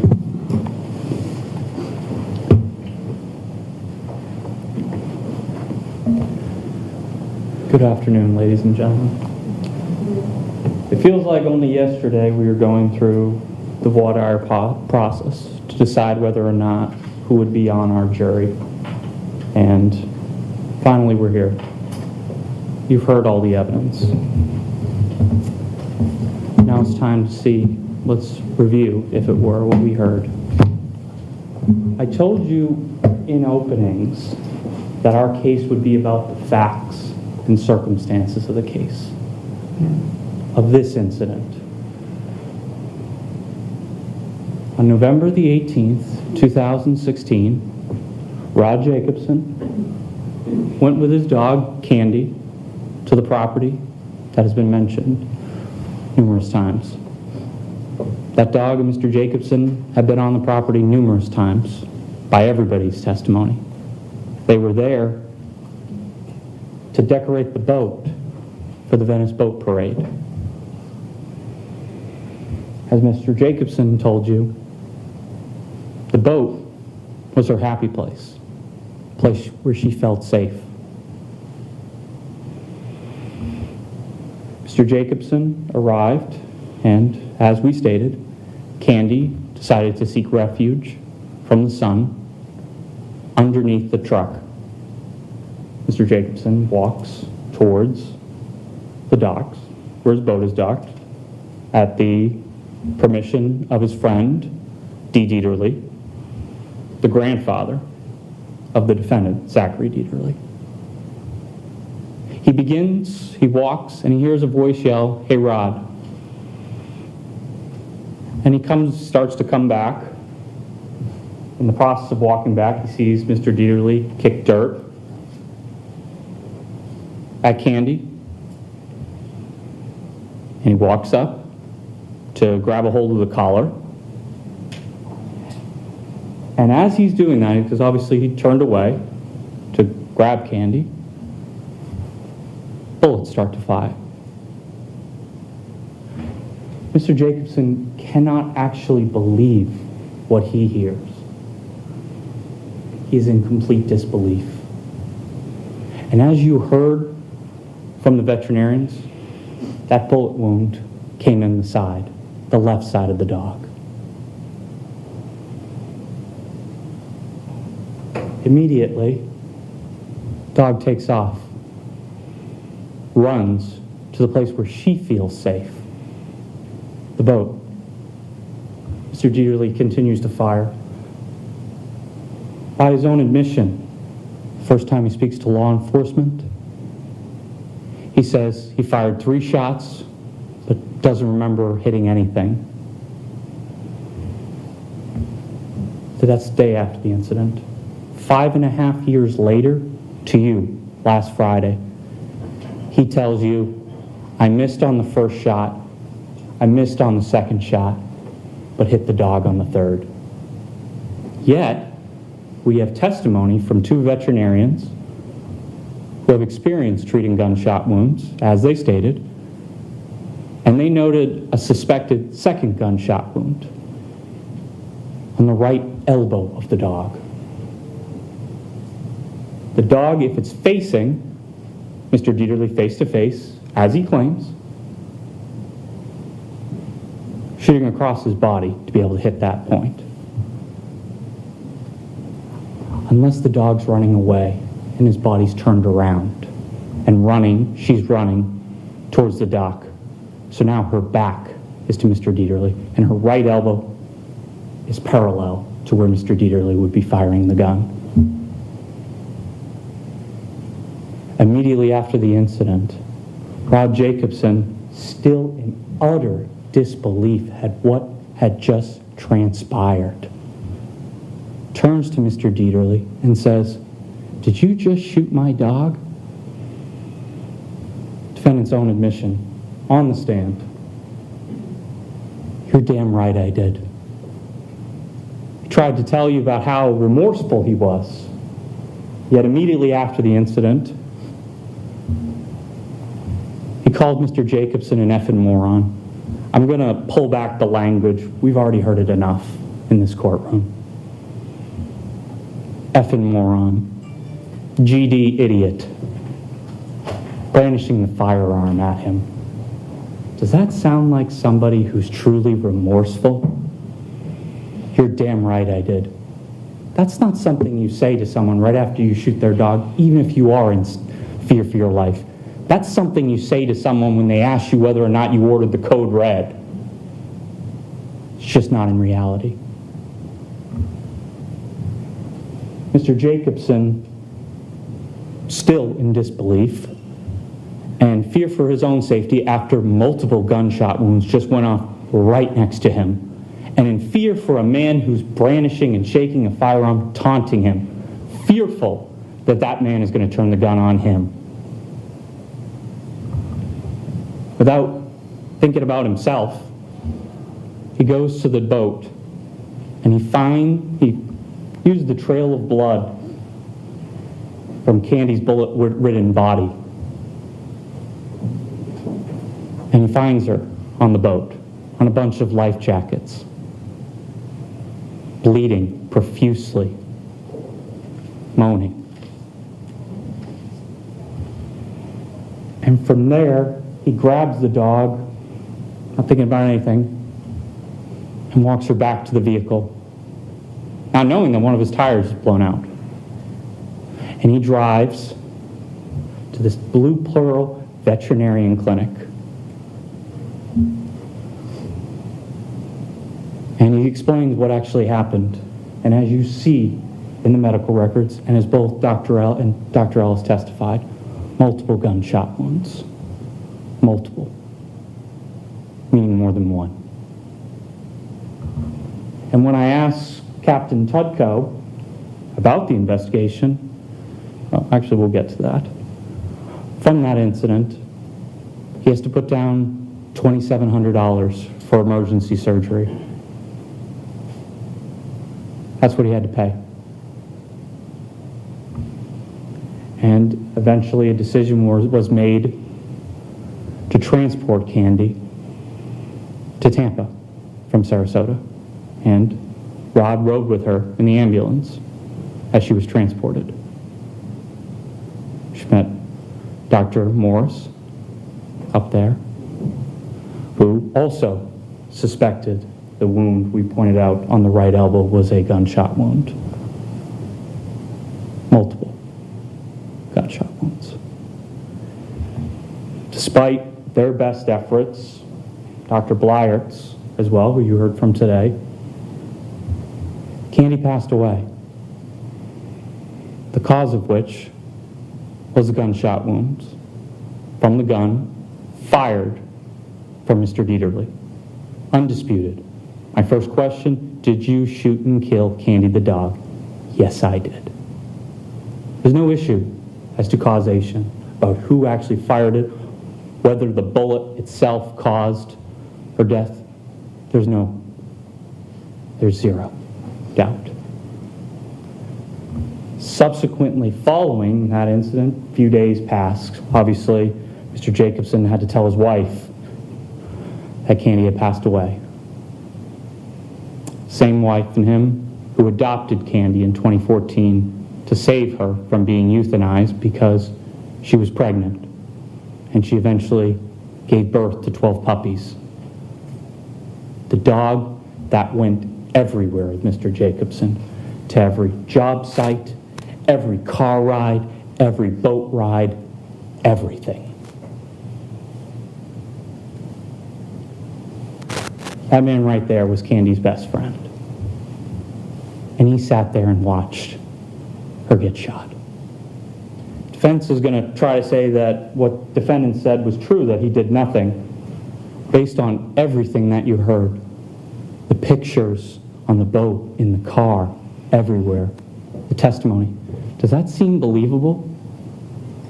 That the guy who loved this dog more than life itself decides when it's in a confrontation with somebody else to just stand there and be like, I'm not going to do anything? No, it's because it didn't happen. He walked up, and he was in the process of trying to grab her collar, and that's when Mr. Deaterly shot. There's no dispute. Candy didn't even lay a paw on Mr. Deaterly. Didn't even get a teeth mark into it. One fabric piece of fabric on his clothing. Nothing. Nor did she ever do that to anyone. Never bit anyone, never jumped on anyone. She does other of those things to Mr. Deaterly. I'm not sure we're here right now. But she didn't. You heard from Leanne Novak. Similar story to Mr. Deaterly. Never met the dog before. And she was able to walk right up to the dog with the window down, dog in the back seat, unleashed, nobody there. Candy didn't bark, growl, snarl, anything. She just allowed Miss Novak to pet her. Dr. Bonda talked about how Candy had come to him 5 separate times. All the times weren't pleasant. She's getting blood work done. And yet she never shows any aggression towards him. Never bites anyone. Never jumps on another dog. We're in a pinch collar for the reasons that anybody puts on a pinch collar on a dog. That was Candy the dog. And subsequent all of that, law enforcement opens an investigation to Mr. Deaterly. You saw the supplement day after the incident. They ask him, Mr. Deaterly, his side of the story. Don't even ask him to write a written statement. They asked my client to write a written statement, but not the defendant. I asked Captain Tudko, Sergeant Akil, okay, did you guys go up to the scene, take pictures, figure out? No, we didn't think it was necessary. Well, my client was claiming at least 3 gunshots were fired, if not more. Test the gun for ballistics? No. Did you talk to the veterinarians to find out any medical terms that you didn't know? No. How did you find out the medical terms you didn't know? Google. And I asked, because still in disbelief, why wouldn't you simply call the veterinarians? I asked, you have the medical records? Yes. On the top of those medical records, they have the phone number to the veterinarian clinic. And if they had a question about anything, wouldn't it make sense to just simply pick up the phone instead of Googling it on a criminal investigation?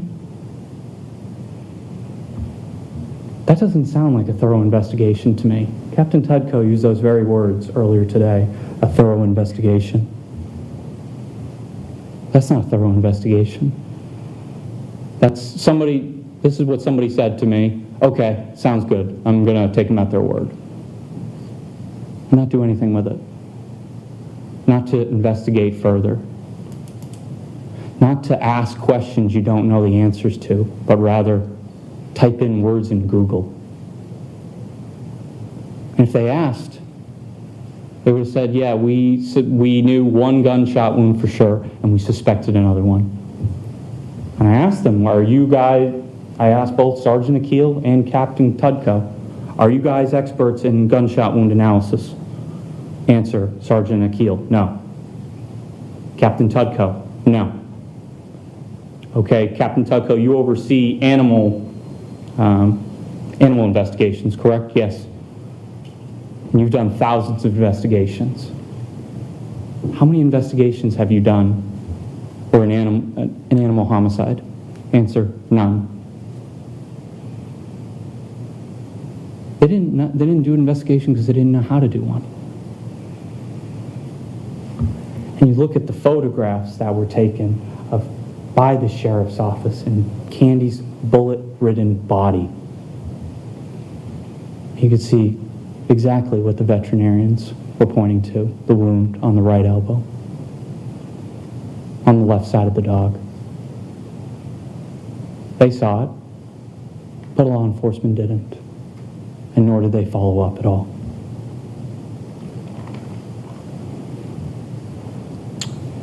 Defendant took the stand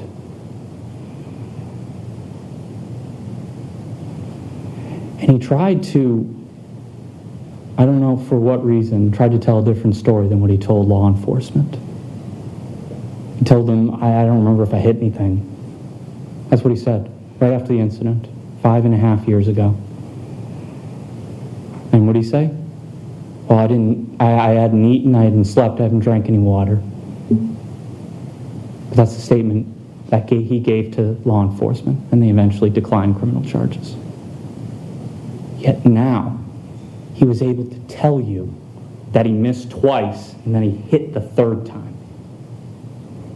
Why? It's actually kind of smart, in my opinion. It's because when you say you missed the first 2 shots, you can use those by saying, I did try to do warning shots with Candy. I was shocked when she didn't do anything after the first shot. Really. You shoot at a dog, it doesn't do anything, it keeps coming at you, but it never did keep coming at you, Mr. Deaterly. It didn't. I never got within 2 feet. It was simply barking.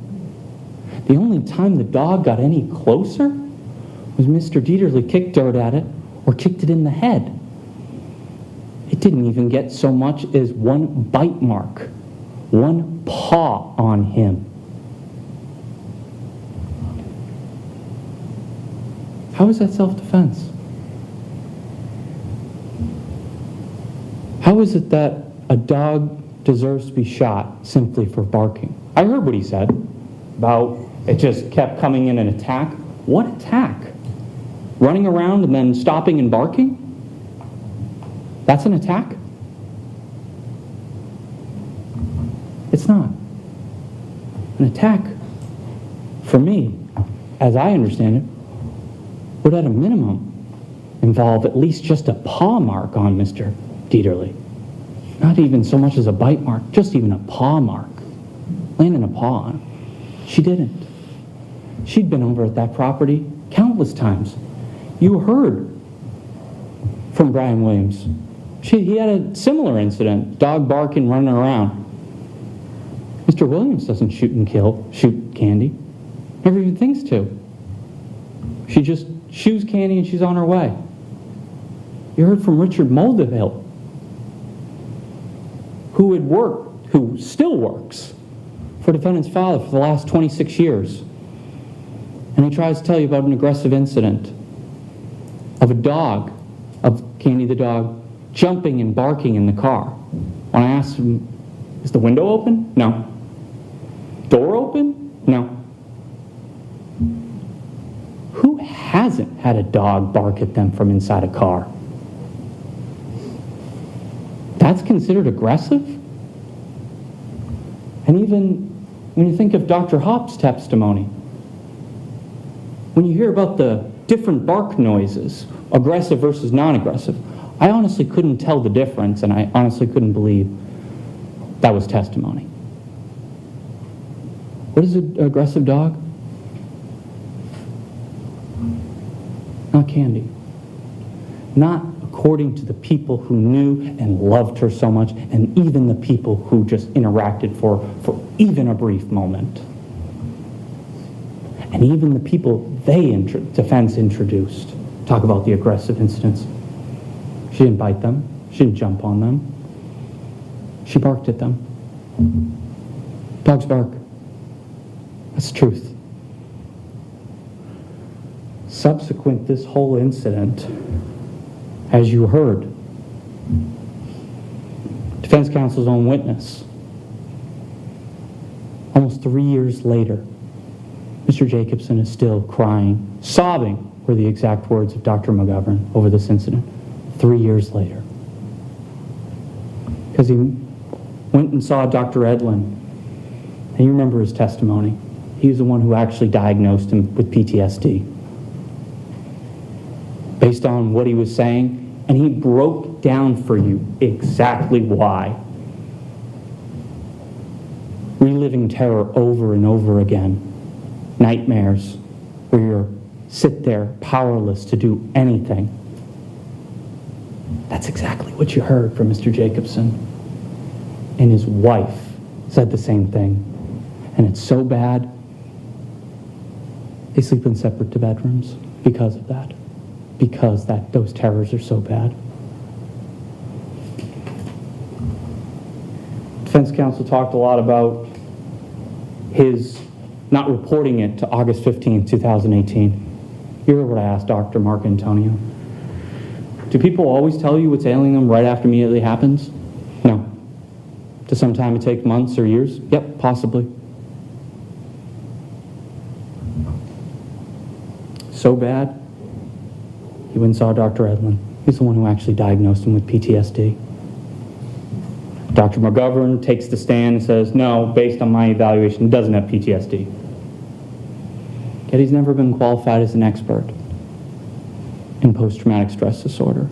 And when I asked him about it, it was like, have you testified in cases? No, none that I could think of. And the fact he's also getting paid by the defense. And you heard the amount he was actually getting paid per hour.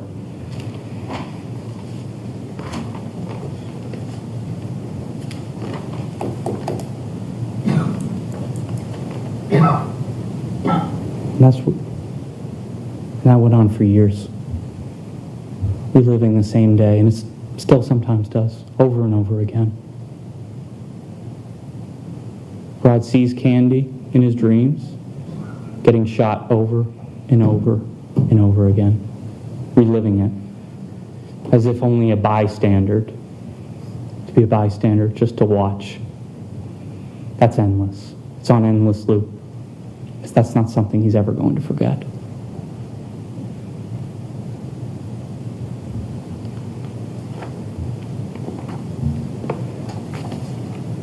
Charged with 3 counts. There are 3 counts in this complaint. First, intentional infliction of emotional distress. Rodney Jacobson has alleged that Zachary Deaterly intentionally inflicted emotional distress on him by firing his gun and acting with malice and intent to kill his dog. Rodney Jacobson further asserts that Zachary Deaterly deliberately caused severe emotional harm, and that Zachary Deaterly's conduct was so outrageous in nature and so extreme in degree that it was atrocious and utterly intolerable in a civilized society. All of those people, the maintenance crew on Mr. Deaterly's family's property, which was previously owned by his grandfather and father and aunt. Maintenance crew. Candy Barrow numerous times. Ran around. No issue with them. Brian Williams. Barking at him. Brian doesn't shoot. No. This dog went to job sites where power tools are being used. Countless people. Everywhere. In the car, in the boat. Yet, none of those individuals ever shot Candy the dog.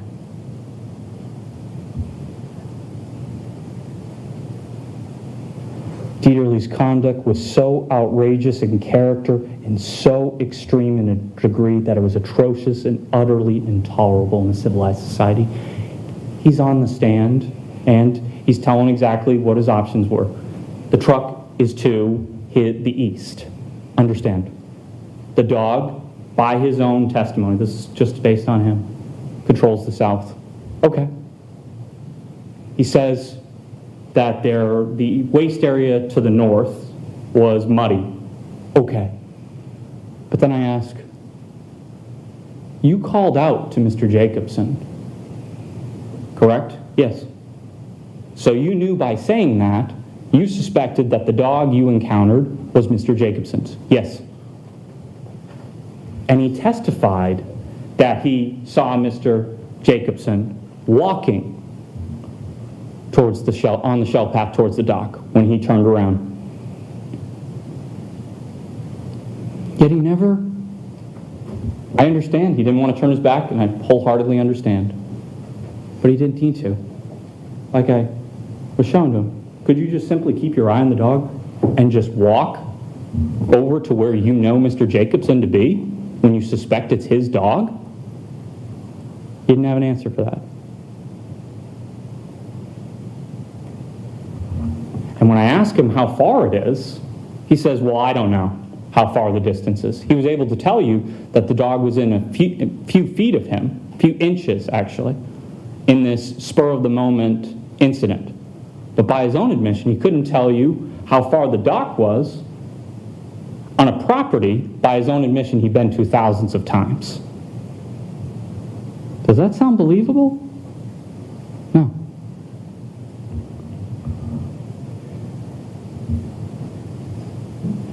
As a result,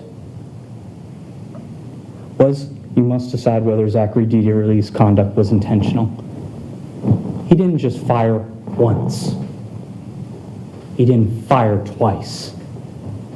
He fired at least 3 times. Intentional.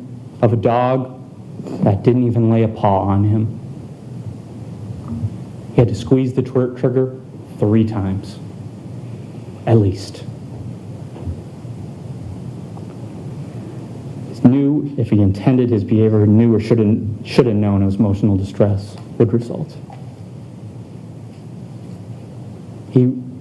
Any reasonable person would know that if you shoot somebody's dog in front of you, that's not something you forget. You must then decide whether Zachary Deaterly's conduct was extreme and outrageous. Extreme and outrageous conduct is behavior which, under circumstances, goes beyond all possible bounds of decency and is regarded as shocking, atrocious, and utterly intolerable in a civilized society. Shooting the dog, and not just shooting it, shooting when it's running away. That's how it got hit on the right elbow. Because the dog was parallel. Right hand, dog turned, right side is exposed. Just as how the bullet went in the left side, dog's left side was exposed. That action is shocking, atrocious, and utterly intolerable. This dog was barking at Mr. Deaterly. Staffordshire terrier. That's what was barking. And I heard a lot about it's a vicious pit bull. That's implicit bias. That's basically saying that since it was a pit bull, that it was by nature vicious. And you heard multiple witnesses. Just because some dog is a pit bull doesn't make it vicious, or any dog.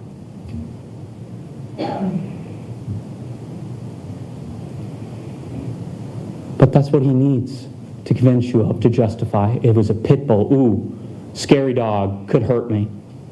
Yet it doesn't. And it didn't to anybody who ever come into contact with it. You must then decide whether Zach Deaterly's conduct caused the emotional distress. Extreme and outrageous conduct is a legal cause of severe emotional distress if it is directly, in a natural and continuous sequence, produces or contributes substantially to producing such severe emotional distress, so that it can reasonably be said that but for the extreme and outrageous conduct, the severe emotional distress would not have occurred. You heard from Dr. Edlin, who is the one who actually diagnosed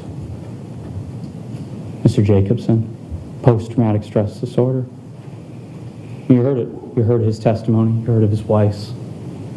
The conduct, he finds himself chasing Zach in the middle of the night in his dreams, watching Candy get shot over and over and over again. That's 5.5 years since this incident. And even Dr. McGovern said he sobbed right to him their first meeting almost 3 years after the incident. Finally, you must decide whether the emotional distress was severe. Emotional distress is severe when it is such intensity or duration that no ordinary person should be expected to endure it. Significant feelings of fright, shame, worry, and humiliation occasioned by the acts of others, even if regrettable and unavoidable, to prove a claim of intentional infliction of emotional distress, the plaintiff's evidence must sufficiently by the greater weight of the evidence.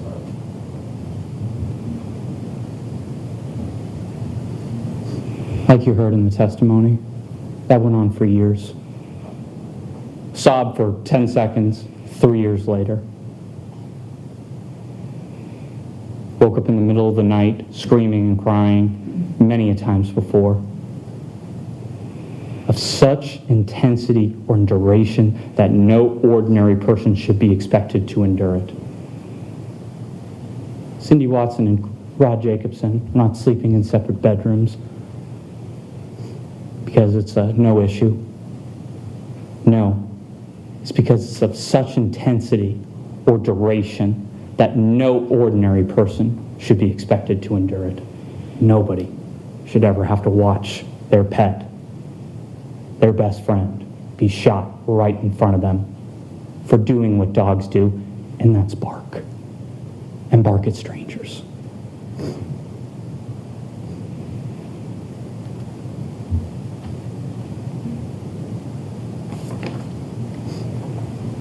Negligence. So the second count is dealing with negligence. Negligence is the failure to use reasonable care, which is the care that a reasonable person would use under circumstances. Negligence is doing something that a reasonably careful person would not do under like circumstances, or failing to do something that a reasonably careful person would do under the circumstances. Summary of the claim. Rodney Jacobson has alleged in this case that Zach Deaterly was grossly negligent, malicious, and reckless by shooting his gun. That's pretty clear. Mr. Deaterly was looking for a reason. So why else? Why else would you shoot him? Why else would you shoot Candy? A dog that's stopping and barking at you, who wasn't on top of you, wasn't biting you, but was barking at you. And the response?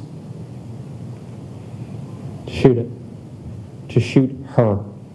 There was a lot of mention, I think, during the defendant's own testimony of calling it. Candy was not an it. Candy was a she. And she was Rod Jacobson and Cindy Watson's dog. Until Zachary Deaterly killed her for barking. In order to prove this claim for negligence, Rod Jacobson must establish 3 elements. The existence of a duty recognized by law requiring the defendant to conform to a certain standard of conduct for the protection of others, including the plaintiff. By Mr. Jacobson's own testimony, standing shoulder to shoulder, walking up, trying to get a hold of Candy. Candy's turning towards him. And Mr. Deaterly says, well, I didn't see him. He started shooting. He wanted to get Rod's attention so much, yelling for him, get your dog off me. Yet he makes no attempt to actually try to go over to where he knows Rod is. And why would someone do that? Because you know exactly where Rod is. He's right next to you. The story doesn't make sense otherwise. But the guy who loved his dog more than life just sits back, sees him kicking, barking. circling, as Mr. Deaterly said, circling around into 3 separate attacks. But also, what doesn't make sense, defendant said he shot once, nothing, dog didn't react. And Mr. Jacobson just was nowhere to be found. You heard from him. He was in the Coast Guard. Firearm owner. Fired guns himself. He knows exactly what he heard. There's no doubt about it. So defendant's testimony, shot once, nothing. Dog didn't do anything. Dog didn't react. Shot again. Mr. Jacobson does nothing. Candy continues her attack. Really. And then it's not until the third one that actually is a hit that she actually takes off. If that were true, Mr. Deaterly's story just doesn't make sense. He's so sorry, remorseful. You're damn right I did, when asked if he shot the dog. You're damn right I did. An effing moron. Idiot. Like he said, I'm not using the language. It's already been used more times than we can count. Second, a failure on the part of the defendant to perform that duty. Zachary Deaterly had an absolute duty to do everything in his power to prevent this from happening, and he just didn't. He just didn't. This dog is not on top of him. This dog is not biting him. This dog is barking at him. And instead of simply just walking to where he knows the owner is, or he suspects it is by his own testimony and what he drew, just stands there. Understandably, the waste area to the north, the cars to the east, and the dog controls the south. There's nothing stopping Mr. Deaterly from walking west and keeping his eye on Candy while he walks to where he knows he suspects his owner is, her owner is. Leanne Novak came into contact with Candy, no issue. Was able to pet her, first time they ever met. Dr. Bonda, same thing, including giving her shots. Never barks, never growls. Brian Williams, same thing. Barks, growls, nothing. No issue. She said she was searching for lizards, like she always did on the property, that she'd been to so many times. An injury or damage to the plaintiff proximately caused by such failure by the defendant. Candy the dog was shot and killed. And as a result of that, in trying to save her life, he spent $2,700 at Blue Pearl, Sarasota, and another $5,500 at Blue Pearl, Tampa. In addition to nightmares that are never going to go away.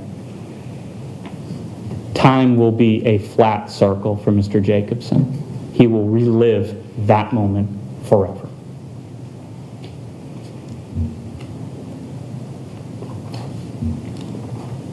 Finally, count 3, assault. Rodney Jacobson asserts that Mr. Deaterly assaulted him by willfully discharging his firearm while in close proximity and by maliciously brandishing it with the intent to put Mr. Jacobson in apprehension of immediate harmful contact, and that Mr. Jacobson was put in that apprehension. You heard what Mr. Jacobson said. You heard what the defendant said. You're damn right I did. After shooting the dog numerous times. Effing idiot. God. No, you know what he said. Does that sounds like somebody who was angry by his own admission on that stand. He said he was angry. That supports something when he's angry. And when Mr. Jacobson said, yeah, he was brandishing at him, Mr. Jacobson had had just watched as Mr. Deaterly shot his dog. And he immediately, yeah, you're damn right I did. That sounds like somebody who's proud of what they did, not someone who's sorry for what they did.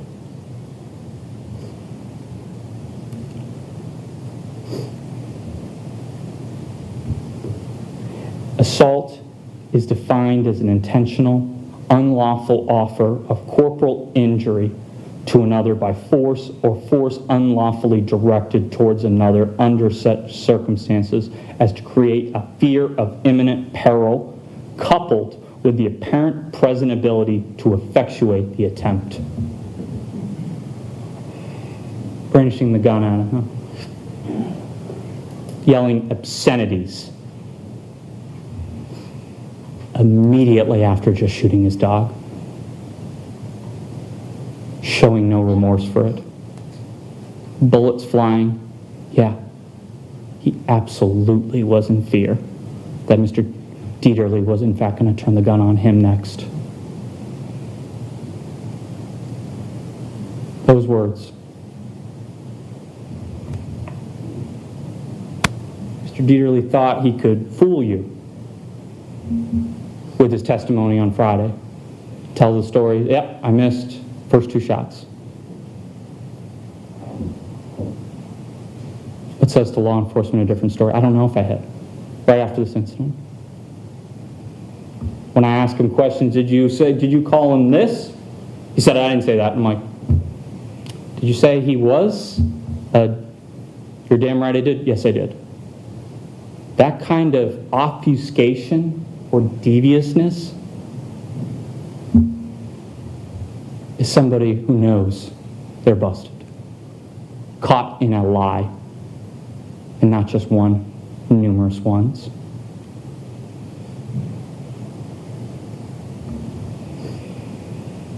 The reason he had to admit it is because he took a deposition. And he's like, yeah, I said those things. He couldn't now turn around and say something different to you. But he did try to convince you that he was remorseful from that. But remember the last thing I did.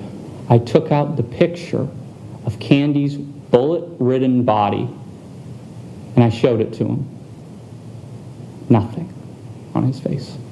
No reaction, no remorse, nothing. Stone-faced. That is not somebody who is remorseful. His words, he admits them. His actions say all he needed to. Defense tried, like I said earlier, defense tried to hide, basically saying that, oh, well, he wasn't criminally charged and they did a thorough investigation. You heard exactly how thorough that investigation was, if you even want to call it that. I certainly would. I would absolutely not call that investigation.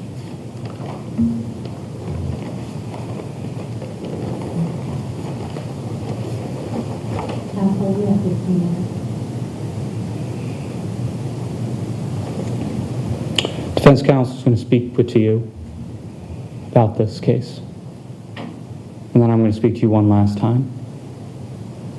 And when we do, I'm going to be asking you to find Mr. Deaterly liable for the death of Candy. And find him liable for intentional infliction of emotional distress, negligence, and assault. Thank you.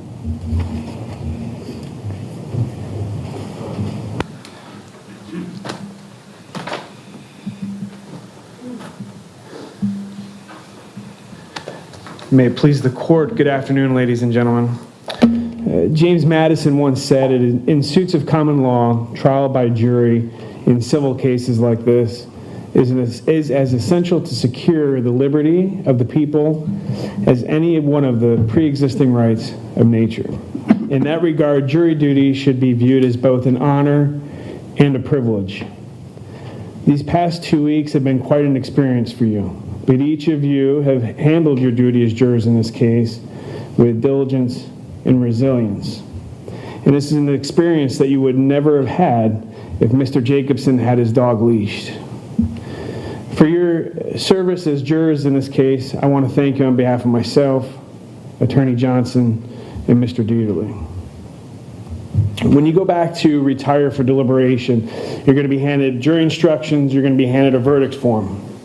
The very first question on that verdict form is going to say, ask you to answer the question, did Mr. Deaterly act in self-defense? If your answer to that question is yes, self-defense is an absolute bar to any of the other claims that Mr. Jacobson has brought here today. If you find that Mr. Deaterly acted in self-defense, your service as jurors will have been concluded at that point. Let's talk about self-defense. To show self-defense, Zach would have to show 3 separate requirements, and this is all going to be in the jury instructions that you're going to get when you retire back for your deliberation. The first is whether or not the dog's actions led Zach to reasonably believe that the dog was going to inflict harm on him. It's question number 1. The second question is death or injury to the dog reasonable in view of the gravity of the harm that was threatened by the dog. If Mr. Deaterly believed that the dog was going to inflict the harm, and if Mr. Deaterly reasonably believed that he had no other option but to shoot the dog, he would act in self-defense. The third element that you're going to have to look at is that Mr. Deaterly believed that harm could only be prevented by the immediate death or injury of the dog. Mr. Timpanic went through what his view of the facts are. Let's talk a little bit about the facts supporting self-defense in this case. The dog, 60 pounds, unleashed. It approached Mr. Deaterly after Mr. Deaterly yelled out to Mr. Jacobson. It came from behind bushes on the side of a wooden shed on a densely vegetated and densely wooded piece of property. The dog not only approached Mr. Deaterly once, it approached him several times. And during those several times, Mr. Deaterly made several attempts to stop the dog. He yelled at the dog. He stomped the ground at the dog to try to scare it away. He kicked dirt at the dog. Mr. Jacobson even acknowledged seeing Mr. Deaterly kick dirt at the dog. Mr. Deaterly kicked the dog in the head to try to scare it away. That didn't scare the dog away, that only made it even more angry. After Mr. Deaterly kicked the dog in the head, the dog came back around for a final pass. It lunged in and out at Mr. Deaterly multiple times. And throughout this entire time, Mr. Deaterly is yelling to Mr. Jacobson for him to do something about his dog. And if you look at the complaint, if you heard Mr. Jacobson's testimony, this dog had specialized training. It knew how to sit, it knew how to come when called, and knew how to lay down. Basic commands that everybody teaches their dog. If the dog had such specialized training and was so good at when being called, why did Mr. Jacobson not yell out to the dog? Why did Mr. Jacobson not do anything to get his dog under control? That's because, as Mr. Jacobson told Sergeant Achille, he had never seen his dog act that way before. Mr. Jacobson was shell-shocked. He didn't know what to do. That dog was going after Mr. Deaterly, and he panicked because he had never seen his dog act that way before. Even despite the efforts of Mr. Deaterly to try to kick the dog away from it, after it made several passes at him, after he couldn't back up anymore because he risked falling into a mud pit, after he yelled to Mr. Jacobson, the dog came in on one final lunge, and you heard Mr. Deaterly testify. When it came in on the final lunge, it's baring its teeth. It was snarling at Mr. Deaterly. The hair on the dog's back was standing up at Mr. Deaterly. It was only then, and after he had already tried all those other things to keep the dog away from him, while Mr. Jacobson stood silent doing nothing, that Mr. Deaterly had to take out his gun and shoot the dog. Otherwise, he risked injury. Mr. Tympanic liked to point out the fact that Mr. Deaterly was not bitten, he had no bite marks, his clothes weren't torn up with the dog's teeth. Thankfully, that is true. But had Mr. Deaterly fallen in the mud pit that was directly behind him, it could be a totally different story. And if you take Mr. Deaterly's testimony and you combine that with the pictures of the animal that show where the gun entrance wound was, compared with the x-rays of the animal that show where the bullet lodged with no exit wound, Mr. Deaterly testified he shot from his hip. He pulled out his gun, he shot from his hip, and shot 3 times. The dog was right here.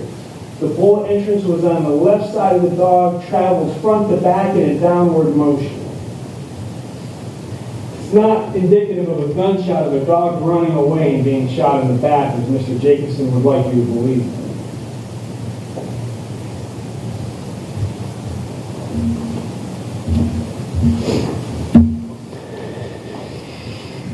Mr. Jacobson knew that his dog was aggressive. You heard testimony that he knew his dog was aggressive. Mr. Jacobson received the dog from Manatee County Animal Services, who picked it up wandering off the streets. Did he do a noble service in taking the dog in while it was pregnant and allowed the dogs to give birth? Absolutely. That was a noble thing to do.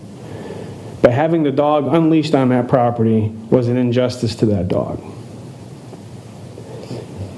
When he got the dog, he observed that not only did it have scars on its head, but that it had scars on his back.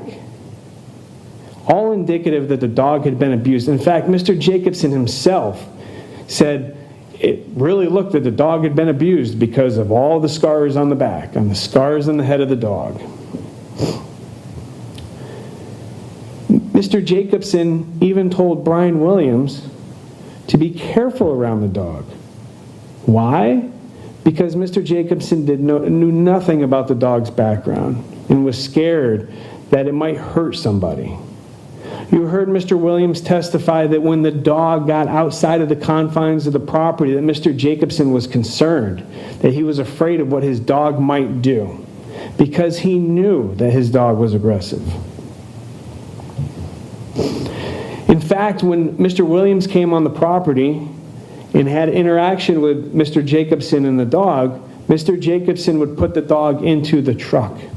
So that way Mr. Williams didn't have to worry about the dog being out and about on the property. Indicative of the fact that Mr. Jacobson knew that the dog was aggressive. Richard Mulvihill testified that he walked by the truck and the dog lunged out at him. He said that that was similar to the characteristics of a pit bull that had charged through, or that had chewed through, a chain link fence at the pound that he owned, the kennel that he owned. He was so afraid of that dog that he took his family and he put his family inside of the vehicle so that way they didn't have to worry about the dog getting out of the truck. And then Mr. Mulvihill did the noble thing and continued to assist Mr. Jacobson in unloading and loading gear off his boat and into his truck. Mr. Jacobson knew that the dog was so aggressive that he had to use a prong collar. And despite Dr. Bonda's testimony that he was able to draw blood and the dog didn't react to it or anything else like that, he still had to have a prong collar on the dog when it got an x-ray. You've seen the pictures. In order to control the dog by using a prong collar, it was necessary for that dog to have a collar of that type around its neck while it was getting an x-ray. Not only did Mr. Jacobson use the prong collar when he went to the veterinarian's office and it had an x-ray, you also saw pictures of Mr. Jacobson using the prong collar while he had the dog out on his 56-foot boat. the dog's happy place. Why? Ask yourself why. The 56-foot boat was parked at the Venice Yacht Club. What did Mr. Jacobson have to do in order to get onto his boat? He had to go in and out of the Venice Yacht Club around other people. What did he do? He had the dog on a leash, and he had a prong collar around the dog to make sure that it didn't jerk or do anything else to get away from him, to keep it under control, because he knew that his dog was aggressive. You heard Zach testify. Let me back up. You heard Captain Tutko testify as well that Mr. Jacobson told him that the dog was just doing what dogs do, and he took that to mean that the dog was protecting its owner. And again, Mr. Jacobson had never seen his dog act that way before. You heard Zach testify that as the dog continued approaching, he was fearful, that he could not retreat, did not feel comfortable turning his back on the dog because at all times the dog was running. As it was circling around and coming in, it was running. It never stopped running. And like I said before, thankfully he did not fall. And then we go to the testimony of Mr. Jacobson and Ms. Watson regarding the dog. They kept the dog in a separate room at their other house. Excuse me. Yep. You okay? All right. If there's no problem. No, you're okay. Go ahead, sir. Thank you. You heard them testify that the dogs were allowed to be around each other, that they only kept the dog separate from the other dogs at the house only after it was pregnant and after the babies had been born. But yet you heard Ms. Watson get impeached with her own testimony during her deposition where she said, we keep the dog separate from the other dogs of the house because of my aggressive poodle. You heard Brian Williams testify that Mr. Jacobson told him himself that he took the dog out to the property so that way he didn't have to be around the other dogs of the house. They kept it separate. They knew it was aggressive.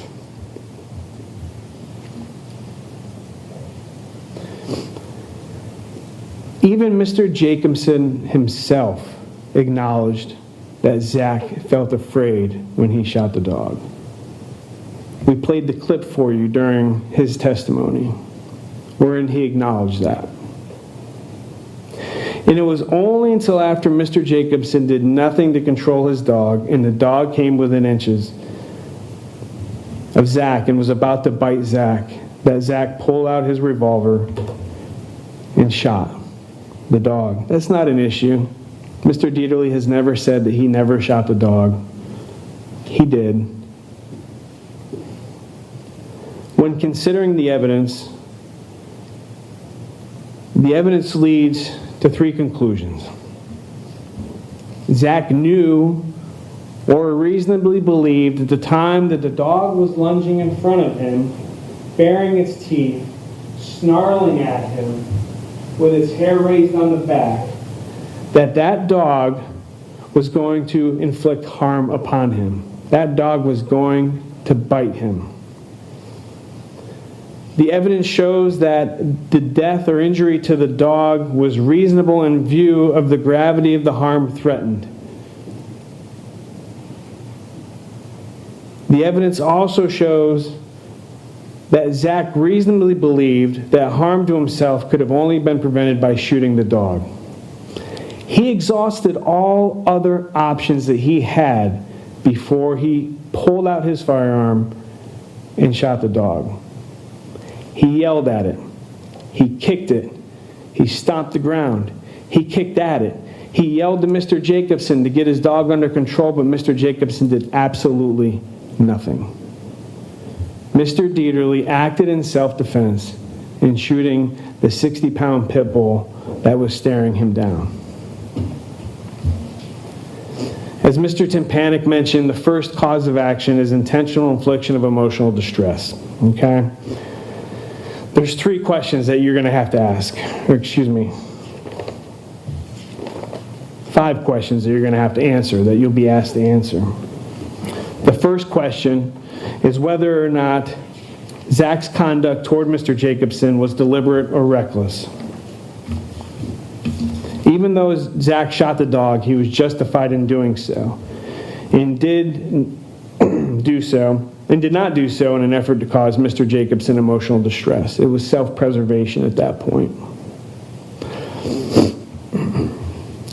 In shooting the dog, Zach did not act recklessly in shooting the dog.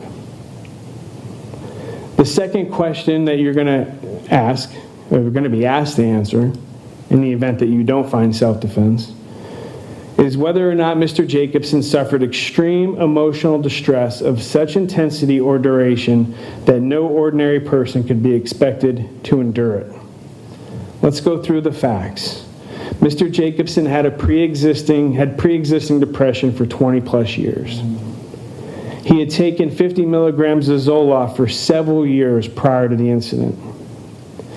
When Mr. Jacobson was deposed, he wanted everyone to believe that he weaned himself off of Zoloft. If we can play clip 49.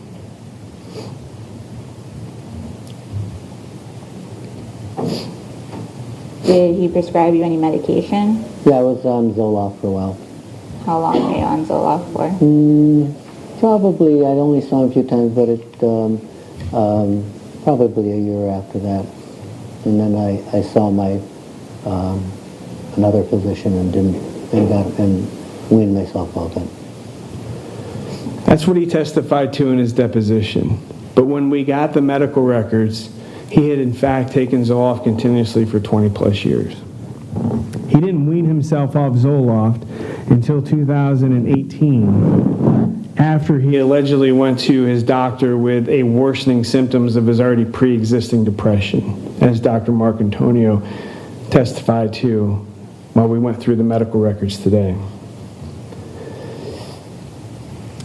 Mr. Jacobson visited with Dr. Mark Antonio 4 days after the incident in this case occurred, but yet mentioned nothing to Dr. Mark Antonio about the incident, mentioned nothing about a worsening of his already pre-existing depression, didn't even feel that it was necessary to tell his doctor about the incident.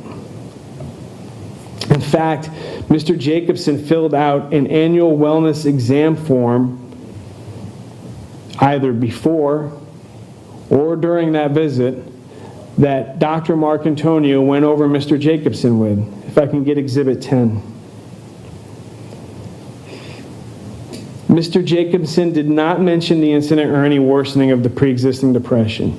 On the annual wellness exam form that he filled out, that he reviewed in great detail, you saw Dr. Mark Antonio's records, reviewed annual wellness exam form in great detail. Mr. Jacobson did not indicate any depression over the prior 2 weeks. He did not feel little interest in doing things. His feelings did not cause him distress or interfere with his ability to interact socially with friends. He almost never felt sad or depressed the prior 6 months. Stress was never or rarely a problem for him, and he was able to cope effectively with the stress. A year later, a year after the incident, on November 29, 2017, he filled out another annual wellness exam form, which is Exhibit 11.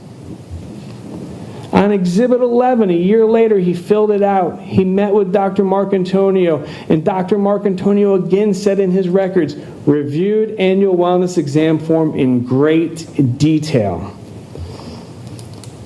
A year after the incident with his dog occurred, which allegedly caused him such severe emotional distress, Mr. Jacobson reported never feeling sad or depressed the prior 2 weeks, that he almost never felt little interest or pleasure in doing things, that his feelings did not cause him distress or interfere with his ability to interact socially with friends, and that during the past 6 months, he almost never felt sad or depressed. In fact, he indicated that he was able to cope effectively with the stress in his life. He was able to cope effectively and had no stress in his life, that he visited his primary care physician, Dr. Mark Antonio, 10 times before he ever came to him with a worsening of his already pre-existing depression. And when was that?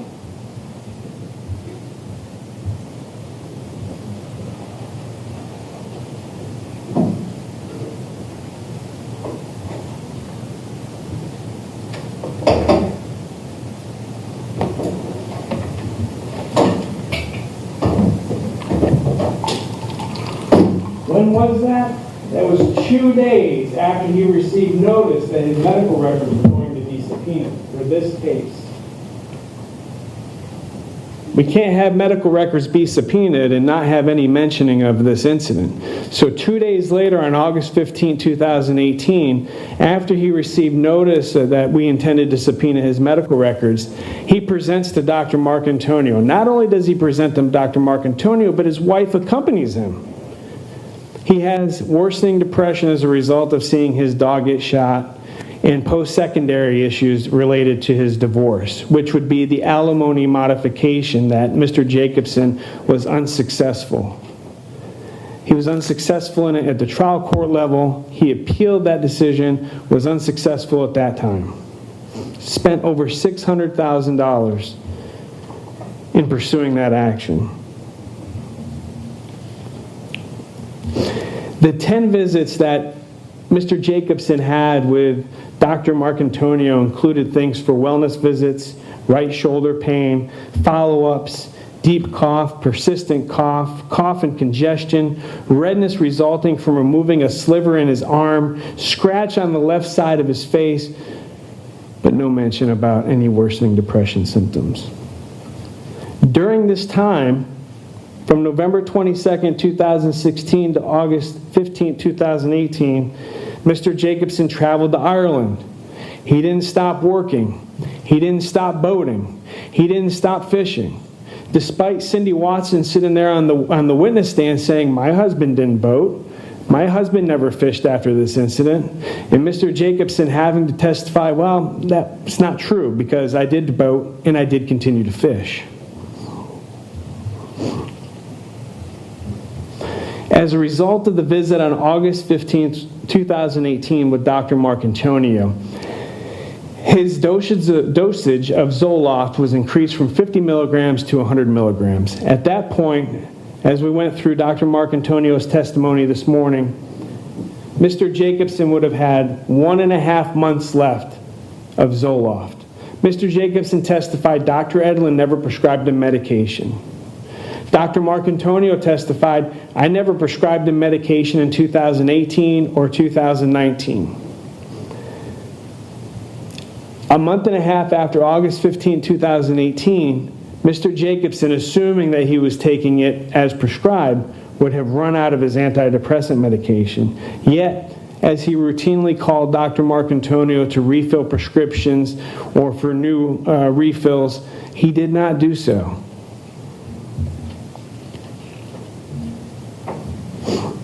As a result of the August 15, 2018 visit with Dr. Marcantonio, he was referred out to Dr. Edlin. You heard Dr. Edlin testify. Let's go through Dr. Edlin. First visit, 6 weeks after that, on September 26, 2018. Dr. Edlin met with Mr. Jacobson for about an hour. Dr. Edlin increased the Zoloft dosage from between 125 to 150 milligrams as tolerated. So now we've taken that 1.5 month supply, a month later, so there'd only be a half a month left, and we've essentially reduced it to nothing. The second visit that Mr. Jacobson had with Dr. Edlin was on October 30th, 2018. Lasted for 30 minutes. No change in the treatment plan from the prior visit. The third visit with Dr. Edlin occurred on December 3rd, 2018. Again, meeting with Dr. Edlin for 30 minutes. No change in treatment plan from the prior visit. The fourth visit occurred on January 25th, 2019. They again met for 30 minutes. No change in the treatment plan from the prior visit. And in fact, Mr. Jacobson was getting better. The fifth and last visit that Mr. Jacobson had with Dr. Edlin occurred on May 29, 2019, 4 months after his most recent prior visit in January of 2019. Met again with Dr. Edlin for 30 minutes. No change in the treatment plan from the prior visit. After that visit, Mr. Jacobson stopped seeing Dr. Edlin. Why? Mr. Jacobson said 2 reasons. 1, Dr. Edlin stopped taking Medicare. Why is that relevant for purposes of our discussion here? 1, Mr. Jacobson never paid a single dollar for his treatment. Dr. Edlin testified that he billed Medicare, and Mr. Jacobson testified he never paid Dr. Edlin any money for the treatment because it was paid for by Medicare. The second reason was because now that Dr. Edlin was no longer taking Medicare, he was going to charge him $210 for each 30-minute visit. And according to Mr. Jacobson, that was too costly. You've heard the evidence. You've seen the evidence. You're a resilient jury, okay?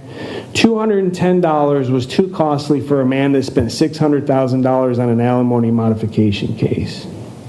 $210 for 30 minutes was too expensive for someone who spent, at that point in time, $100,000 on this case alone, yet did not pay any money to seek treatment.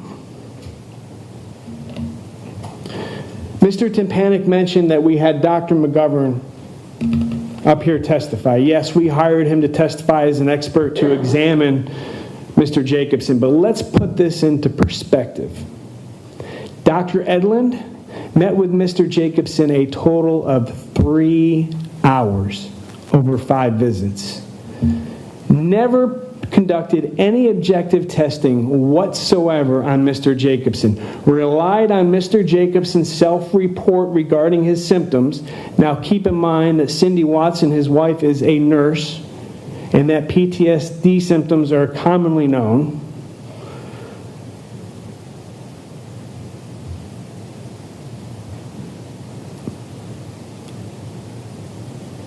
In contrast, Dr. McGovern spent 8 hours with Mr. Jacobson, conducted multiple objective tests, definitively ruled out PTSD, definitively ruled out other diagnoses and disorders, except for persistent depressive disorder that was attributed to Mr. Jacobson's long-term depression that had extended well before the incident in this case occurred, and still continues to today.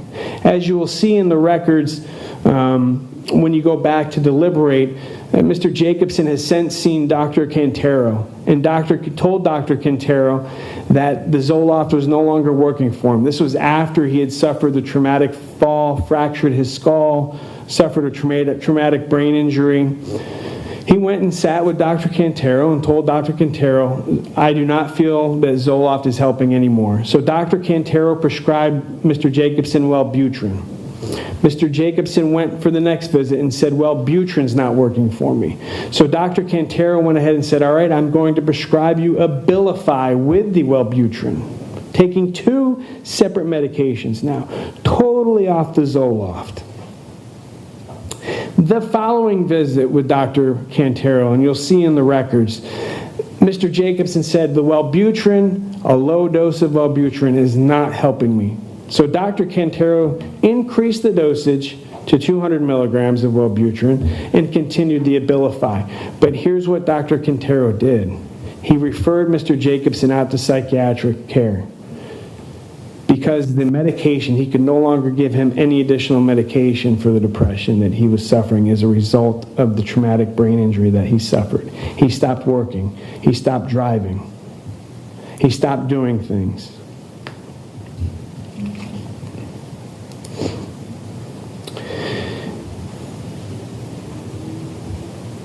And the other interesting aspect of Dr. Edlin and Dr. McGovern is that, yes, we retained him as an expert to evaluate Mr. Jacobson and to conduct examinations. Yes, he was paid $350 an hour. But in doing so, you heard Dr. McGovern say, I educated Mr. Jacobson. I sat with him, I examined him, I educated him on what anxiety really was. I educated him on what flashbacks really were, okay? To put it in perspective, Mr. Deaterly has spent more money for Mr. Jacobson's care than he has himself as it relates to his emotional distress. The third question that you're going to be asked to answer is, was Mr. Deaterly the cause of the emotional distress? Absolutely not. He had pre-existing depression. He did not complain of worsening symptoms of his pre-existing depression until nearly 2 years after the incident, and only after his medical records were going to be subpoenaed. Zach was not the cause of Mr. Jacobson's emotional distress. The fact that his ex-wife committed adultery is what caused his long-term emotional distress. That's when it started. And it got worse when he suffered his accident in January of 2021.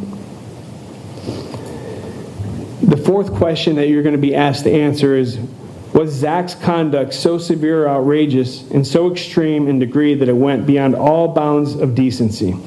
You heard two separate sheriff's office employees, Captain Tutko and Sergeant Achille, who both conducted investigations that were reviewed thoroughly, investigations that Mr. Jacobson himself participated in.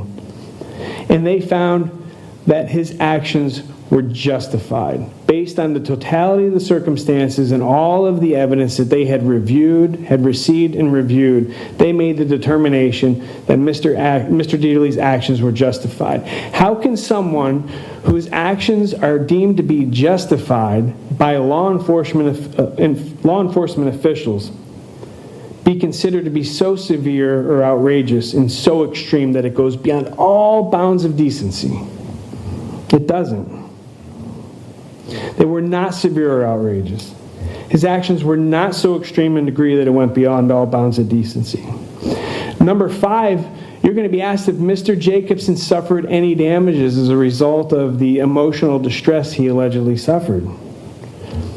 Again, he reported no stress until after his medical records were going to be subpoenaed. The incident had no effect on his activities of daily living. It didn't change. He still went to work, he still boated, he still fished. He went on about life as usual after the incident, just like it had never happened. He did not incur any expenses in medical care seeking treatment for his alleged distress. Mr. Jacobson has not provided any evidence to you throughout the course of this trial that demonstrates that he has suffered damages. He's going to ask you when Mr. Tepanek comes up here to award damages, but what do you award? There's no evidence in front of you. He didn't pay a single cent for the medical care, the 5 visits that he spent with Dr. Edlin. He didn't have any loss of work. He maintained his activities of daily living just as he had done before. Nothing in his life changed. The next cause of action is going to be negligence. So verdict form, self-defense, intentional infliction of emotional distress, negligence. If you find self-defense, you don't even have to get to negligence. But in the event that we get to negligence, Mr. Deaterly did not owe a legal duty to Mr. Jacobson. Mr. Deaterly used his firearm in a reasonably prudent manner. Since there is no legal duty, it cannot be said that Mr. Deaterly failed to perform that duty. That's going to be the second question under the negligence count. Since he had no duty to perform, his action in shooting the dog cannot be the cause of Mr. Jacobson's alleged injury. Third question on the verdict form under negligence. Mr. Jacobson, the fourth question, again, is going to say, did Mr. Jacobson suffer any damages? There's been no evidence to support damages. But here's where the negligence count gets interesting. Because even if you find all of those things, we're going to ask you to determine whether or not Mr. Jacobson was comparatively at fault for his negligence. Whether or not Mr. Jacobson contributed to that. He did not have his dog leashed. He failed to keep his dog leashed in accordance with Sarasota County Ordinance. If I can get Exhibit 39.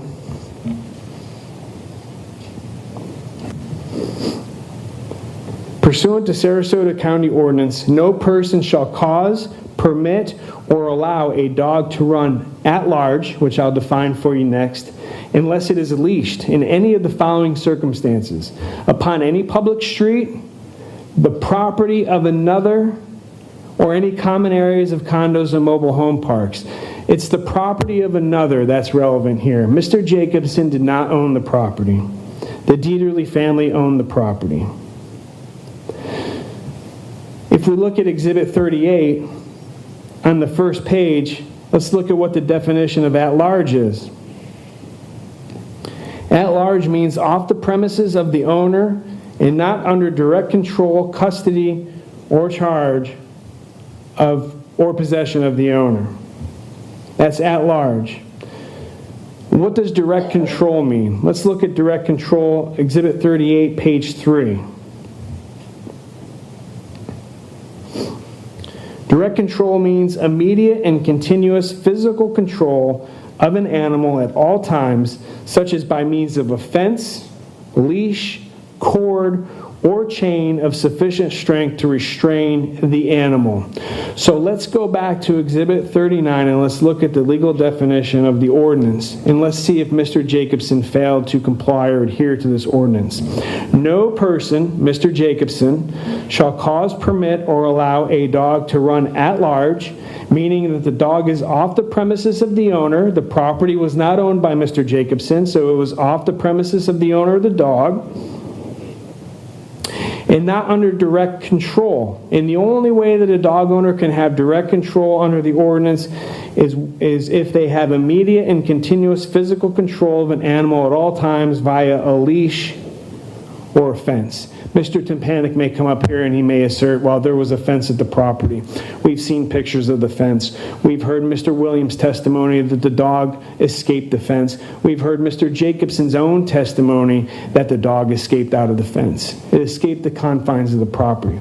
Is that a fence of sufficient strength to restrain a dog? No, it's not, as demonstrated by the fact that the dog escaped the confines of the property. Because Mr. Jacobson failed to comply with the Sarasota County Ordinance, he's 100% at fault for any negligence that may have occurred. As I mentioned at the beginning statement here, if he had had his dog leashed, you all wouldn't have had the wonderful experience of participating as jurors in this case, because we wouldn't have been here. The third and final count on the verdict form, self-defense. If you find self-defense, the rest of it goes away. Intentional infliction of emotional distress, negligence. The third one is assault. The first question you're going to be asked as it pertains to assault is, did Mr. Deaterly put Mr. Jacobson in apprehension of immediate harmful contact? Mr. Jacobson testified he never knew that Mr. Deaterly had a firearm until Mr. Deaterly shot the dog. Mr. Jacobson admitted that Mr. Deaterly never fired in the direction of Mr. Jacobson. And at the time that Zach shot the dog, despite Mr. Tympanic testifying or stating up here that Mr. Jacobson testified at the time of the shot that he was leaning in to grab his dog, at the time of the shooting, by Mr. Jacobson's own testimony, he was standing shoulder to shoulder. We dispute that. Mr. Deaterly says he's behind him, which I believe that the evidence shows. But let's look at Mr. Jacobson's testimony. It wasn't I was reaching down and chaining the dog or trying to get control of the dog. It was we were standing shoulder to shoulder. If we can play clip 76.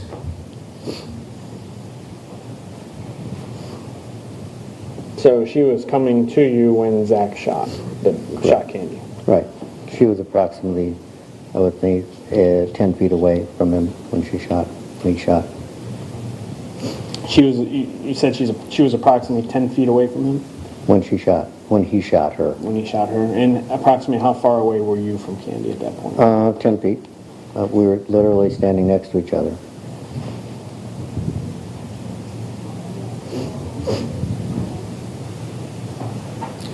So he was not in front of Zach when Mr. Deaterly shot the dog by his own testimony. Mr. Jacobson now testifies that Mr. Deaterly was brandishing the firearm. The complaint in this case said that Mr. Deaterly pointed the gun at him and discharged the firearm in the direction of Mr. Jacobson. For the first time in this trial, are we hearing that Mr. Jacobson is now saying, well, he didn't point the gun at me and he didn't fire in my direction, but he brandished the firearm at me and that made me fearful. I didn't like that. It made me fearful. It's the first time we're hearing of it during this trial.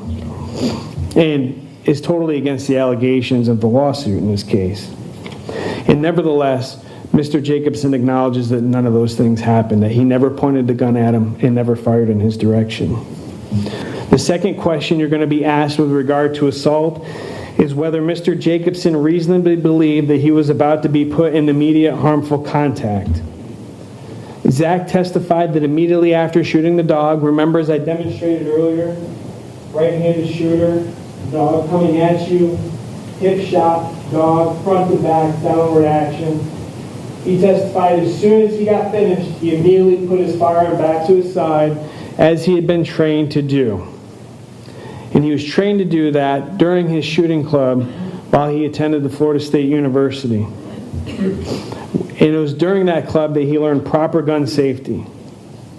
Zach shot 3 times and never fired again.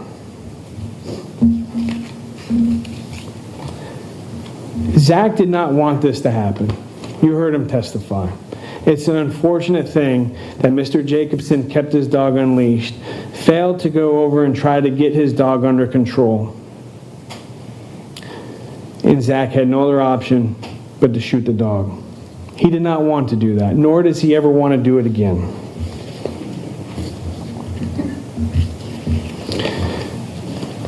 Let's look at a couple of the other inconsistent statements by Mr. Jacobson during the course of this trial. Mr. Jacobson told you on direct examination that Zach knew the dog, Zach was familiar with the dog, and that the dog knew Zach. Yet the first thing I did on cross-examination is I played a news clip from SNN. Let's look at what he said. If we can play clip 78. Dog. When she saw him and didn't recognize who he was or know who he was, she started barking at him. The dog didn't know who he was. That's because the dog had never met Mr. Deaterly before, and Mr. Deaterly had never met the dog before.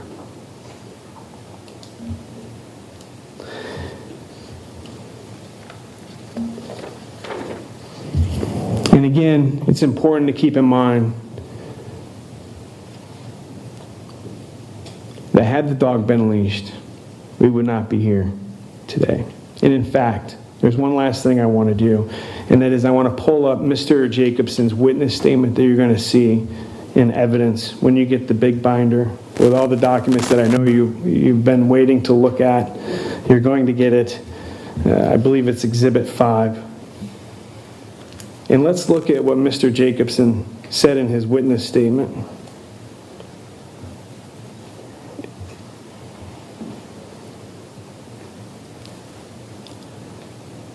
Mr. Jacobson stated, and I quote, "As I started to move Candy to get her under control," consistent with what he told Sergeant Achille that he had never seen his dog act that way before, consistent with his statement to Captain Tutko that dog was doing what dogs do, that Captain Tutko took as saying that that the dog was protecting Mr. Jacobson.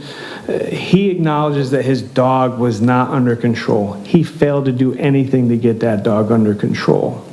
And despite pursuing alternatives, Mr. Deaterly was unfortunately left with the last resort of shooting the dog because Mr. Jacobson did nothing. I would ask the jury to find that Mr. Deaterly acted in self-defense in this case. But if you find that he did not act in self-defense, I still ask you to not award anything to the plaintiff for any of the other causes of action for the reasons I just said. Thank you.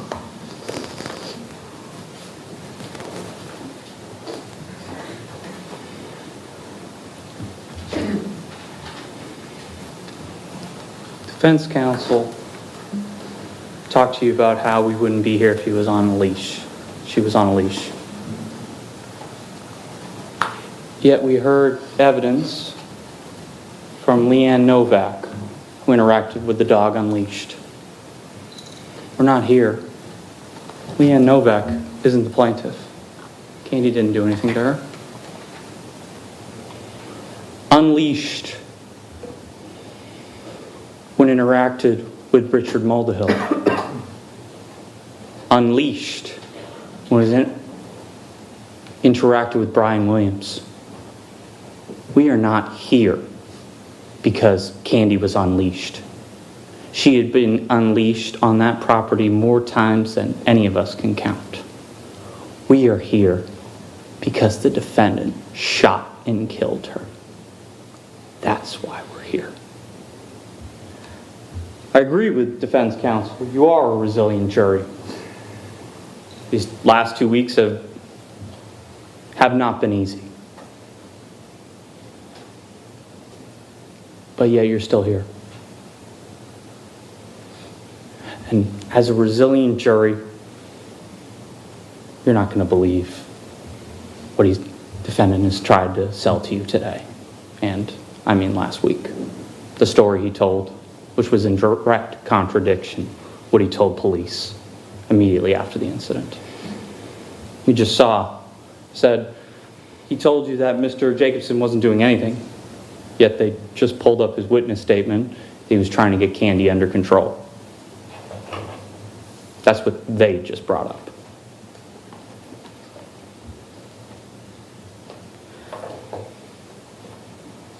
Mr. Kessler talked about how Mr.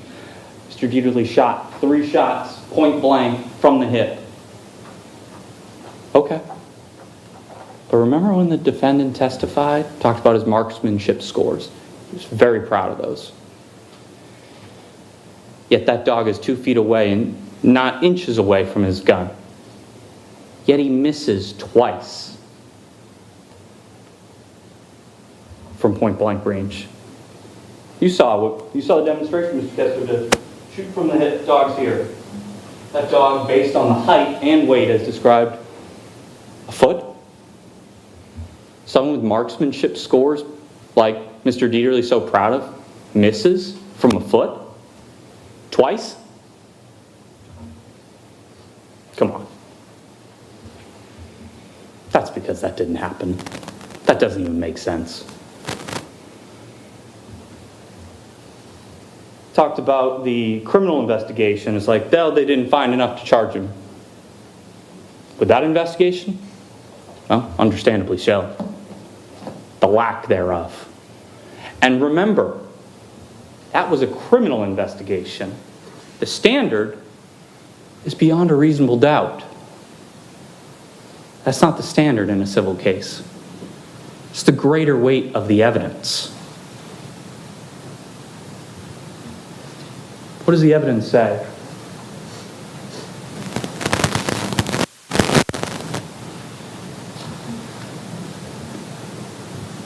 Does the evidence say that the defendant was remorseful? He said he was. Yet he wasn't immediately after Mr. Jacobson. At all. Taunting him, brandishing the firearm, yelling obscenities, which I don't need to say. They've been said enough. And then tries to tell you about how remorseful he is today, last week. Yet that's not who he was immediately after he shot and killed Candy the dog for barking. Heard a lot about the unleashed, and that's why we're here. Like I said, those other individuals who testified who encountered Candy the dog, unleashed, never shot her. She was barking at all of them. They never.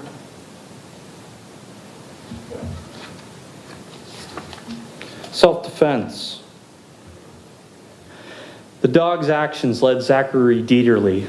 Now, let me back up. Zachary Deaterly was justified in destroying or injuring Rod Jacobson's dog for purposes of defending himself against harm threatened by the dog if, 1, the dog's actions led Zachary Deaterly to know or reason believe that the dog will inflict such harm. Based on what? Dog never even laid a paw on Mr. Deaterly. Not a bite mark, not on anyone. Those people who testified, they worked on the Deaterly property. They worked for his father. And none of them had even a paw laid on them. Not a bite mark. So how would you reasonably believe the dog is barking?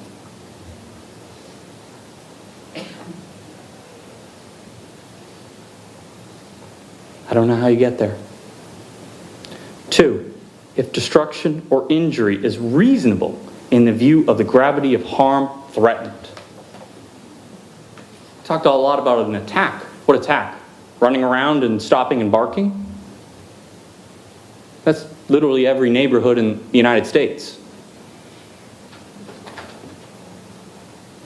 Yet Candy never broke Mr. Deaterly's personal space. It wasn't until Mr. Deaterly actually kicked at the dog in the head that that's the closest they ever got when the defendant tried to kick. And successfully did. The gravity of harm threatened. I don't see it. 3, if Zachary Deaterly reasonably believes that that harm can only be prevented by the immediate destruction of the animal. You heard his testimony. He couldn't go to the north. Okay, because of the waist area. He couldn't go to the east because he would have been pinned against the truck. Okay. The dog controlled the south ground. Okay. What about the west? The west where Mr. Jacobson, by Mr. Deaterly's own testimony, that's where he saw him. That's where he was. And he suspected this dog was Mr. Jacobson's. So he doesn't walk over there while keeping his eye on the dog. Reason to believe that the harm can only be prevented by the immediate destruction of the animal. All of those individuals interacted with Candy the dog. Not one of them deemed her actions could only be prevented by the immediate destruction of the dog.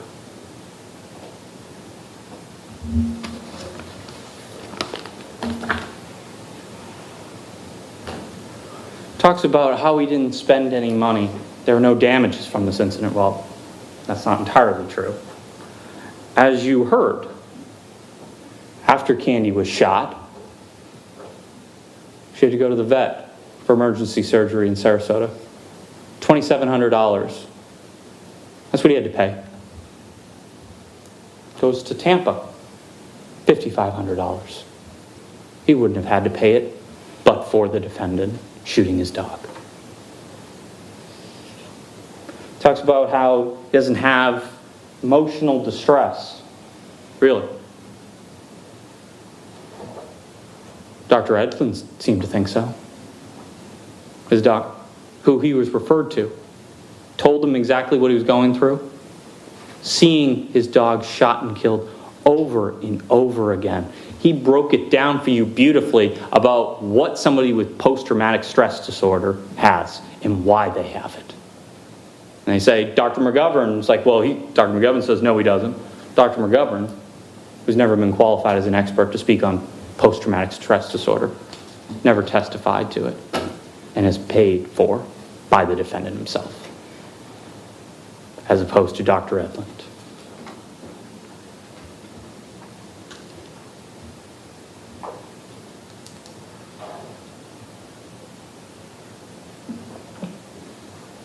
Talks about pictures of the dog.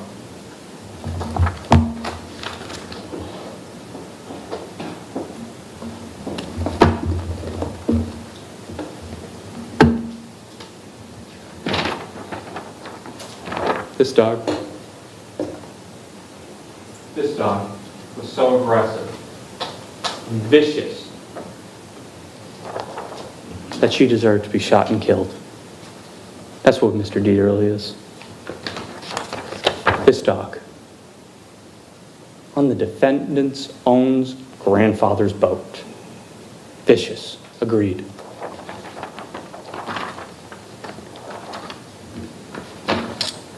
Dog that went absolutely everywhere with Mr. Jacobson. Dogs to job sites, to the boat, to the Deaterly property. And it did countless times. Never any incident with anyone. Never bit anyone, never jumped on anyone, never laid a paw on anyone. That dog.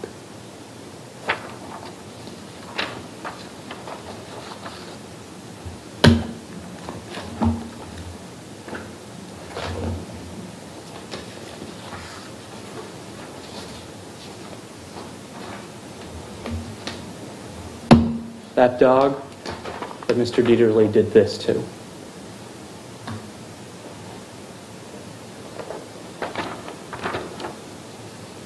Gunshot wound, clearly. Left side, and then another suspected one to the right elbow. If he's firing from the hip there, how does he hit on the right side of the dog? That's the claim. He wouldn't.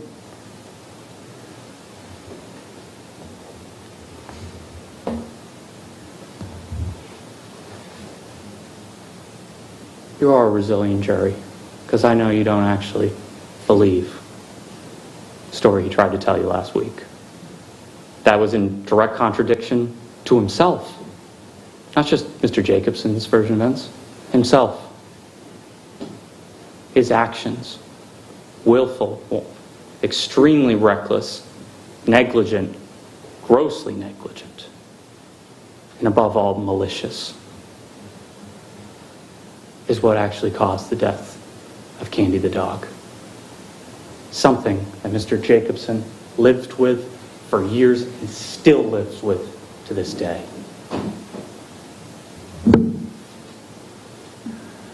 Talk about, it's like, oh, well, if he was on the property unleashed, that's an absolute defense. Well, no, there's a fence there. That also statute says dogs and cats leashed. I wonder how many cats are leashed up nowadays.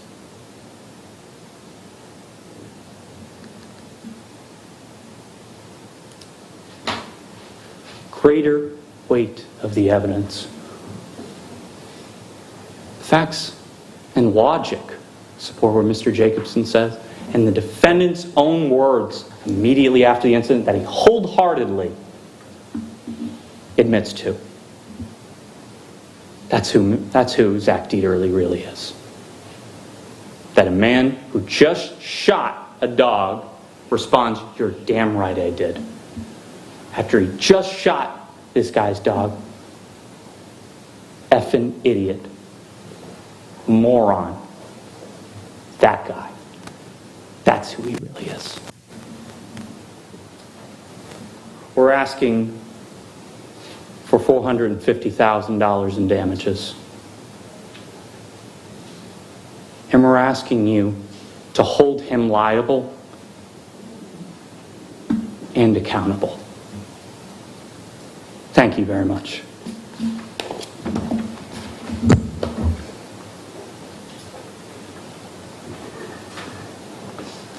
All right, folks. It's almost 4 o'clock. I think what we're going to do is recess for the day. I'm going to ask you to be here tomorrow at 9 o'clock. Again, I remind you, please stay away from any media. Don't do any research. You've heard the facts from the evidence. You've heard the lawyers. But we have an important piece to give to you tomorrow, which is the law, that you have to consider through the lens of the law, the facts. I'll give that to you tomorrow. We'll go over it, make sure you understand it, and we'll present you with a written verdict form that you can fill out as a series of questions, and that will conclude your service after you've done that. All right, Cole, you take charge of the panel. I need to see the attorneys. Jurors exiting. Please leave your notepads on your chairs.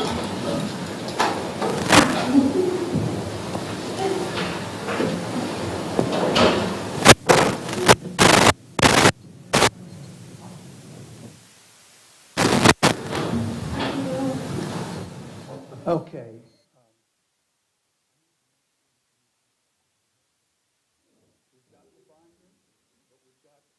Exhibits that were not part of the binder. We've got the notice to produce to Dr. Marcantano, and we got the map with the marks on it. That's correct. I believe I gave Madam Clerk copies to put into the record, Your Honor. We've got those, and those will go with the jury. How do you want to handle the clips? You played video clips, and you've got some audio and visual things that need to be somehow part of our record. I would just say, Your Honor, if they request to see him, we can bring him in and show him to him. Well, I'm talking about preservation of the record now. I'm not talking about the jury having to review it, but they've shown document or material before the jury that is not in a tangible form that we can attach to the record.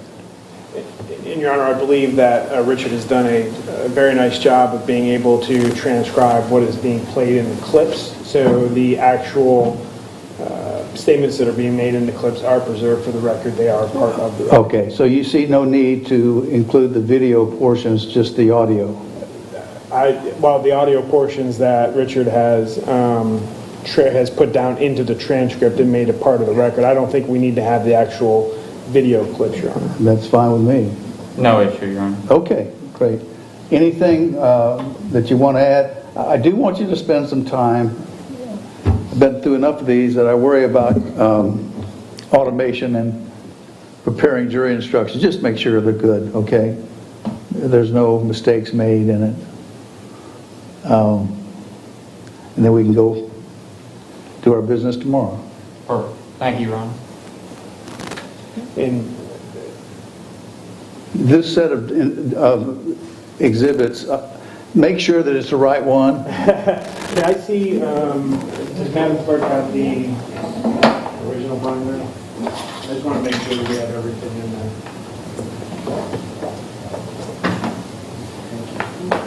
And then you have the AD as well.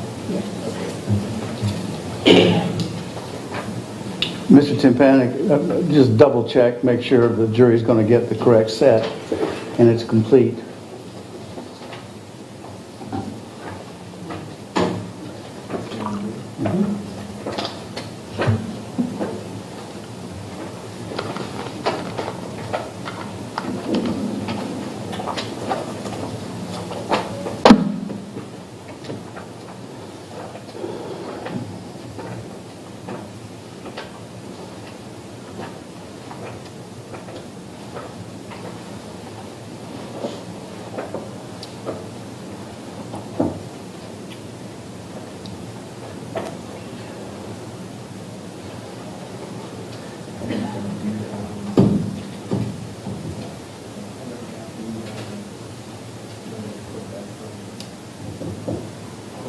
Go back.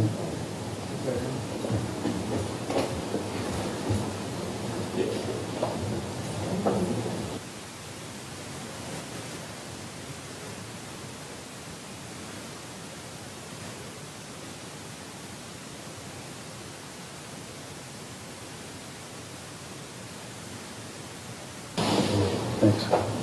Okay, anything further? No, Your Honor. All right, see you tomorrow at 9 o'clock. All rise. Court's in recess.